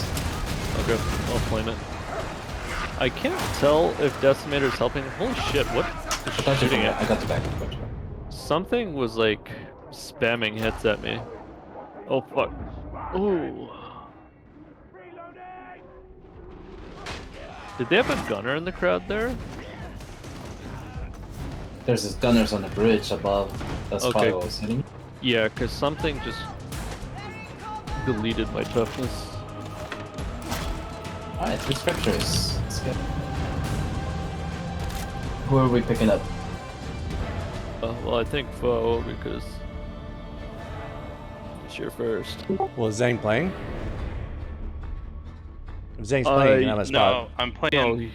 I'm playing. Zwabi doesn't have internet. I told him yesterday that if he didn't have internet, we were just I was gonna do like a one-shot campaign D&D thing for him. So that's what I'm doing right now. Oh, cool. I gave Is him internet a still random out? character What sheet. the fuck? I spoke to him earlier. Like maybe he has minimal internet. Like I He has literally spoke to him minimal like. internet. Okay. Stall. 180 plasteel in 40 minutes versus, what was it, 110 and 18. Foe and I in got tier 100. Foe and I got 180 in 25 minutes, but that was on a strike map. That was easy. I still feel like the change should be substantial enough that it's totally worth doing tier 4 over tier 1. Yes. Not just like marginally or even more of a trade-off. It should be Arguably. substantial. Well, you need to focus a lot more to do that. Like, and you do have to actually put more effort into the game rather than just mindlessly, like actually have to communicate and whatnot. How awful. Okay, come on, game. Stop saying I have 0 crafting materials. Just. We have repossessed all your crafting materials due to violations against the Emperor. Joke's on them, now I can actually collect diamantine.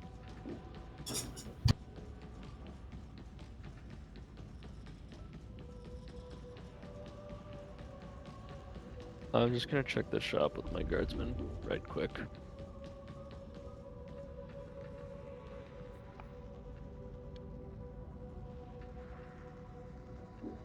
I'm gonna go pee. Pee. You're gonna pee.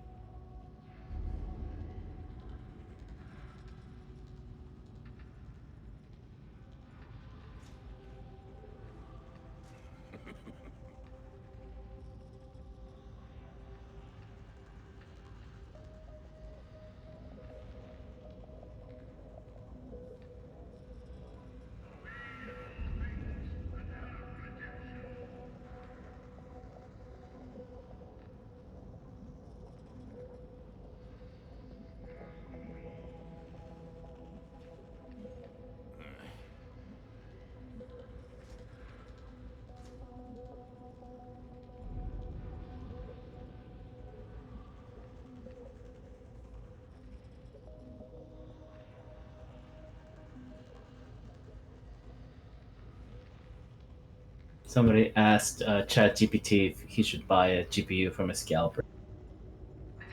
Asked who? ChatGPT. You know what that is?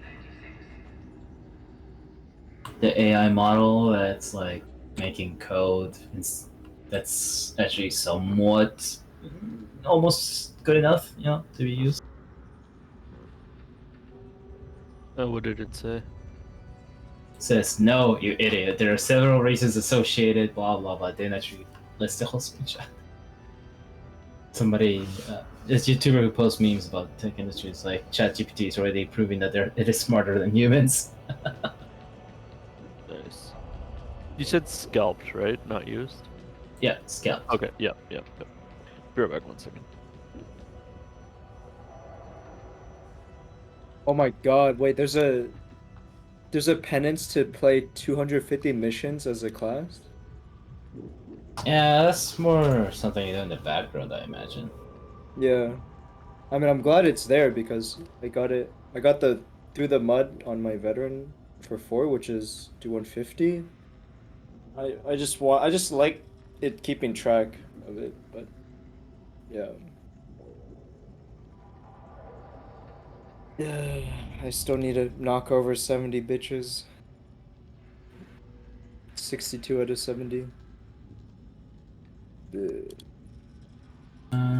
I still need to get 3 enemies with a single Perils of Warp explosion, which That's I harder. thought I did. I thought I did it, and then it told me no, that didn't count. So I don't know what the hell it means by a single peril.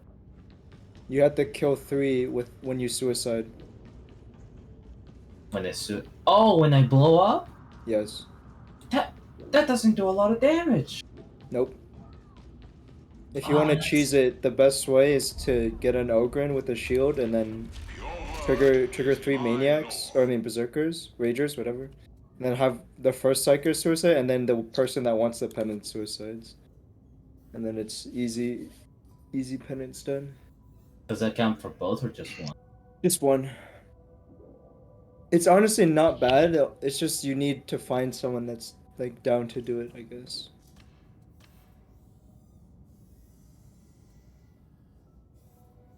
Because like you just go to a map, look at the like what spawned in front. If there's no ragers, then just reset until you see ragers, and then it's pretty simple from there on. I kind of just want to get that out of the way because it's the last one I need for this tier of whatever. Oh, I thought it was pop 3 in a single thing. No, that's pick and mix, bro. No, that's 5 in 12 seconds, not 5 Yeah. in similar. That's why I was thinking it's so similar. I was like, oh. No, I mean yeah, but like it's different. It's like we're different, but same. What's up? Different but same. Oh yes. Sorry, what are we talking about? Psyker's stupid interview? penances. With who? With the great Vampire. supreme leader. Stall, do you have the Ogren's armor, like the one with the shoulder plate on it? Yes. Damn. The penance one? Yeah. Yeah. Brute's beautiful armor. What do you have to do for that? Like most of those, I just 6 got. Ogrens. Really? Yeah. Oh. Yeah, that I just got that by accident.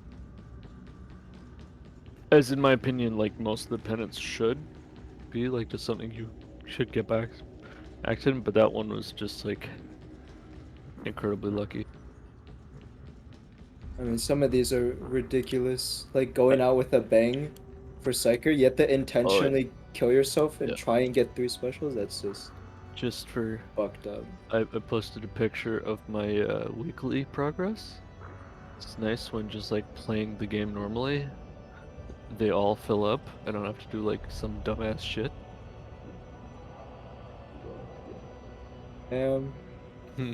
That's crazy. Last You wanna see week, mine? Probably not. Last week I had to do 25 missions on Psyker. It took me the whole week, and I ended up doing missions that I didn't want to do. He is among the most. It's honestly a. Jesus fucking Christ! bad. Is this Galadriel was after born in the- rerolling? No, If I that's haven't rerolled.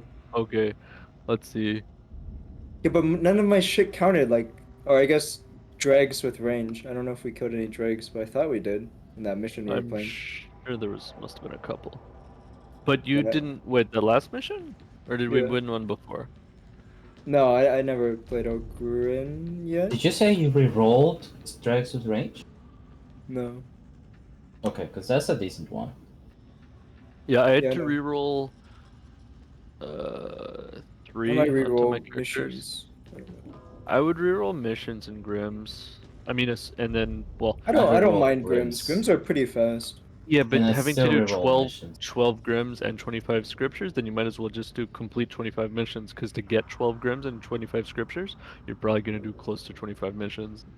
Yeah, that's why I'm Like 9, hesitant to remove 25 missions. 9 plus 14, like assuming, not perfect runs, if... Yeah, but if I remove Grims, then I'm still gonna have missions, most likely, the 25 missions. I don't know. Maybe I don't know. My point being, like, you want to do at least 2 of those to hopefully have less bullshit to do. Fucking fat shark.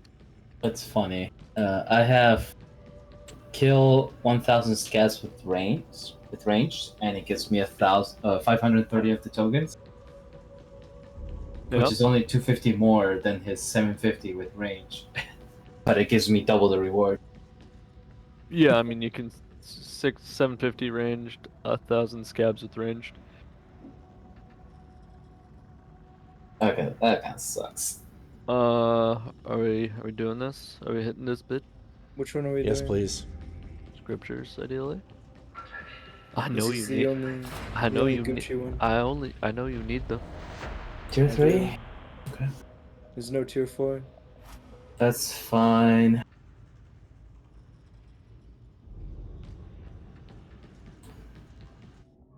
Can we try not dying so I can get another one? Can we try not having my game like crash or something? Whatever just happened. No promises. Sorry. I might have to DDoS Fat Shark Alright. just for the lulz. Thanks.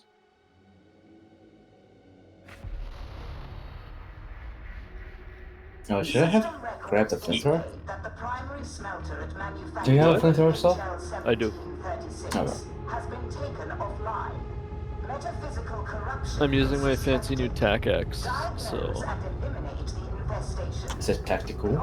yeah. But it's not the best at horde clear, so it's kind of like flamethrower will be. Rounds out. Yeah.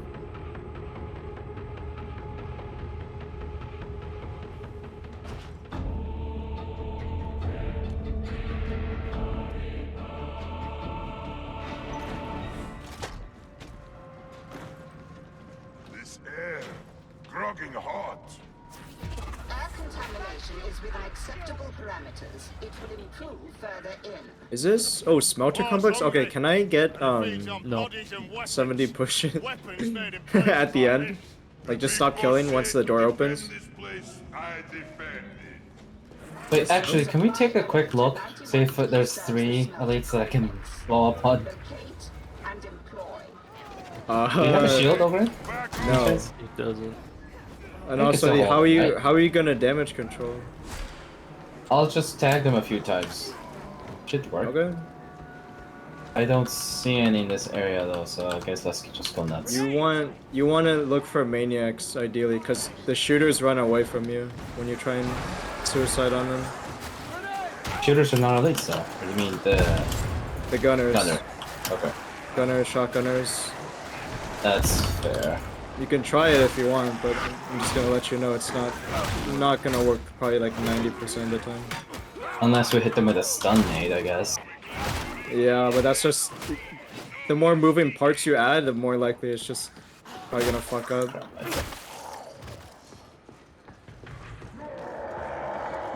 Sniper. All that knows heretic. Sniper's still alive. I got the sniper. Nice.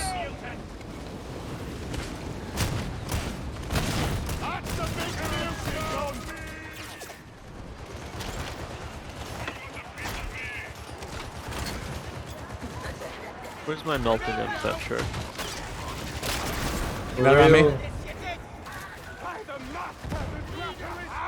Ooh. Reloading. Cover me. Well, the melter gun should like pierce through the Ogren shield. Like, I mean, bulwark, so and- should the plasma gun already, but that's true actually. I'm surprised that didn't hit me, Llama, because I dodged, then you dodged, and it kind of like shot between us. I saw that actually a little bit. I was like, God damn it, Llama. I was like, sure I was gonna get hit by it.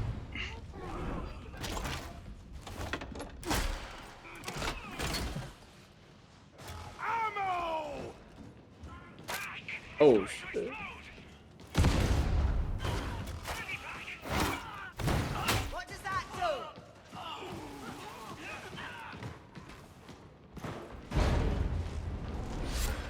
Why can't Ogren mantle? That's like so annoying. Surely he can mantle. Do you have a small Ogren? I don't know actually, I don't remember. Okay, because my Ogren's max size, and I Is it time to vaulted, compare?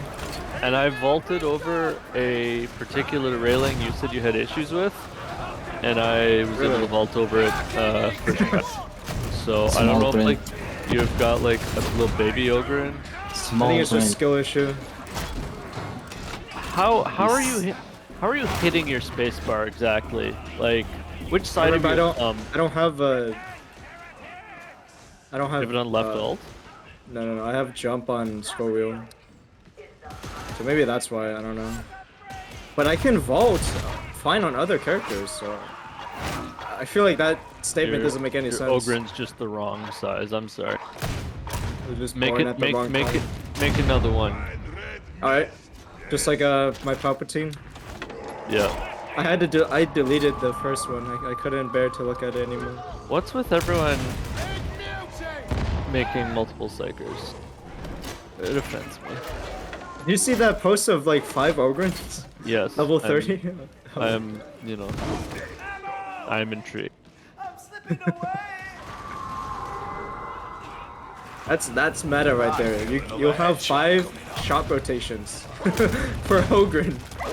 Actually, if you could actually share between classes, that'd be some big brain shit. That'd be some big brain, yeah.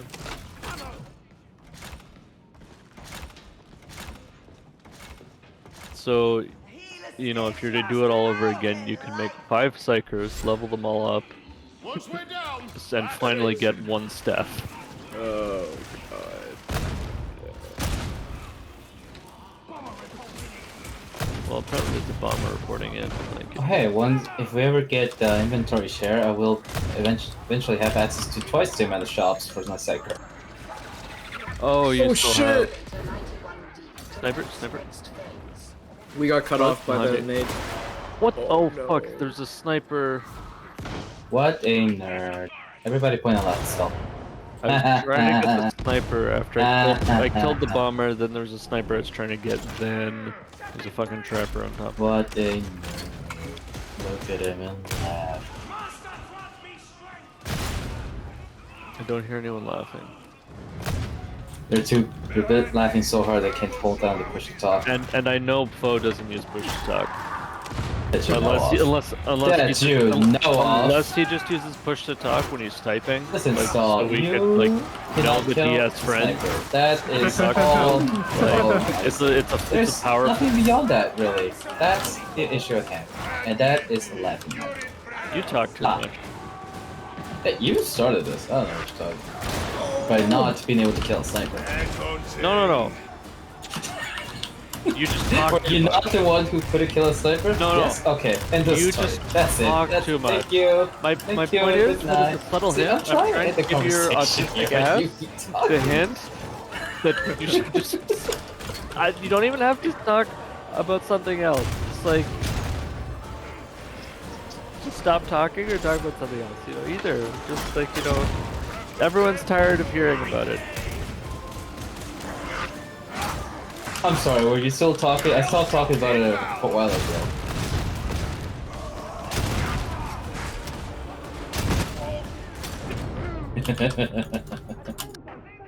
Who died? Who do you think? Nell! Nell, why are you dying? The objective is not to die.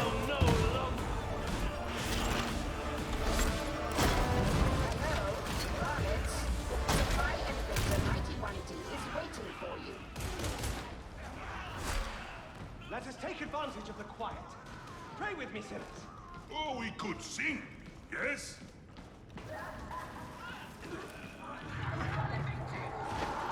Do you think Confident Strike is better or Brutal Momentum? Momentum. You think Momentum's better? I actually don't have momentum on anything good. I've only got Confident Strike. Apparently the cleavers can have both. I don't know if at the same time, probably, but it has options for Confident or Momentum.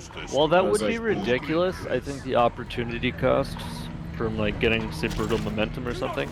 Also, if you have like Brutal Momentum, for example, then something like Momentum would probably also pair well with that, right? Or even if you have Savage Sweep, just anything that gives you that improved cleave. Yeah, I want Savage Sweep. When you stare Is Brutal Momentum not just flat out better than Savage Sweep? Well, now, at first I was supposed to be talking about momentum, not brutal momentum. I accidentally thought of that, but I don't know that because that one's ignore enemy hit mass, right?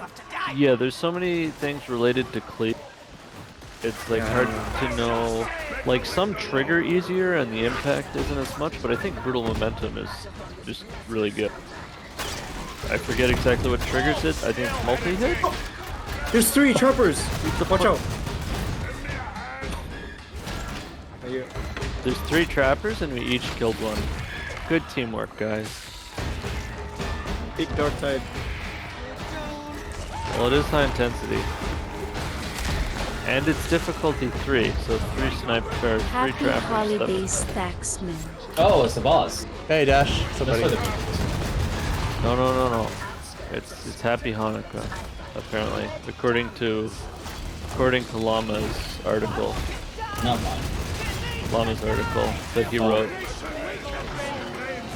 Or oh, I know, it's Nails. No, I don't think Sean can ride. Is he an ogre? You care to dispute this, Sean? Wait, what do you guys say about writing? Can you write? Can you write? Can I write? No, I can draw. I can draw. Okay, so he'll communicate. He communicates in pictures. That's right. Yes. Description. There might be another. Ah, fuck you. There's 2? Yeah, there's another one somewhere. I'm always gonna get me. It's a busy day. This one. What? We got one. Oh fuck! I kill one, and the other one like just comes and gets me. Oh, what? It's kind of funny that like dogs you can almost hard counter by having a barrel in front of you, but chargers give 0 fucks. They're just so roided up. Don't give a fuck. 0 fucks given. Surely there's another scripture here. I thought we just found one here. I thought they this was possible. they can spawn in close proximity regardless if you just find one or not. Close proximity, but that's only because there's like 3 zones where they can spawn, and if they spawn at the end of one at the beginning of the other. I thought not it was that by zone. Yeah, that's my understanding. Once they spawn in the zone, I that's found it. 2 scriptures in this area specifically. Really? Yes. Oh, good luck then. Maybe Fat Shark made the rules just to break them. Are you sure you didn't just find one somebody else dropped? Ron, come grab this ammo. No, it wasn't. Yeah. We hadn't found any scriptures until then. I remember. I was like very surprised. Taniqua Jonestown Massacre. I got it. Massacre. What was the name of that? It wasn't a massacre. It was The Texas Chainsaw Massacre. No, the Jonestown one with the Kool-Aid. What was the name of that event? Oh, I know what you're talking about, but I forget the name of it. Was it a boss? No, it's a horde. Oh. I love ammo. Open the door. Where'd the ammo go? Sean, come get this ammo. Oh, there's shit all over. I'm a drop. Oh, there's a trapper in you. What the fuck? Can we get a rapid fire staff? You don't have to flick, you mean? Just for the walls. Kind of like a Kintrail style staff. Is Not there a beam? Kintrail. What's the other one? Akatran.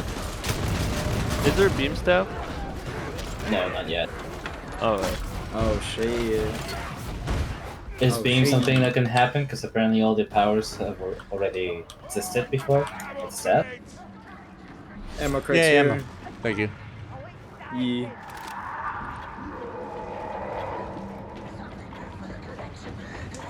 Something good for the collection.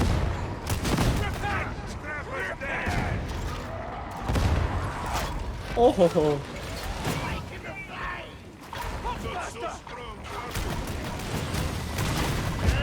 Uh-oh. Oh, I thought you got lunched. You did. Just in the correct direction. I'm near Shire Prash.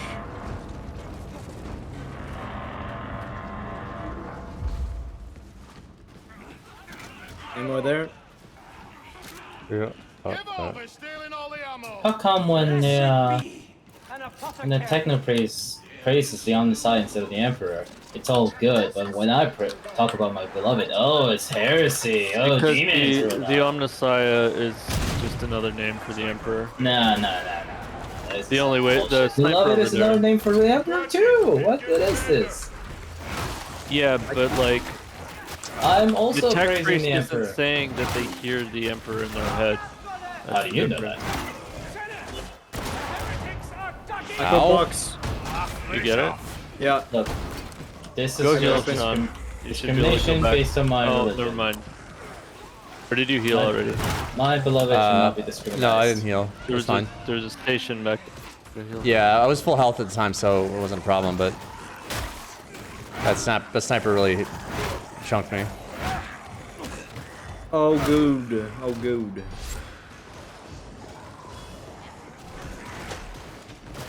Point and shoot, military style.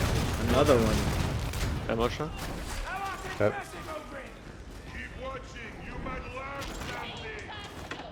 Sniper dead. I punch you. Okay, and then what? I stab you, or I cut you. I mean, The could punch do is that, actually but- pretty nice against the Rager. Yeah. Yeah, that's a lot of stagger. Does it like Same with mine. have any? Can you stagger mutants? I don't think so. I don't. Never tried. It could be the first. Can I punch a bulwark out of its shield stance thingy? I don't think so. Maybe- I hope maybe it's it not will work. Wait, what but I staggers don't them in the first place? I noticed they get staggered. Who? Bulwarks. Bulwark? Well, your bolter does, for example. Yeah, your bolter fucks them. It's probably the most efficient thing. Which is just, side note, reason number 3000 why the bolter is just straight up better than the Last gun. Plasma gun. Not the last gun, plasma. Last last gun has its own role. Last gun is like Kentrill is the most Oh, efficient. another scripture over here. Yeah, saw that, just waiting for boss to die. What the fuck was that? I was telling you that like you just have to dodge it straight because like that works on a dog, but it doesn't work on you. What? I was trying that earlier just to see if it would work, and obviously it didn't, but it was I'm worth gonna try trying to- again. Oh yeah. I didn't have a good shot of it, but or like a good was it- angle, but it looked Was funny. it ridiculous from third person? Yeah. There's health here, by the way. All right. There's a sniper over here. Shit. Don't. Dude, are we playing on fucking hazard, sniper hazard or what? The fuck is this? Just a little high intensity, you know. Please don't get fast shark in Oh, I think the fire one will be good. Are you gonna die? I did. Yes. I'm coming up. Oh, he's dying. Oh my god, he hit fuck. me. Good. We'll attend to your needs in a moment, Sean. Just hold up. He's like one shot away. Here, I'll throw a stun grenade. Good God.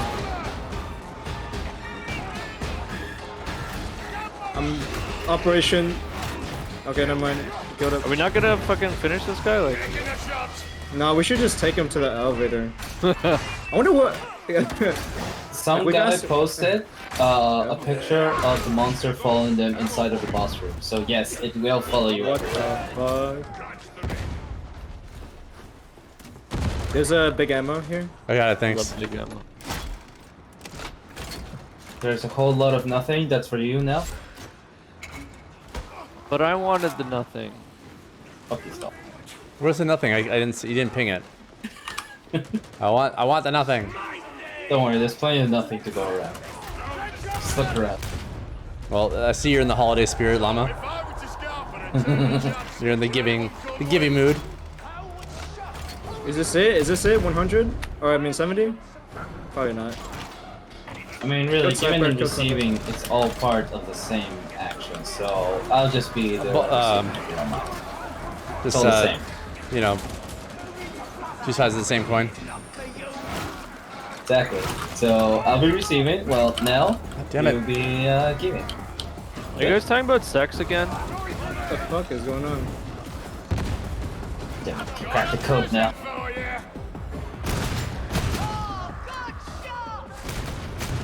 Good shot. I'll have it. I'll have it. That's such a wholesome way of saying, give me that fucking ammo.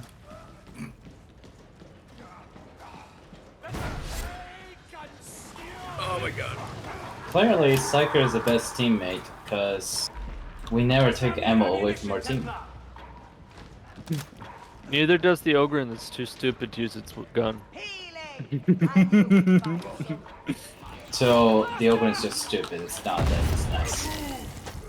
Well, I'm not even gonna. should we just come back for the scripture? Nah. Just It's only like- tier 3, just take the scripture. I would take the I like scripture. help. Actually, Sean, come deploy the ammo, Yeah. like here. Deploy the ammo where you are, like right there, and go get that. Oh shit! Just spun over. And come get this med crate. Okay. Got it. And also take these ammos. Yeah, I got it. Yep. Yep. Okay. So we can come back for that. Metaphysical intrusion reduced. Continue. Which way are we going here? Wait, Or did we get? Got the What? first one. Second Alright. one is over here. On Ogren. Huggy Wuggy. Ogsy.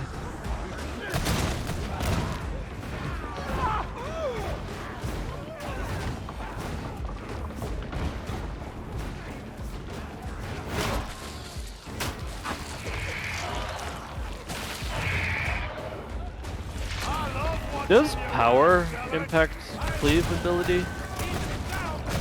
I mean, in Vermintide it did. Yeah, No, that's what there's no I'm power here. No, there is. Level There is. doesn't affect anything. Like there's literally blessings that increase your power. Yeah. There's power and then Okay, there's damage, but But there's nothing...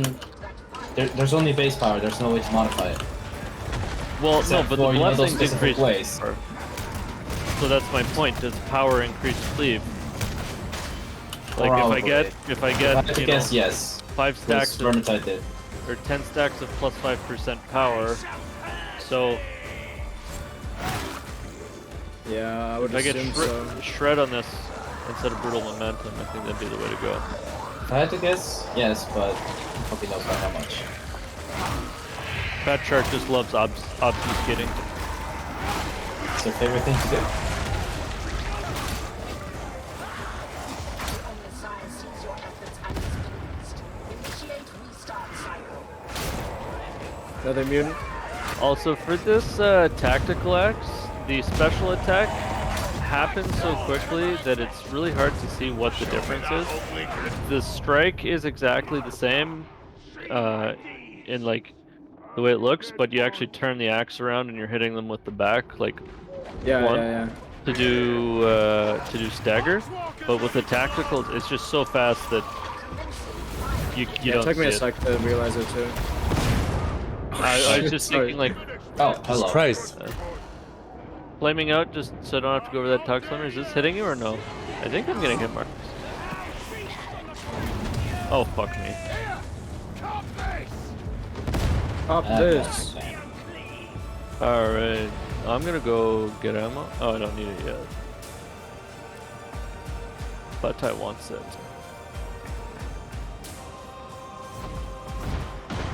So, can I try for penance once the door opens?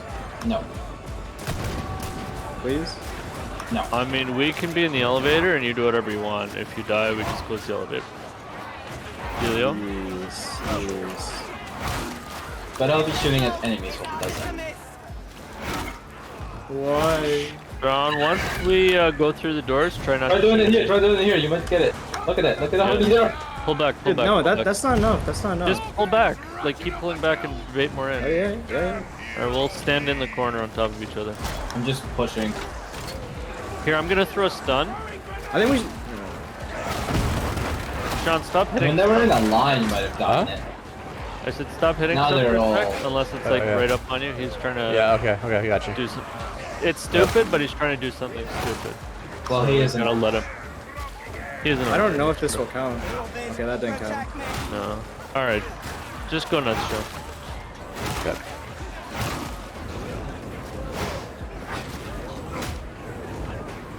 I think the final wave should be enough though. If I can just get them to the choke, which is behind us. I think that might have worked if you got them when they were still walking in a line. Well, I went to the side and hit them. I got a pretty good line. I just don't think there was enough. Well, yeah, we should do. I still need that one. I just haven't been trust enough to. Flaming. Can you get the one behind me? Oh yeah. Oh yep. yeah. There you go. I just want it because I want a different armor. Because the 6 ogre one is kind of RNG. Yes, it is. Acceptable performance registered and recorded. Extract. Ogre needs a better free headgear. I mean, everybody needs some better free shit, but. Just gonna sit in the elevator and eat chips. Well, just don't get any crumbs in the elevator. Inquisitor Grendel hates that. Fuck up.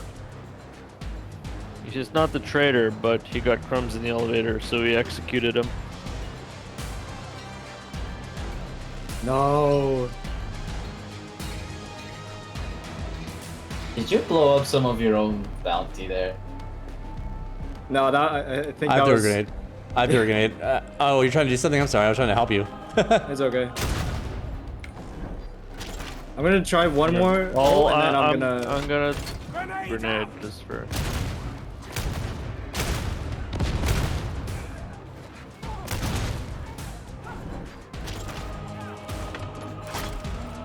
No! Oh, I got it! Let's go! Thank you. Where is it? Holy shit. How many was that? 70? 70, yeah. I should try and. Achievement is 100? Are you using the feat that gives you the longer charge right now? Yeah. Okay. I had that equipped for a bit when I was trying to go for it, but after a couple tries of not getting it, it's like, okay, no, I just want to play normally and actually just play the game. That other shit. But there is a Steam achievement for 100, yeah? No, that Assume that's is tied to the penance, because they just didn't update the achievement. They didn't update the it, penance but was 100. I got the Steam one as previously. well though, so Yeah. I don't know what happened, but yeah. Yeah.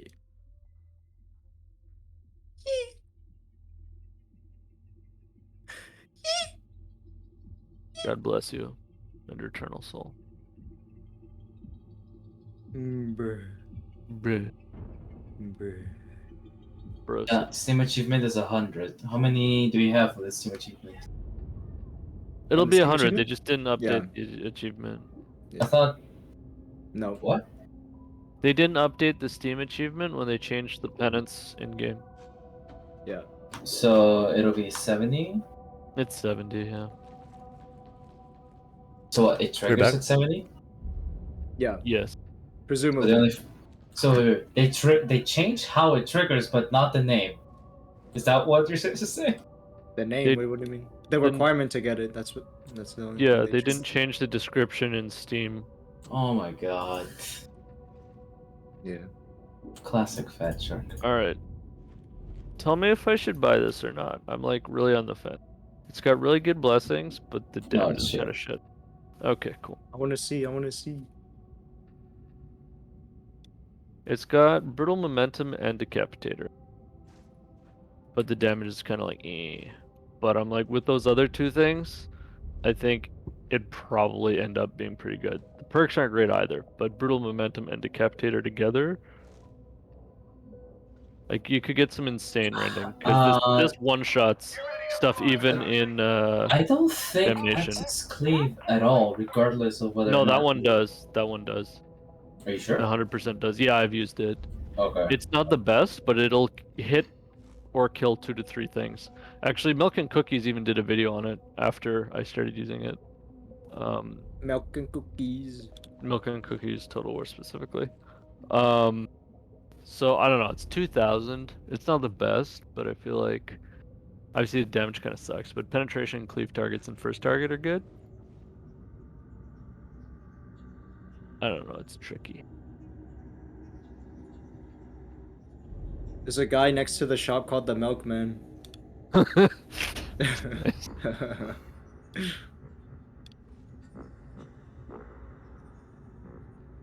want to see. I want to see.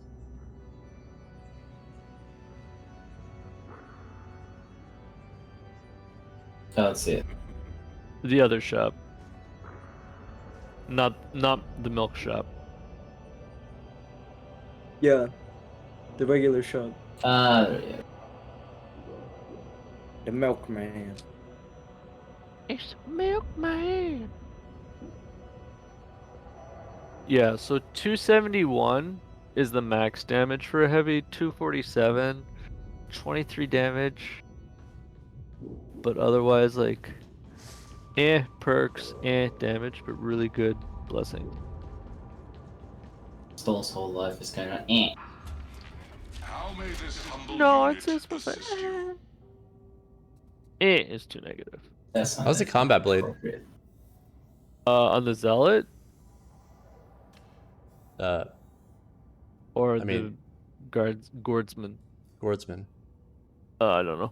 Wait, what? How's the combat blade? The Katachan dagger. Mark III. Oh. Wait. No good? Wait, am I being asked? Oh, I think it's how just is the to the combat room. blade? Oh, okay. Sorry. Did you post it?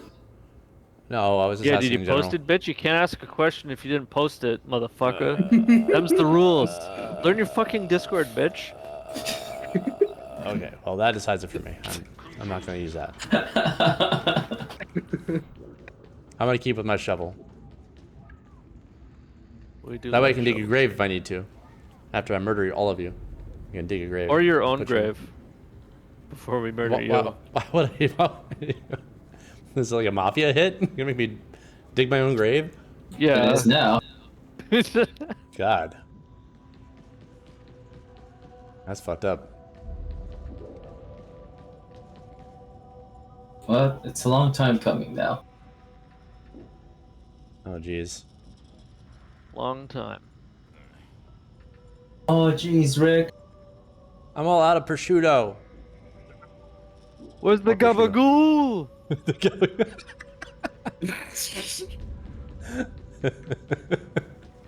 I like how I mentioned a deli meat and you instantly go to like Sopranos. I mean, that's the only logical conclusion.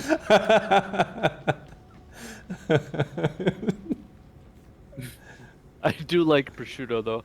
You That's know, great. all this time I've eaten capicolo, not knowing that was gabagool. Oh yeah. I had some what was it? And I didn't realize I liked gabagool so much. I thought I just liked capicolo. But I was wrong. I mean, saying gabagool isn't like quite as cool unless you have the Italian accent go with it. So you know. I mean, I can do it. Give me some gabagool. Gabagool. I need to practice, but like if I'm gonna go to the deli, I'll put in that work.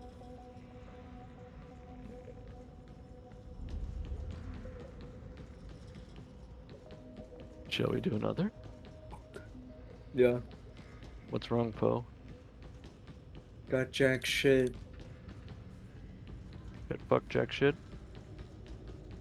Fuck jack shit. What do you guys think of this new sword? Which one's new? Both? The left is new. Superiority. I just don't think Deflector's a good one in there. I think carapace damage is kind of a waste. I mean, I do go after Carapace enemies with the Force Sword. Yeah, but like, if you're going after the Mauler, just hit him in the legs or the body, and the Crusher just like, isn't brain bursting a Crusher more efficient? I think it's kind of hard to hit a Mauler on the body. The or Force Sword legs like with a auto Force aims Sword. to the head. Yeah. Yeah, because Is it you either only an swing down overhead? or swing up. The first one is swing down. On all chain? Even the push attack? Not the push attack. There's no push attack with the Force Sword, remember? Oh, right, yeah. Why not? Because it's just a an different extra effect. push. It's a super Why hard push. not? Why? You're gonna be like that Christian Bale meme where he's just like, why not, you fucking idiot? Why isn't it possible? Why isn't it possible? Is that from American Psycho? I don't know what it is from. I just saw the meme. It is It's so from funny. American Is he Psycho. okay? Yeah. I need to watch that movie. Oh, you haven't watched that movie, dude? Do that tonight. No, I have not. Do it. You will not be upset about the decision. Have you watched Road Warrior yet? Shut up. Then you have no fucking right to tell anyone what to do. If you haven't watched Road Warrior, you punk ass bitch. The fuck is Road Warrior? Oh It's God. The second Mad Max movie. Oh, So okay, why aren't you berating him for not only not having not seen it, but not knowing what it is? Because he's a fucking weeb. You talk He's about no. movies and directors and shit all the time. He's a like any of llama. us know who fucking directs movies other than Spielberg. Spielberg. There's that guy who likes Twist too, right? M. Night What? Shyamalan or something? Shamalama Ding Dong, that's the There one. you go. Kill Shamalama your yin yangs, that's for sure. Do we wanna?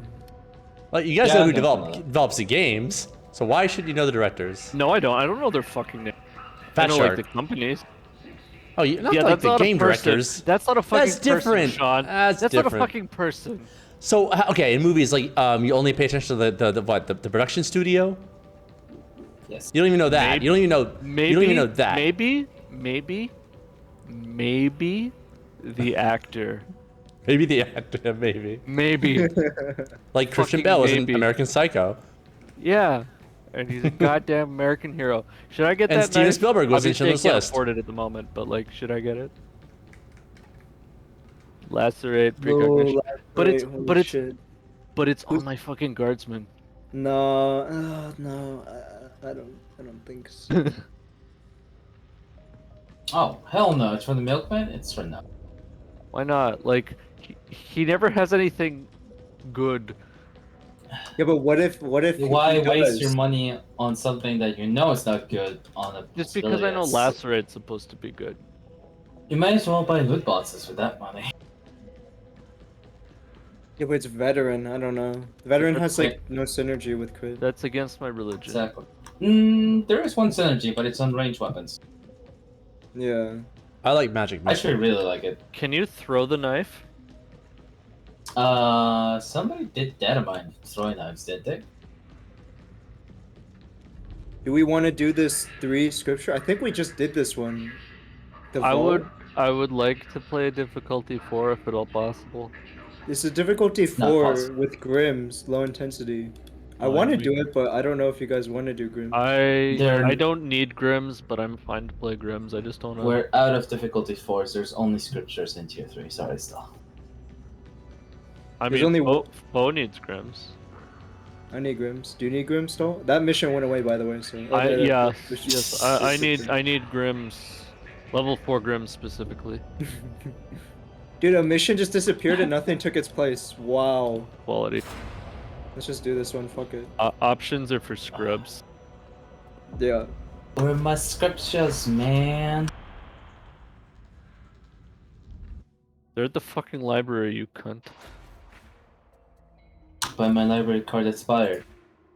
Well, then get another one, you poor So did motherfucker. everybody else's. They know me now. They don't want to let me back in. Well, stop masturbating on the library computer. No! And I refuse! Part of my religion. You just have to accept the consequences of your actions, I'm afraid. Part of being a alleged adult. Look, I was blackmailed by Nell. I had no choice. When did I blackmail you? Blackmailed you I blackmail you every specifically day. into masturbating Specifically. in the library, or It just was others. masturbating? He told me which chair to sit on. I blackmailed you that I would end your life and bury you with a shovel if you didn't play Sea of See? Thieves. But you did play it, so I didn't See? kill you yet. It's horrible. Isn't How am I that supposed to live on that? that's just coercion, not blackmail? Whichever. No, that's blackmail. That's what do you mean? Well, you're threatening force. Like blackmail is threatening. No, like, not force, death. No, no. Nelson, That's just 200 IQ that's now. just garden variety coercion. That's not 400 like IQ black. nail over here. All right, well then I threatened to send his photos of his hooves to TMZ if he didn't play Sea of Thieves. Is that better for you? What a slut. They were taken in a private setting. You dirty, slutty llama. I mean, we're among friends. I can know about that. Let me hit him in the leg. No.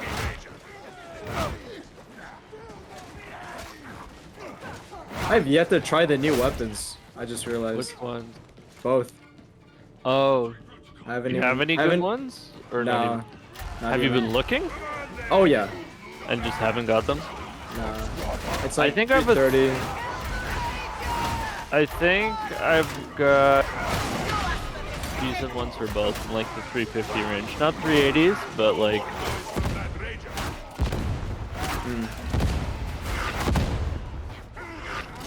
It's got what? It has a defense and crowd control stat.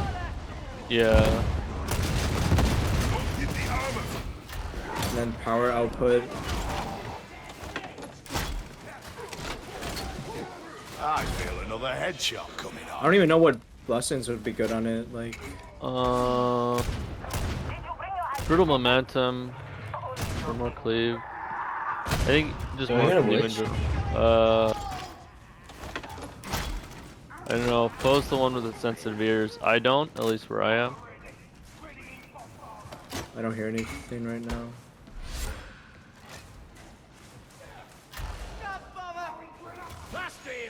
I got him.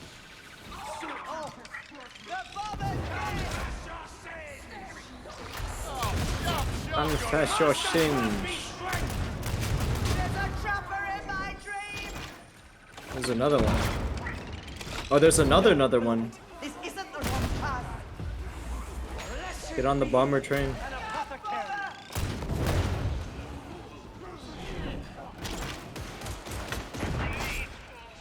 Oh, fuck. Fuck are you? Fucking martyrdom. Most imbalanced for cover. Ammo back here. Although, what was the one? Juggernaut and Last Stand was also really fucking low.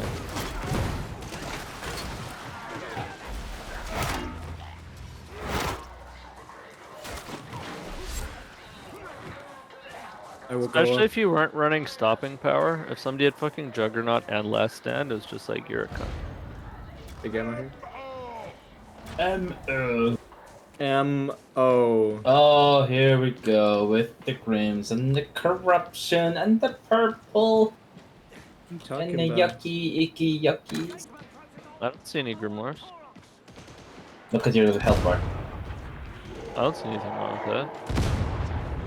I didn't say there was anything wrong, I said that the Grim was. I don't know what you're talking about. Fuck. Does that help? Yeah.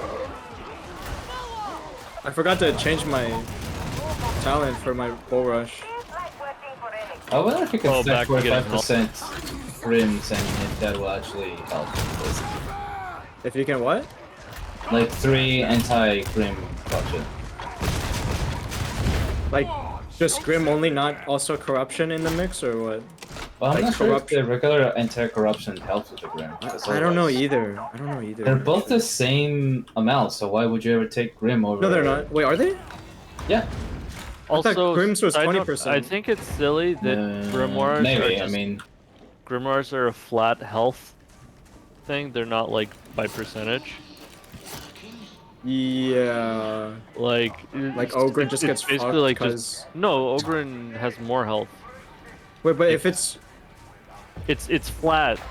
Oh. So Ogren is better off yeah. against Psyker Grim. doesn't. Yeah, Psyker gets fucked. Like my zealot isn't too bad because I got like 300 health. Do you have 500 health on your Ogren? I'm like 400 or something, because I run a wound still. I don't know how I feel about the wound, but why? What do you mean why? Like why do I have a wound or? Yeah, fuck the wound. I don't know. You don't need a 5th wound or 4th on high level. 3 is And good enough. it wasn't like a deliberate. Like I just kind of defaulted No, to it. you're wrong. Are mistaken, sir.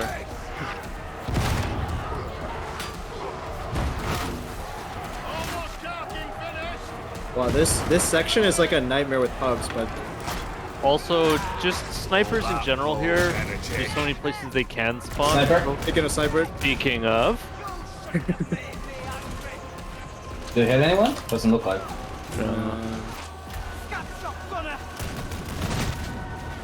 There's a trapper among us. Oh, Among Us. Among Us. Meow. Yes, beloved, hiding is cheating. You like? Oh yeah, can this guy die? Oh Going shit, for the move sun. up. Fuck. What's a flamer? What? Oh, don't do that. Well. What? What did I do? Where is now? Oh, hello. going for him. Stun grenade out on you to try. There was literally nothing on me. It was just Nell taking some sweet time to notice. Cover. I was aiming down sights. I didn't see your marker. I'm trying to take care of the shooters. I was right under your nose now. I hear another Well, trapper. I mean, you normally llama out smell, yet. but you didn't smell like anything.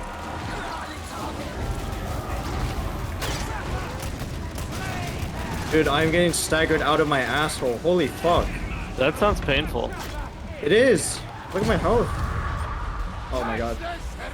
Well, have you tried not being so big and juicy a target for gunners? Listen. Would you like me to drop health? Nah, it's good. Well, I mean, we have a Grim. Like, chances are most of the time we won't be able to use the health very much. You know what would help that? What? In the grim. Listen, I thought you weren't against Grims. What the fuck? I'm He's against just being- anything that benefits my teammates. He's just being a giant asshole, aka Elon. Big ammo over here. I grabbed it. They'll get the next one. No, I'm good for now. Listen, I'm just against anything that helps my teammates. I think that's fairly easy to understand. Or give some an opportunity. Very relatable. Or he's for anything Make a that gives him an whole- opportunity to complain. I Could think make a direct-to-TV movie about me. here can be really tricky because it's like sometimes when you drop, the game just fucks you. Yeah. More ammo? Sure. I found the second Grim. Let's just do one Grim. You sure? Yeah. This map's pretty easy, and it's low intensity. I grabbed it anyway. What's the ending? I made a decision for No, you guys. this one's really hard. What are you talking about, dude? Is No, this one's very with- easy. Wait, This is the ending where you have to climb up in a spiral and clear a Yeah. monster along the way. That A screws monster? you over so easy. The monster's not a guaranteed spawn. Or what? Not monster, like the demon. Purge. Yeah, well, it is Yeah. low intensity. it is, but it's still a fairly tough map in my opinion. I'll leave I'll it leave up it up to Llama. you guys. I don't care either. No, I'm leaving it up to Llama. I already grabbed it, so decision made. Look, you put it on now. Okay, so we are only Okay, taking one we'll minute be then. fine.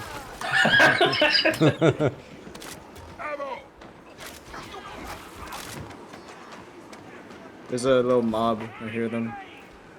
I kind of want to rush past this section because I don't want to get shot from above. Oh, Yeah.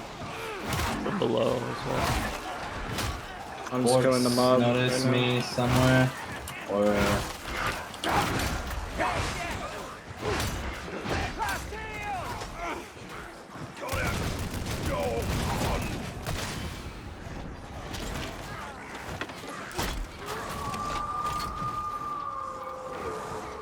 You guys good down there?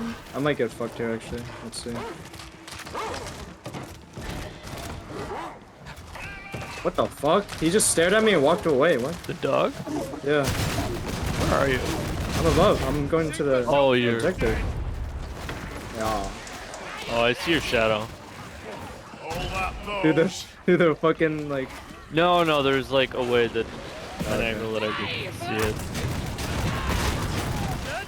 I'm very scared to progress forward. I don't want to die with this game. Yeah.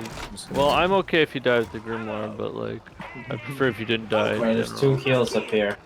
Yeah, you should probably use one. Use them unwisely. I'm only missing half my health, so. You also have a Grim. No. He does have the least, like...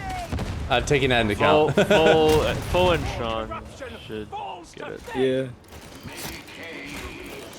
Thank you. I mean, Not I went because you down have the Grim, once, though. but I didn't really lose anything because the Grim are already corrupted past that wound, so... Or was about Was to. it? It was like not quite past the line. It was just about to get past it, and that's when it exploded. Ammo here, Sean, if you need any. Oh my god, I missed my box. I'm good actually. I have like 80, Actually, 90 come rounds. come here and shoot this asshole, and then take the ammo. Yeah, you should. I've noticed like Plague Ogrins in particular really lunge forward a lot when they swing. And when you're an Ogrin and you miss your box throw because while the box is in flight, the Ogrin like bends over and lunges forward. It's like, no, fuck you. Polio.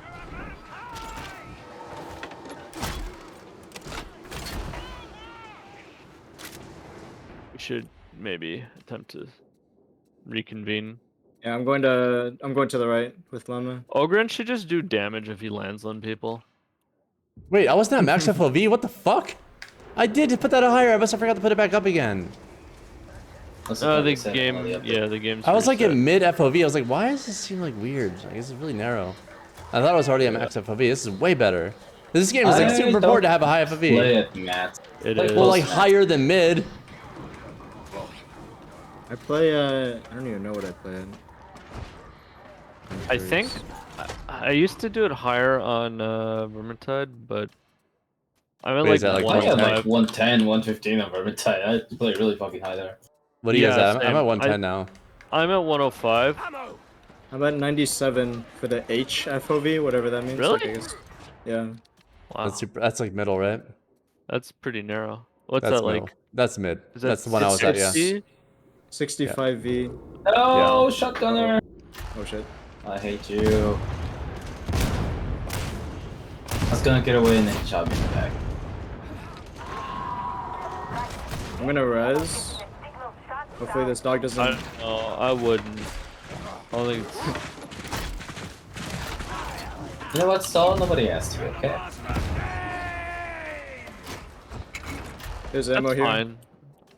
I still offered my opinion freely. It's not invited. That's fine. It's not welcomed. That's fine. I don't care. It's about that. actively Grant, disgusting. Grant, what are you at? Bonjour. FOV wise? 105. Okay. You could probably go to 110, maybe even 115, but I'm. Let's see. No, I like to have the most narrow FOV I possibly can, where I can still be competitive, or still be able to like see things. Because like honestly, Yeah, you like, don't ever want to have too high FOV. You want to like have as high It FOV. looks bad. Yeah. I got horizontal 108. It's actually fairly low. I should probably... I might turn mine up a little bit. You really should. I might try 1010. 110? 110? Or What? 110. I'm tired. as All right, fuck. let's all try 110. I drove 6 hours today. I'm using 110. Stop copying me, stop. No, you're Oh, 108. we're all I doing switched 110. to We can decide if you like it or not. Well, then I said I was turning it up, so I went up to 110. You didn't specify what you're turning it up to. You could have turned it up to Well, fucking you should have 1000. clearly known, you little shit. Clearly it's gonna be 110. You are retarded. Oh, come on, what the fuck blew me up? Your own mental deficiency, probably. Being Yeah, a but besides biker, that would make sense. Oh, there's a dog on me. Oh no. Let's try and me. move, Okay. I'm going with the ladder. I'm going with the ladder. Stabilizing up here. Yeah, get up the ladder. Yep, I got away. What's that? I think there's still heals on the station, by the way. Yeah, fuck it, I'm gonna take one. Yeah, I'll go steal them afterwards. Just stick together. There's one more here. I want to stick together with Llama. If he's coming, I'm going the opposite direction. I just saved you from the dog, so... Well, Actually, it was me. was Actually, it was bullshit. me. I got it. As you can see, Poxhound killed by Jobs. Yeah, but I took it off. But you're Do Sean. you want to heal? I did. I'm gonna heal. I think Yeah, I but if messaged- you didn't remove it, he still would have killed it, so... You're invalid, Llama. I removed it faster than he killed it, though. Yeah, Not but they really. don't do damage, just corruption. And they don't do nearly as much corruption as the They Grimoire deal a does. shit on the corruption tier 4, actually. Nah, the Grim is going faster, like they're racing, so only the Grim ends up doing it. That's not how it works. It's stacked. That's science. Listen, just because you don't know Imperial science doesn't mean, like... Okay, you know what? Next time, we're gonna give you a choice of grabbing a Grim or taking on the Hound for 20 seconds. Let's see what you pick. I'll take both, because I ain't no pussy. Mama didn't raise no bitch! Sounds like some heresy to me. No, I will take on any challenge for the Emperor. Oh man, it's all the way at the end. I'm gonna try and... Let's get... Careful, the- Llama. Careful, Great. careful. I'm going back There's to... a ton of ammo here. Someone was with me and then they turned around. Well, yeah, because the team was lagging behind. Yeah, but teams of 2. Come on, don't leave me. That's why I was telling you. Listen, it's not all about you, Llama. No, it's about teams of 2. You're right, it's all about me. No, the game is Army of 2.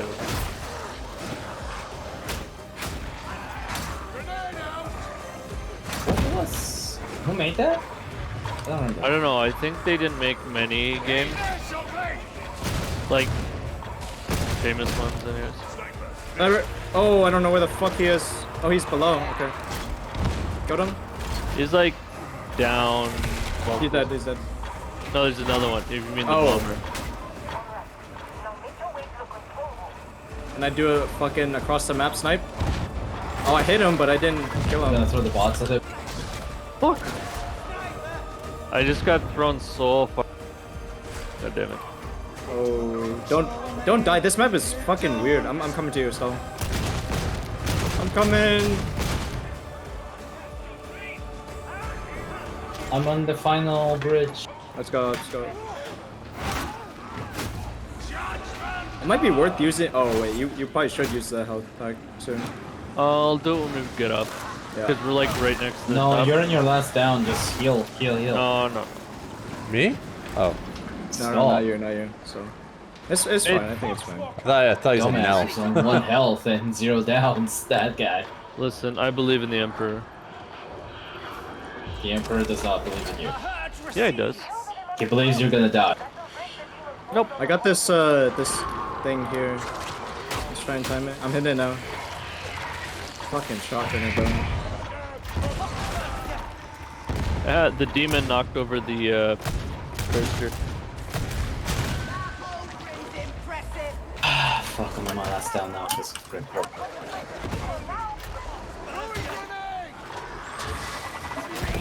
Oh my god. Oh, I saved your That ass. was clutch. I saved How you. is this guy not dead yet? I used the whole canister of left clicking. He keeps dancing out of my grenade launcher. Fuck. I'm gonna go to the. Actually, no. I hit him with my ult. That's what pushed him back. Dude. No, my flamer pushes him back. Not when he's jumping. Yeah.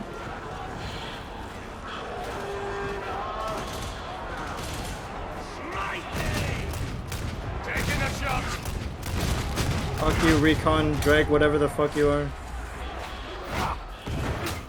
I'm going to the transmission. Oh, do I have unlimited dodges with this sword? I'm just gonna keep dancing sideways. Force sword? Yeah, yeah. It's so funny. I'm just dodging sideways. That's the one thing I realized. Door. Where's the door? It's over It's, here, right? yeah. I think I'm at it. Oh, we'll just flame at the door? Because I think we got everything we need to do, right? Oh shit, we need to reline. I can go for that. You wanna rush it? Yeah, you don't have to Alright. follow. Just stick together. Dog. Fire. Oh shit. Fire hot. Go for the dog. I said dog. Why don't you listen, Stall? I mean, I shot it with the fucking flamer. I called out dog. Yeah, and I shot at it. You fail. No, I hit it. Yeah, It just failed. didn't give a shit. Failed miserably. this is like the old days of Vermintide 1 patch. I never realized somebody's dodging it. Let's go, Dino!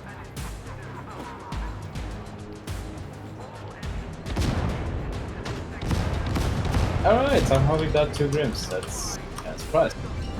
We did it! Could have done it. I wish I could play the Dora the Explorer song. We did it! We did it! Who else was enjoying a grayscale video of Star Trek? I appreciate that you can't, Sean. I bet. Although, Look you at know, all that I XP appreciate your previews. feelings on that. You know, in spite of that, I would still do it. I'm not Sean.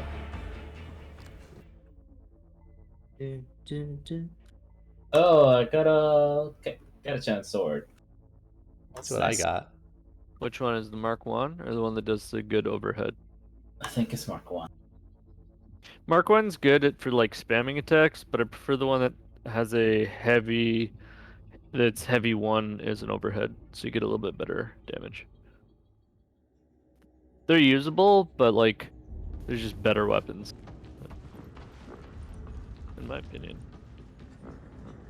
Like, they're not good enough at crowd control to warrant like taking over something else. That's the same stuff as last time, damn it. Yeah, it's a Mark 1. Yeah. Those Base have rating 356 is kind of decent, honestly. Yeah, so the heavies on the Mark 1, well, I think the lights too, are just wide left swing, right swing. So you can hit a lot of stuff. You don't do a huge amount of damage, but you can stun pretty well, stun/stagger with the lights, and then kill mobs at the heavies. This is not good for Carapace, yeah? Not the It's got plus 20 versus Carapace. Yeah, no, flak or unarmored would be better. But it's also got plus 8 against Cronus and Potswalkers, which I think is what it's meant to do, so that's good. Yeah? Yeah, I'd say flak as the second one. Who would we lose? Yeah. Was it just It's just... I don't use... I'm gonna keep using Force Swords, I'm not sure why I Well, should yeah. have this. You guys want to do No. another one? Yes. Do you guys want to do this espionage low intensity Grim 4? Scripts? Yeah. It's Grim. Actually, Scripts? is there a scripture we can do? I don't mind alternating, but There's a 3 low intensity script I assassination. don't want to. What about 5? No 5. No 5. God 5 is a damn. Grim. Yeah, we're not doing a 5 Grim. I don't want to put Fuck that. 3, man. Okay. Fine, tier the 4. Torrent. Tier 4, let's go. Stupid fucking game. You should just keep sorry. Grims. My bad. It's I hit okay, the wrong it's okay. button. Alright, Nels has spoken, we should not do Grims. Everybody Alright. in favor? Alright. Alright, let's do this one right here. Yes. Llama needs missions done, I think, so he probably wouldn't complain. I don't. Oh, you rerolled that? Or is that a Yeah, I different did character? too, no downs.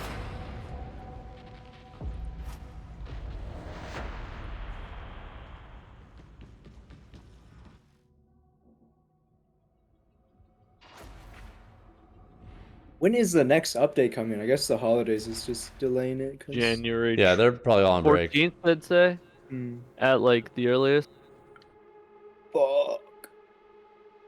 That's like when I'm going back to uni. God damn. Honestly, couldn't they just like tweak the Thunderhammer real quick? No. Can they just like tweak a couple of things that need Well, I tweaking? mean, I'm talking about just the modification that they said they were gonna do that didn't Yeah, make what it in. happened with that? There was a They just fucked it up. They just There fucked was it a- up.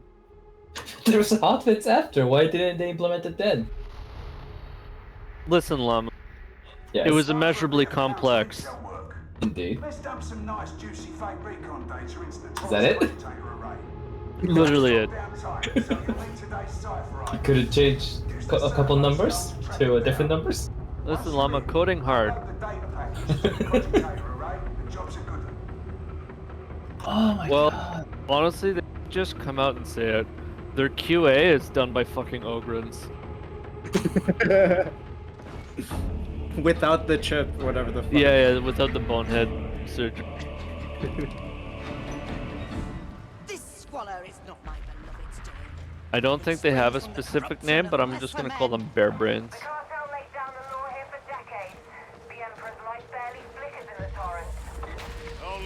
What the fuck? Good job. It is a holy existence in this place. Like, I saw your face plant that wall. No, What the but like, fuck? what? Oh, there's a vote kick. A bunch of shit there. Oh, it was Fo getting vote kicked. No, you. That was you. What's Stall getting vote kicked?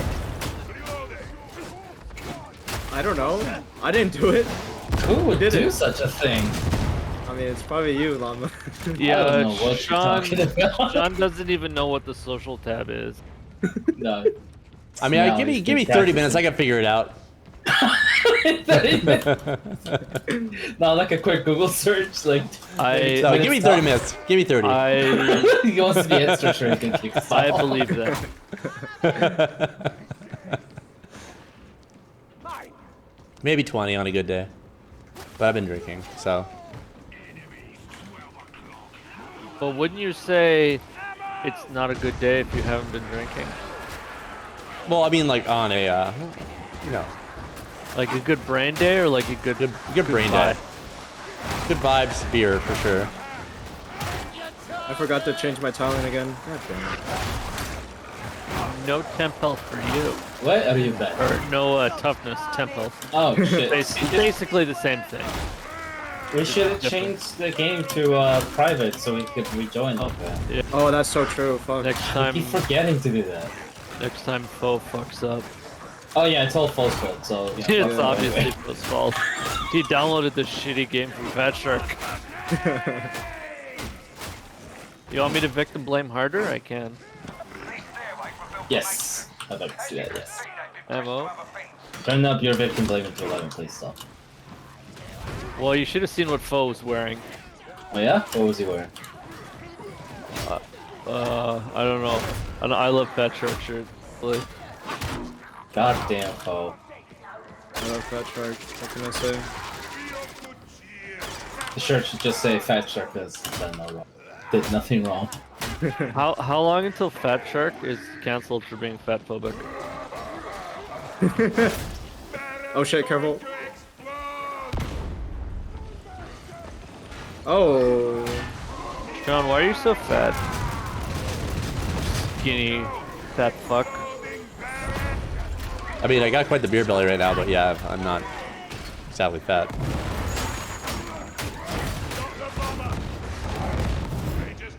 That's a lot of fast. I'm separated, but I'm safe. From who? For now. Die already. That shovel sucks, dude. I Are hate you this using shovel. heavies? Yeah, no, I use heavies, but not always. Shovel is Also, shovel is tough. I I'm like always the using shovel- heavies for like crowds. For single targets, do the push attack. It does an overhead. Oh, yeah, I didn't even realize. Oh god, oh god, come on, Sean. Kill them. Where are you? I can't even like throw a nade down, otherwise, yeah, god damn it. Yeah, like it's hard to get room for nades because they're really clunky, especially compared to Vermintide. Like you could whip a bomb out so fast. Yeah. It's just like whatever whatever key you had it bound to, and then click and it would out. I find that like running and throwing it in front of your feet like works pretty well though. But yeah, it's partly because it seems like if you throw it too quickly, you do like a weak throw. We'll take this It's the same thing with barrels. Like if you hold it for a couple seconds, there's big ammo over here, by the way, on the left. If you hold the throw for a couple seconds, it will throw farther. You can actually see the line moving, even if you're not. You got the big ammo, Sean? I'm full on ammo. I just punched the Rager and I killed it. I think it was a critical punch too. Did he explode? I don't know actually. Fuck. Well, I damaged him a lot before that, but Sean, you've seen Galaxy Quest, right? it's been a long time, but it's a funny movie. So you turned inside out and exploded. I literally have not watched it Grim. since it came out though. Apostate flamer is dead. I need to watch it again. 50 years ago, bro. Ouch. Yeah.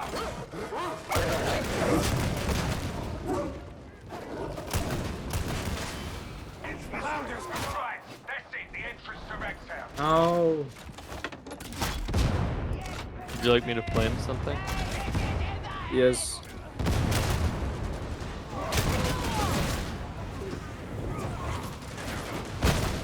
Master, see my deeds. I don't know if it's a good thing or bad thing, but this axe is so much fun that shut the fuck up. That like I end up not taking my flamethrower out as much because I just want to smack things in the face. It's actually kind of the same thing with the sword stuff and whatever weapon you're using. It's like, should I actually bother taking out whatever other weapon I'm using, or should I just keep sapping? Yeah.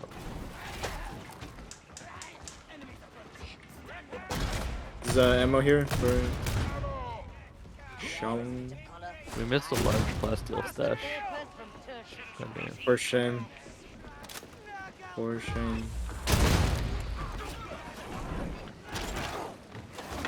Oh, 3 ragers. Oh, or 4 or more. Would you like me to flamethrower them? If you Can't stop be running saps, away I can from me, Are you gonna do the suicide penance? Oh yeah, I guess I could have done that. idiot. Yeah, this fucking asshole started flaming them. You killed them all. I didn't. Only because you started flaming them. Cool. Dude, no grim? What? Oh no, what a shame. It is a shame. That's what I said. It is a shame. Totally horrible. Oh no.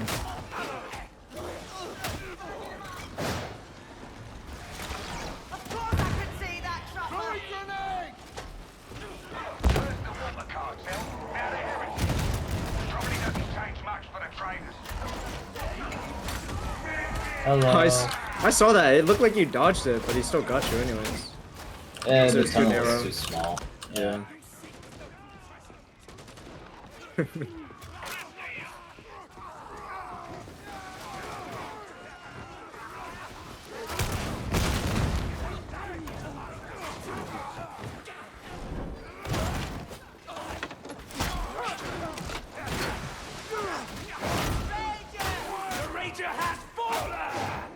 I'm gonna heal. Fuck it. Oh, on the machine, there's only one charge. Oh. Good. In an age of insanity, look to the man to lead the way. Where is the grim? Point and shoot, military let me- style. You didn't need heals, right? You just weren't really gonna. Yeah, I just didn't want to leave it. The med station, if there was. Yeah, I got a crate. Need one later?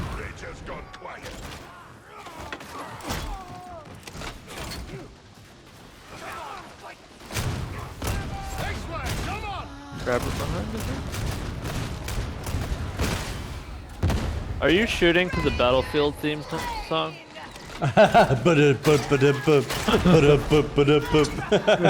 Sounded like you were.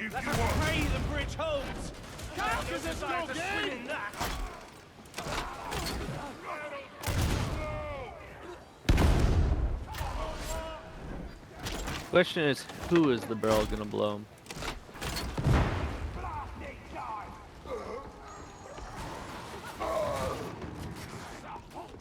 Fuck you, bomber. Fuck you, bomber bitch. Using Why are grenade you gauntlet, so right? mean to the bomber? Shut up! What did the bomber ever do to you? Shut up, Plum. Well, It was all deserved. all I see you is abusing a poor innocent bomber here. Listen, he has no nose. And? He smells terribly. You're a miracle cultist, what do you care? I'm just letting you know, he smells terribly. Okay, but I thought you were trying to make a point about why you should pick on him. Seems like you love him for that, okay? He cut it off. It didn't even fall off through leprosy. Well, my point is he's a fucking... Oh, so he's a phony? Are you gatekeeping nose falling? Yes, listen. Gatekeeping is a good thing. Oh, please, let me hear this. You don't Let's hear your gatekeep. argument. people coming to your hobby with dumb shit. Uh-huh. Yeah, and then they And who's cater to telling that. you have to adopt their shit? Companies that listen to what people say on Twitter. Like No, their own- no company does that. Literally no one. No airlines. The only time people talk to airlines on Twitter. Why are we on the airlines now? We're talking about hobbies. Like Why the are we person You doing the social mentioned media, Twitter, I'm talking they about- pretend Just to making listen. changes here. They pretend to listen, but they don't do shit about it. I do sometimes. Accurate. They'll refund your shit. Oh yeah, something like that for sure. If the PR looks Yeah. like it'll be too bad. Yeah.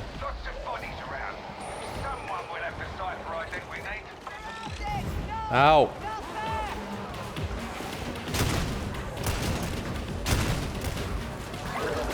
Fuck. He's out. Coming. Thank you. Why don't you still just alive? push the dog off? I did.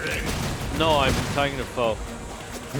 I tried to hit it. No, but he's like 3 times the size, 4 times the size. I'm sorry, so guys. I that's was just, like, separated. I was trying to get closer, but I was like on a horde. It's okay, but after you are alive again, you gotta come pick up this ammo crate. Yeah. Follow me. I don't think that was that important, if I'm being honest. Shut your whore mouth. Doesn't seem necessary. I get along fine without it. Oh, where is this Grim? What? Maybe it's in the ammo crate. No way. Well, No did you way. look, Llama? I don't think you looked. This is Hadron. Commencing Auspex sweep. At least he's Hadron. I think I see a Grim glow. Oh fuck. Oh, Grim on Down me. there? Is that- Grimgor, Requiring Grimgor, assistance. Use the servo skull. I shall put you on replacement. Another bulwark. Blech. Listen, I can't see what's in front of me. I just know it's gonna die. And all of it deserved. Assured.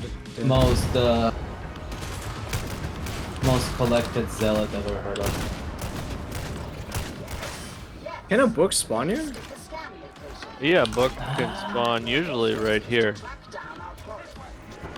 Oh really? Oh There isn't yeah. one. But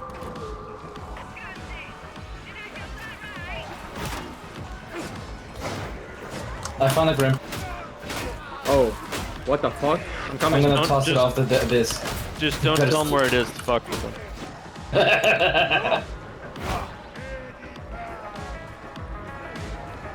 Dude, my screen is so fucking tiny. Wait, my scanner is glitched.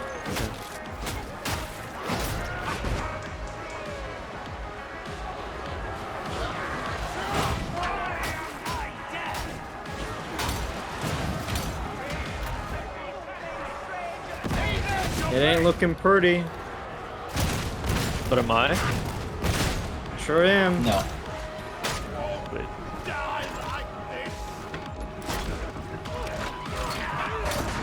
What is... I don't Down even know what I by- just scanned, but alright. It was Got a him. body. I was scanning the ground. There's a body on the ground. Let the bodies hit the floor. Let the Ogren, bodies hit the Ogren's floor. just scanning the ground and he's sending it to Hadron. Like, good job. Job done. Did Good we job, take job cover done. like over to one Yes, side? yes, Work, yes. work, work. this This way. side? Can we hit this barrel? I'm hitting it.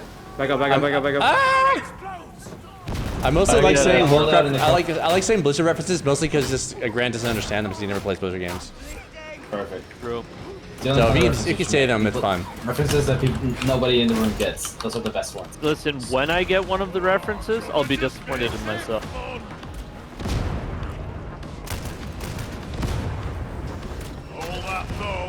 Oh, come on. You're still not dead. There's a gun right here.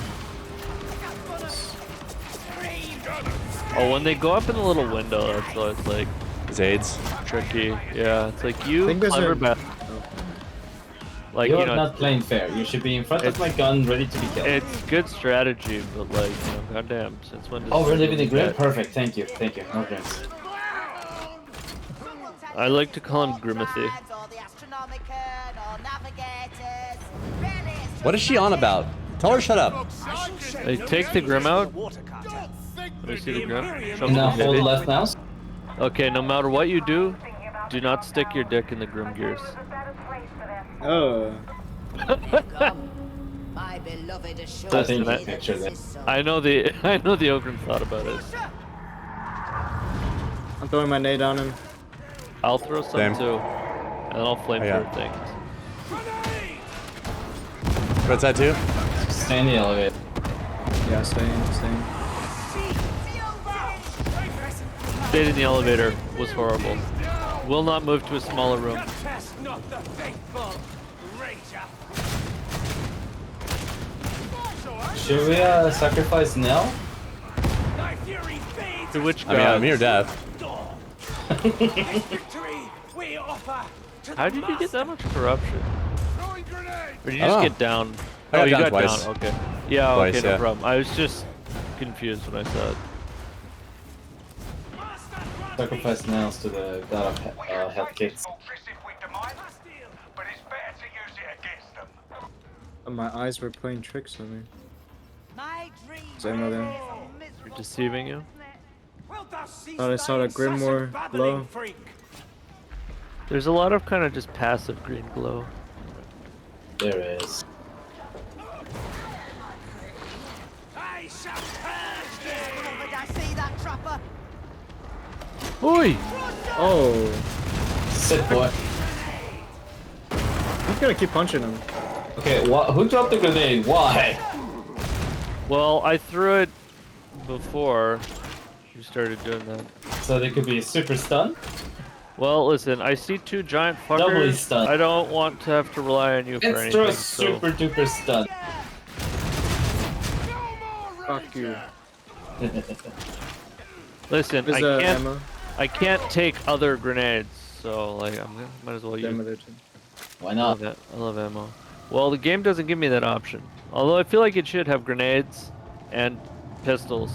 Like, let us pick between a few different grenade types. Can I have 2 different staffs? No. Please. No, you get a pistol. You get Can a I get fucking a- last can I pistol get and a you'll tiny- fucking like it, you Can I whiny get a tiny cunt. staff? No, because that's Mini fucking staff. stupid. How about the staff in the shape of the pistol?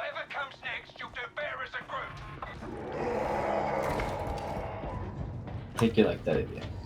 It'll be perfect. It'll just be bent around. I killed it. Listen, and listen, you don't want a tiny staff, you want a scepter, you fucking pleb. No, it's a tiny staff. It's a fucking scepter. We call it tiny staff. It's a Harry Potter stick. Is what it is. Little Your wand. fucking dick.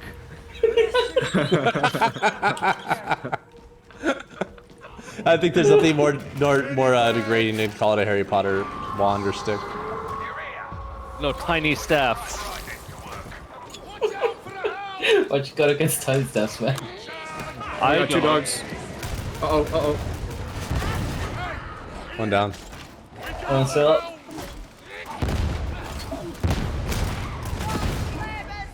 Oh shit.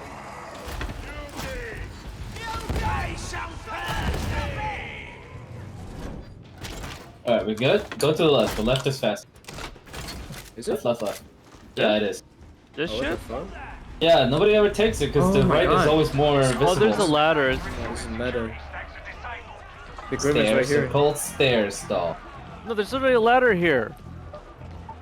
Are you not talking about this fucking ladder that I'm climbing? No. Where the fuck are you going? You up the ladder. Still faster. Well, actually no, because there's a fucking thing here that.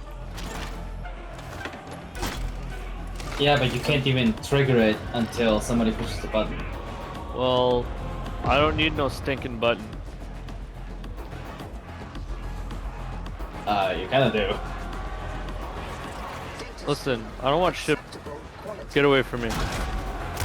You don't even go here. Do you want to buy your car's sense warranty? Scent warranty? Send it. By how much? 500 class deal. Because the Hyundai warranty is actually pretty good. Sir, you do not understand. The things that could happen in the 40k universe You need protection against that. Just Listen, get as it's in the long warranty. It's as only long- 500 plasteel a month. Listen, as long as there's a Super cheap. backup, as long as there's a backup Geller field, I'm down.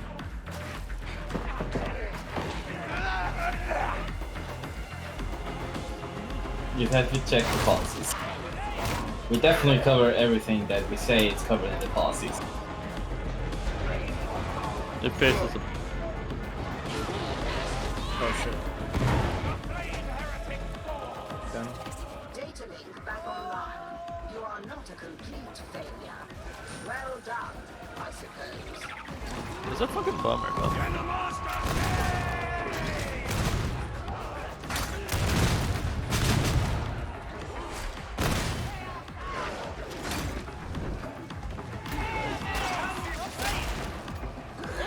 The master, the trapper is dead!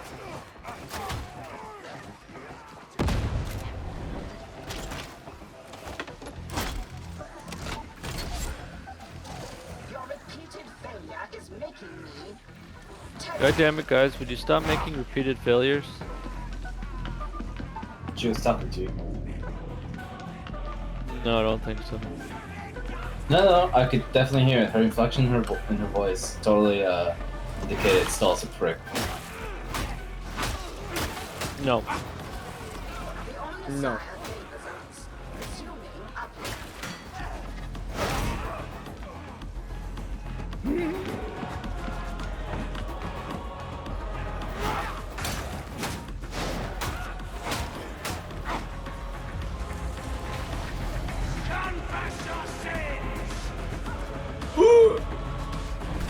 Go big guy. Sean, throw down the ammo. And also, what you might as well throw down the health ammo. You think? I mean, it only lasts 30 seconds. Oh really? Yeah, it's got both a timer and amount of health it can actually work. Well, oh my God, I fucking like, knew it. What's the health? Sorry. We're a quarter into the thing already. The health is, I think it varies per level, but it's not enough to heal an open at level 4 from 0. Oh wait, that's what you meant. I thought you were talking about like damage it can take. Like from Oh, no. fucking flamer. So that's just a myth then, right? The As far as flamer? I can tell, yes. What is? He thinks the health kit has a health bar itself.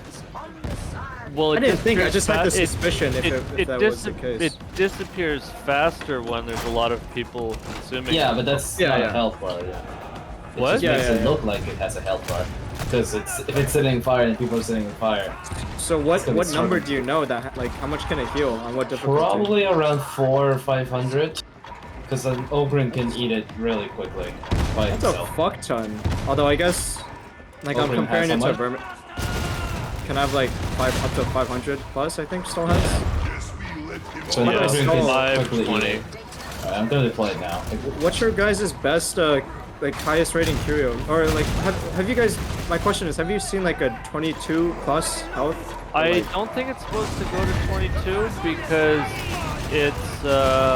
it's supposed to go to 80%, right? Of 25, from what I understand. And so 80% of 25 is, I think the math is a little bit screwy because it does go up to 21, but I don't believe a 22 exists. Because I don't know. Like it's data mined that they're supposed to be 25 and 20 for health and toughness, but I've never seen any of that shit. So. But is it data mined that like, because it doesn't show us a bar, but if Yeah. it did, the bar, It's if the probably a bar bar, goes up it's to gotta be. 25 and 80% is 20 out of 25, but somehow the math is funky and it rolls up. Yeah, Maybe for the me it rolls reason- up. Some of the shit rolls up, like if it's on. Also because 0.5. the, like on the weapons, it's not from 0 to max, that it's a modifier, right? Yeah, yeah. So You know it what? goes, I What? think the reason why it sits, the maximum is 80% on the stats is because they're gonna bring it up to 100 later. Or at least 90. I hope they don't. Level 25, They totally will. I really hope they don't do something that cunty. They What will. What are you making noise about, Sean? Level 25. What's my feat I should choose? Left. You should only have 2 feet.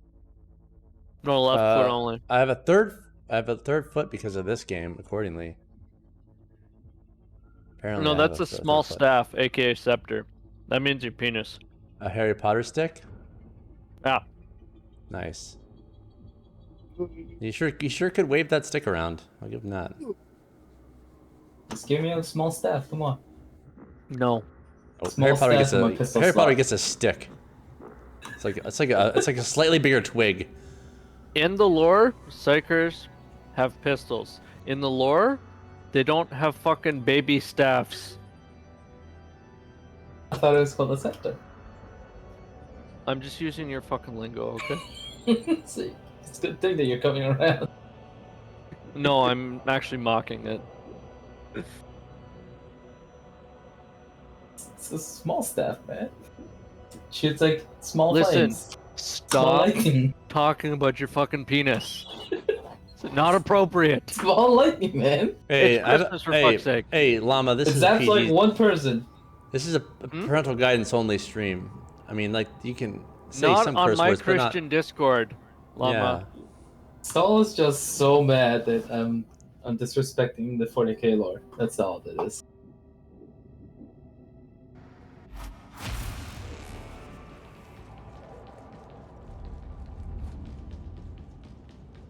Were you talking? No, no one was talking to you.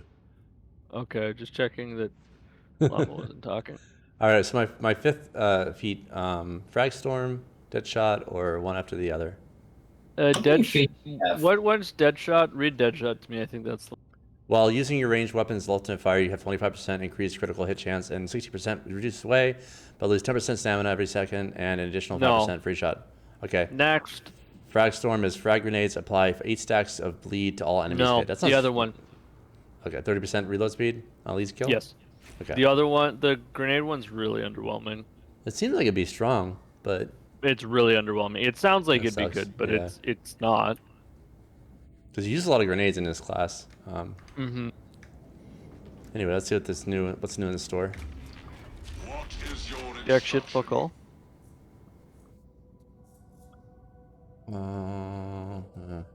Just nothing. 375 Ripper gun. Get back. I'm gonna pee. That's pretty good. It's the I don't know. It's 10? Never mind. I Ripper like gun the just 10. doesn't speak to me. 10 success. I like it. It only uses 2 shots instead of Sucks 3. extra because Stall likes it.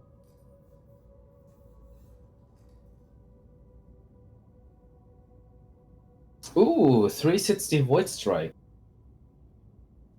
Void Strike? Ooh. 360 base rating. I need a better lightning staff. Fuck. Alternatively, just don't play Psyker. Dude. But Psyker's actually kind of fun. No, that's just the propaganda. At this point, Stall is just being stubborn because I like Psyker. See how he went quiet? He's got nothing. Shut up! I'm eating a cookie, asshole.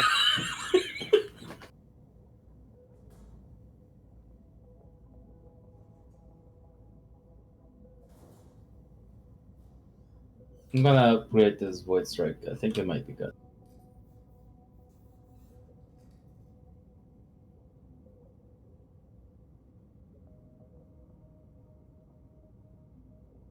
John says she will help me if, like, she will improve my ornaments if she's motivated.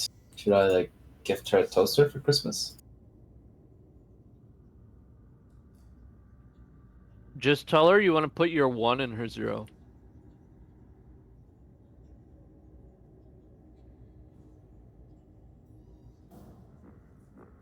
I feel like she'll downgrade my weapons if I say that. No, she'll just put you in an airlock, but I'm okay with that. Oh, yes! Yes! Suppress enemies within 6 meters. That's good for Void Strike. Now if I could only get Peril, that's really good for Peril Quail on weak spot, that'd be fucking perfect. Yeah, that's the god roll. I got plus stamina in the second part. Plus stamina. What do you usually want? You want like flak On Void, Flak or right? something like that. Yeah. I think Flak, and then what else? Like, Not sure. I mean, I got He's- correct range plus 4 crit chance, so that's something. I guess oh it's... my god! Wait a second. This flamer has 25% damage, unyielding, and speed reload or fucking quick flame, whatever the reload. I got plus 10 damage against specialists. I guess that's decent. Yeah. On White Strike though, I mean, it doesn't do that much damage to specialists. Yeah, I don't know.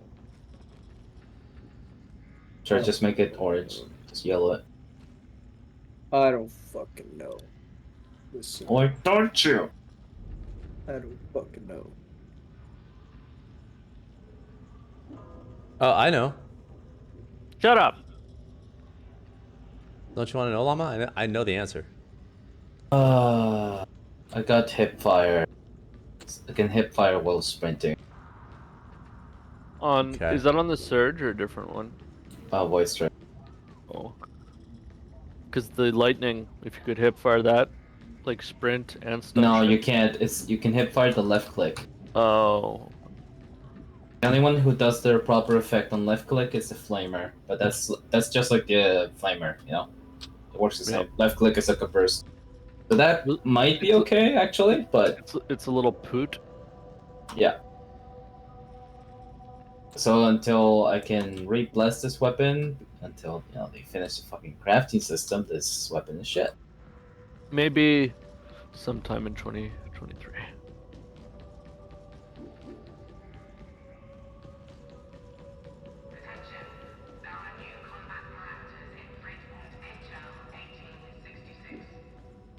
It's a tier 3 fucking blessing to fucking run and gun? Why?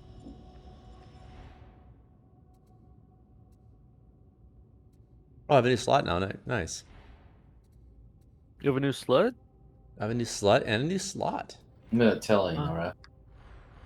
Well, we're not together anymore, so she wouldn't mind.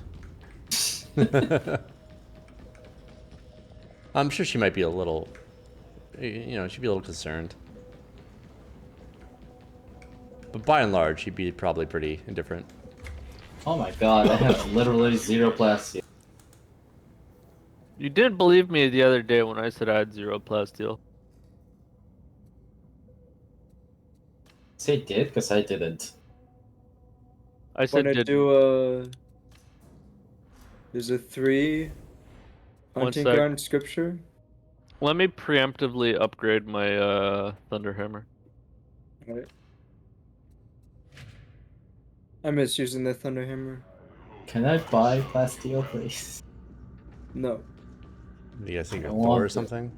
I would trade it like 1-to-1 for Diamantine, which is supposed to be like the better resource. That's what they did in Dark Vermintide, but because this is Dark Tide and it's supposed to be more grindy, they'll do it 2-to-1. When are they gonna add unobtainium? They literally, I mean, plasteel might as well be unobtainium. If you talk about like obtaining enough that you can actually use, it might as fucking well be. All right.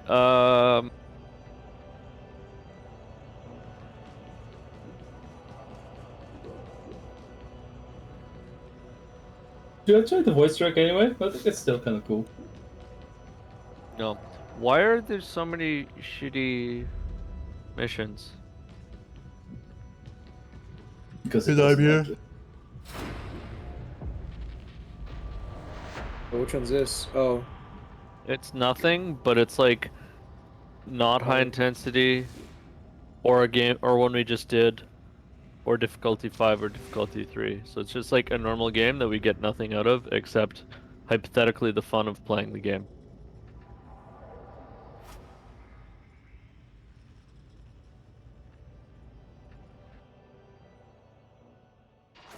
Oh fuck, we should make it private, yeah? Or no?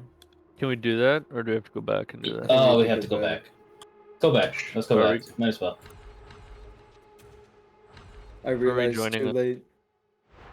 Yeah, when the mission select, press P, and under the play button, I it'll know it is, say. but who are we joining on? Me, just do it on me, I guess. I don't know. Go. Or I'll join on one of you guys because you guys have Sean at it. Well, Bet once you have we shown at join, it. Do you not like him? That's very understandable. He smells funny. I don't Jeez, like Bo. him. I don't know mean, what like, his theme is. Bo, I liked you, and I thought we'd be friends. It's actually Jobs. If you want to add me, I'll accept. Don't do it. It's a curse. We'll never be rid of him. Listen, it will actually, you know, it'll make the ratio better of assholes I have on my Steams list, including these guys. So if you accept, you know, I think Bo can be an asshole if he wants to. He just hasn't yet. All right, who are you joining on? I believe in you, Bo. Any one of us. We're all Thank you. together now. You're welcome. All together. Fuck. It dude, my takes striker has four, no. baby. I'm gonna It switch. takes four, baby. Shut Me up. and you guys. It takes four. If Alex was here, he would just start actually singing, and then. But he's not, because he hates me. Turn his volume down to 5%. How Damn it. surprising. What? Oh, that Alex hates me? You did not see that coming. I'm not surprised. I mean, I tell myself, because I'm insecure, that he's maybe doing Christmas stuff. But in reality, he just hates me. Well, what does he usually do? Because you say he doesn't actually play video games, so he just sits on Discord and listens to you? Or, no, he'll watch movies like... and like he'll work. He works from home, so like he'll have the stream open like on one of his laptops, and just hang out. Still sounds He's like doing other things. Like I'm pretty sure he takes no interest in any games we're playing. He just sits there, watching you. Intently. Wait, did we make it private? No. Don't. Oh my god. That would have been funny. He was a fucking twat. I did do it. I'm Oh, a I sheeple. clicked the wrong mission. I'm a, Don't accept Oh my that. god. I'm a Shershin. You're just fucking worthless, aren't you? I mean, I'm down to play Damnation. Let's do it. Actually, if we're not doing like anything else, we could. We'll make. We'll make. I never tried it before. I never tried it before. What if we did a damnation high intensity? This is quick play. We'll just join another squad of 4 people, so there'll be 8 of us. It'll be great. I mean, ammo will be a little bit scarce, but we'll just like. Are we doing this? Let's just do it. I accept it. Foe? Oh my god. Foe. Don't encourage this. Why are you such a little shenanigans. pussy, llama? Shut the fuck up, Stall. Nobody asked you. But you know I'm right. What is this? Espionage? Oh, I I think we just did this. Alright, but I'm not bringing the staff, so you fuckers are on your own. You get hit by a fucking maniac. Don't come look kind to me. No, I'm gonna be clinging to one of you guys. Like I'm gonna be literally clinging at your ankles the entire time. You just have to literally drag along the mission. Can you just cling to Llama's head so like he can't talk? I mean, they have muzzles for you know, animals like him. You can't muscle me. Like muzzles don't quite work on humans, but on a llama, works great. I'm sure there's a human muscle. Well, We have a long history of cruelty as a species. I'm sure there's a human muscle. I think mostly it's duct tape. Hired a guy that does like puppy fetish play for like nuclear waste disposal. So, like puppy masks for humans, like weird leather fetish gimp masks. So, I'm saying I think that does exist. But I think it's one of those people that will be like one of those presidents that you just forget about, but like, you know, 4 years from now. Like, oh yeah, what was his name again? He wants your economy recovers. And I only say that because like when your economy recovers, it'll help ours.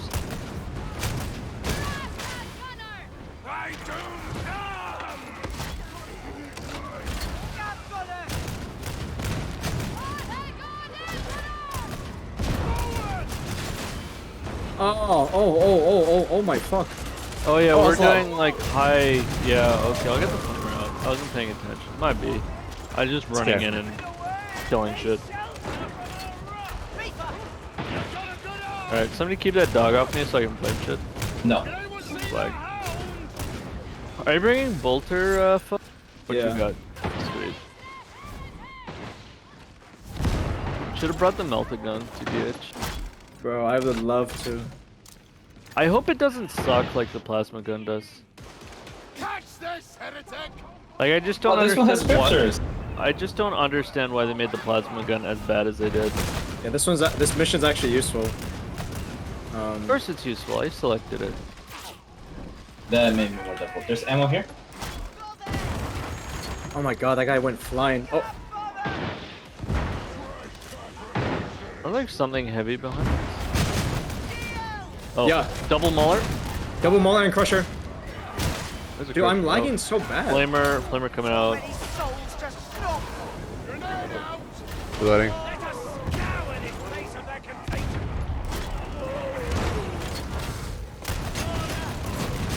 Got a good hit on him.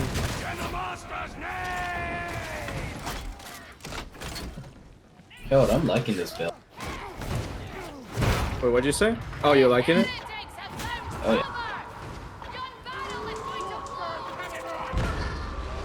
yeah. It's on the right. Fuck, I don't know where it's gonna pop out of though. Horde.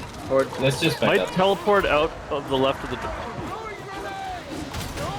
Horde. Oh fuck, I can't get that flamer. I'll... Right. Mutant is low. God damn it. Can I get back on the flamer? Sean, come to us. I'm with you guys. I'm flaming. No, like closer. Oh yeah, gotcha. Yep. Snuggle up to stuff. Yep, I'm here. Bomber dead. I got thrown like 4 times by that guy. Watch out. I'm gonna hit this canister and come back. I go for it. Done. So it doesn't do it later.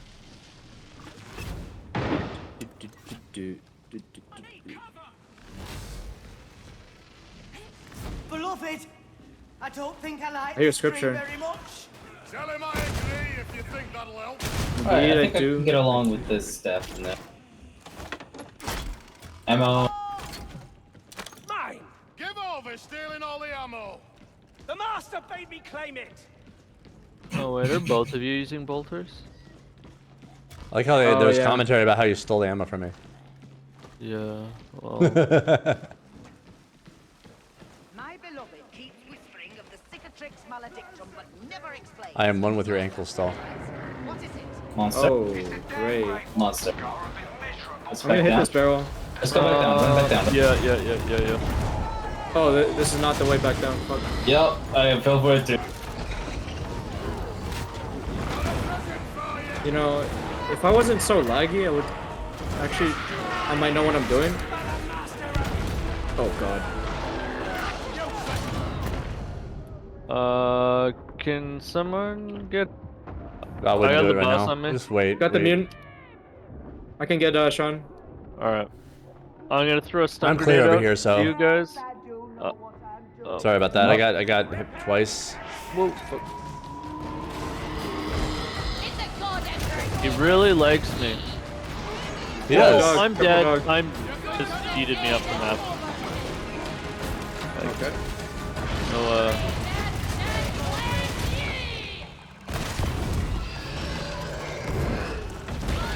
God damn.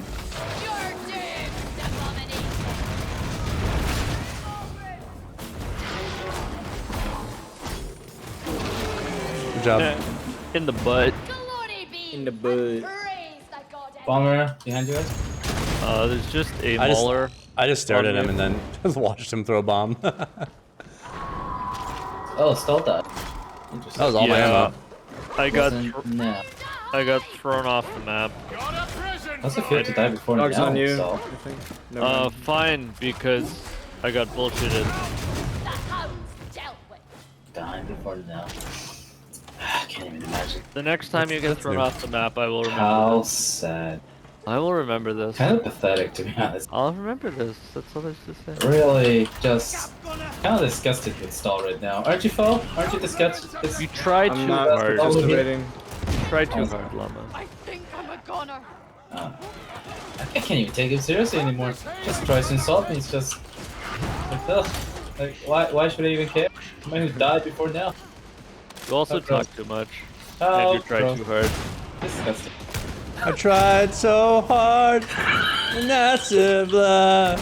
No. Linkin Park lyrics, I don't remember them. Listen, you tried so far, and you got so hard. Can we please not discuss Nell's boner?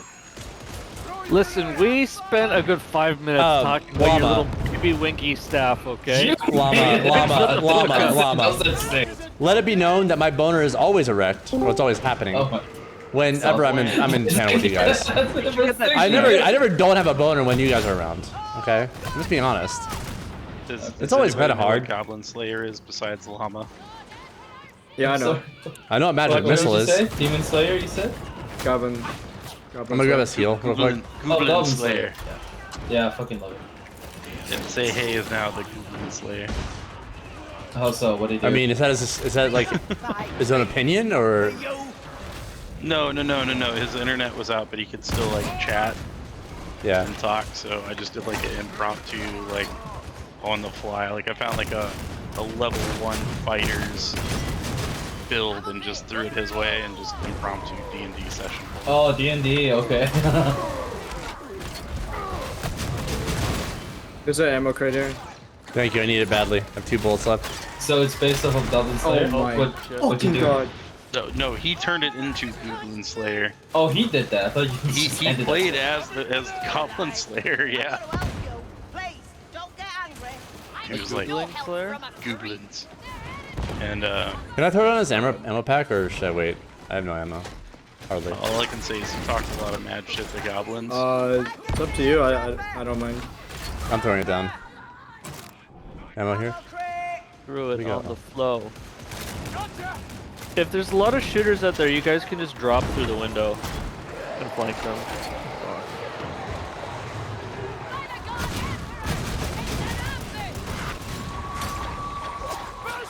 There's 2 Reapers coming towards you. Ow.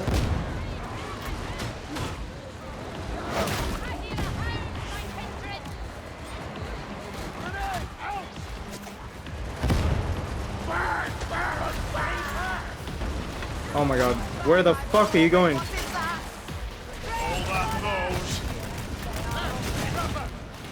Where the fuck are we holding? I don't know. I'm down. He's behind me. I think he's forfeit. Where are you, Fo? Yeah, just come survive. here. Come in this little... Eh? Oh.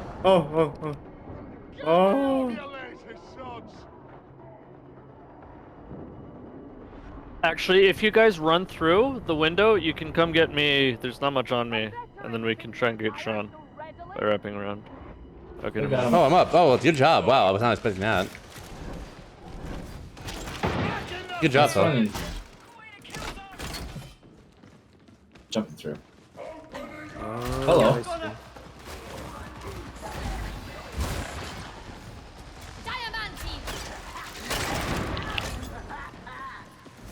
No matter how dire the situation, always get plasteel. Yes. At all costs. I won't even disagree with that. Loot, like, we all loot Goblin for plasteel. That is like the agreement. Oh, like this?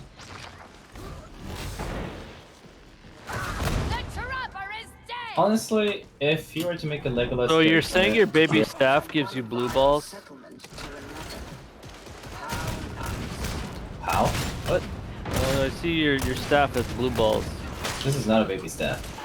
This is a Wait, is there friendly fire in this mode? No. No. Okay, just making sure.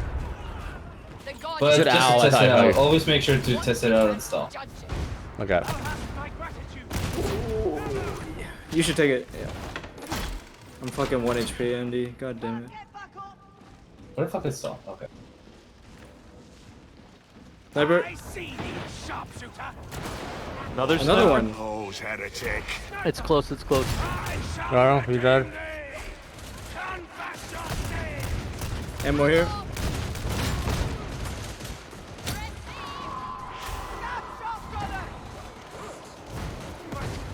Take cover. Fuck. I got the cover. Oh shit! Killed Oh the trapper. shit. Doggo. Oh my god. I had no HP. Thanks, that way. See my deeds. Oh, there's one behind. There's one behind. Got him. Yep, Stab yep. in the Getting you. butt. Getting you. Dog is favorite. We have like no way of killing the shooters. I just realized. Like a good way. My bolt run is Well, not very just effective. get to the right. There's cover. Yep. There's a big ammo here. A nade still. We'll come back for it. Like, but we need to just get. There's a room to our front. If we can get in there and just fight out of that. I'm just trying to make these guys stop shooting. Yep. Oh, my come God. to us if you can. Grenades? There's a bomber to the left building across from us. Yeah, I'm trying to. Circle around to us if you can. Fuck. I had no. There's nothing I could have done. It just broke my shield and downed me instantly. I'm safe now. You can get me. I'm getting you. There you go. There's nades here. Perfect. How much ammo is behind us? Is it worth going back or? It's a big stack, yeah. Alright. Let's see. Stabilize a little. Fuck, Small ammo here. I'ma risk it for the biscuit. Horde might be coming soon. Should be coming. He is. Is he on you? Oh yeah, he is. He is. On the way. Fuck. Dead. There you go. Alright.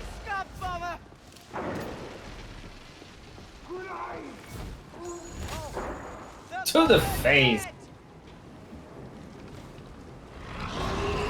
Oh my god, what the Is that a fuck? horde and a boss? No, it's a dog boss. Dog boss? Oh god.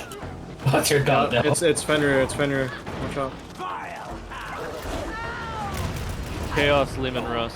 Please stop trying to give Dark the freaking fat truck ideas. There's a mob on this left. Little mobby. Well, don't advance. Wait for the fucking monster to come to us. It's a fucking beast of Nurgle, god damn it. John, pull back. Pull back. Yep. I've got you now.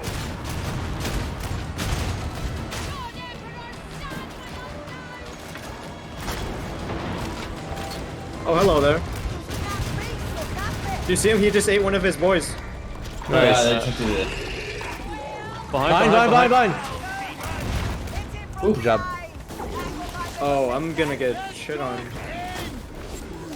I highly recommend not doing that.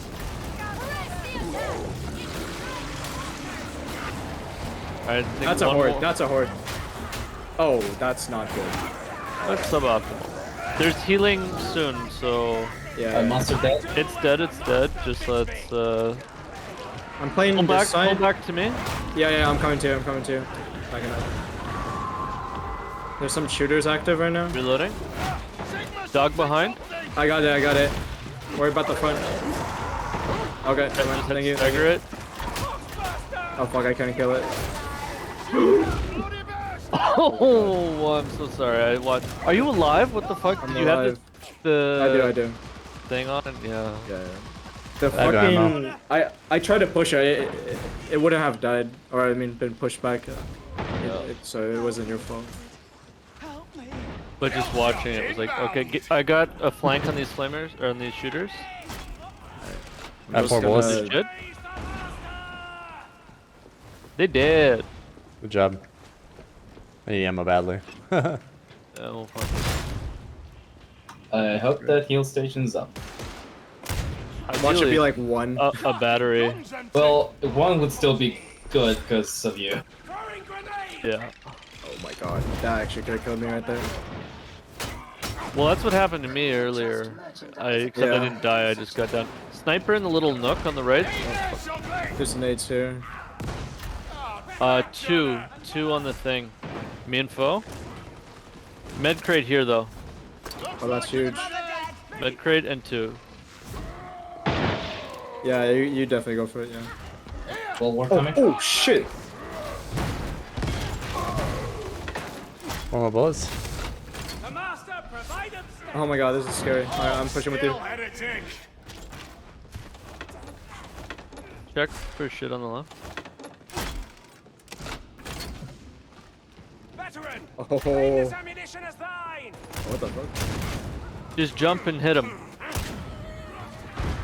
Through the flow. Flow. Oh, are you guys okay, good over there? okay. Don't overextend. We're fine. Ammo We're here, okay. Sean. Big ammo here. Coming. Okay, I'm gonna take the little ammo. You take the big one. The Okay. big one's on foe. Is it? There's a Reaper. All right. There's also a sniper out on the corner. Careful. Okay. Behind you, foe. Shit. First Reaper's low. I'm gonna look at the second one. Yeah, I'm gonna flame this. Second one dead.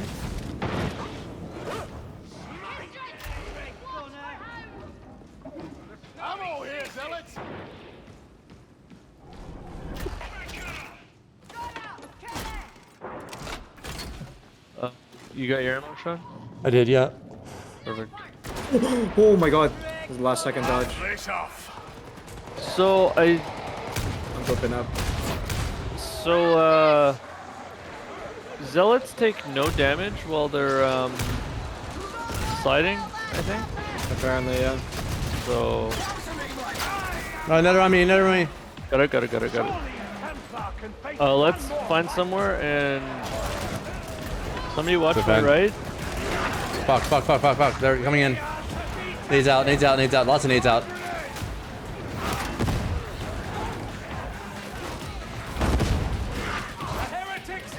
I'm gonna throw a stun and reload. I'm reloading as well. Don't you try and save that bolter ammo against Yeah. forts. Yeah. I was trying to get the shooters, but yeah, we don't really need to fight them right now. Ammo here. You grab it, dude. Actually, I need it. Yeah, grab it. Yeah, I got like 40, 50 bullets, so I'm good.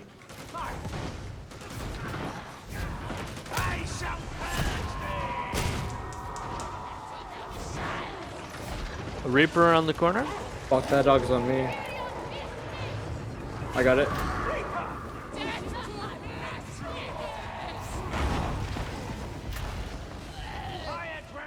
Mutant dead.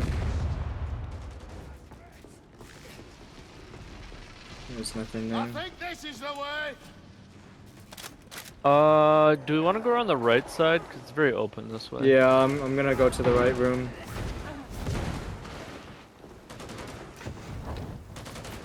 Ouch.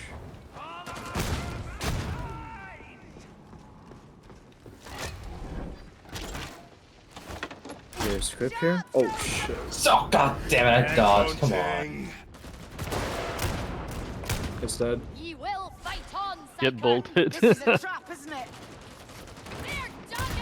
Sharp gunner, Master grant me strength. We get everything. There's one behind us. This next room will have more healing and hopefully ammo. I need that. Dog. Bring death.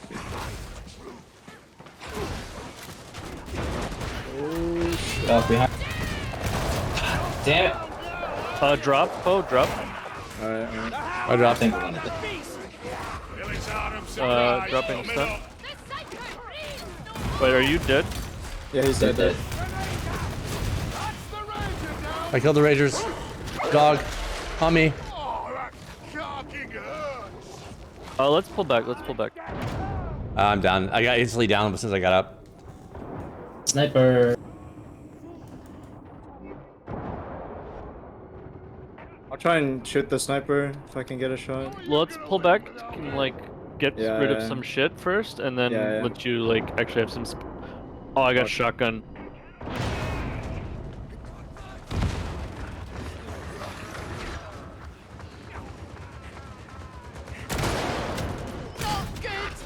Stay covered. Stay covered. Probably dead. Yeah, fuck. Oh, that was fun. It was. Zhang did it. No, that was a good time though. We're playing pretty well.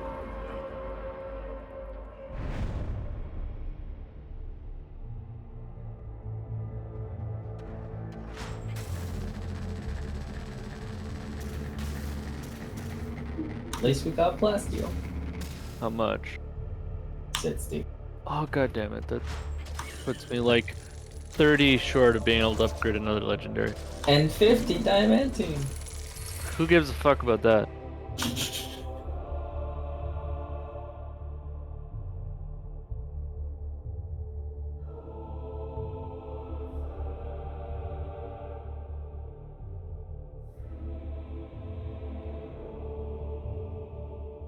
Probably gonna call it there. Oh, it's shop reset. We're gonna call it after the shop reset. Alright, later.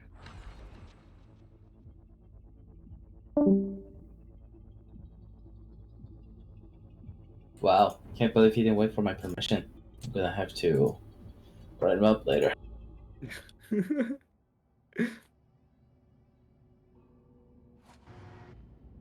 And it's all right. I think I'm gonna take a break. If not, go to sleep. Yeah, I'm done too. GG's. GG's. No, you're not done until you hit 30 tonight. Go. Yeah, I'll do that. I'll dream of it. Good night. Complete. When did I complete 3 missions with no player deaths? I don't think. Whatever. Okay.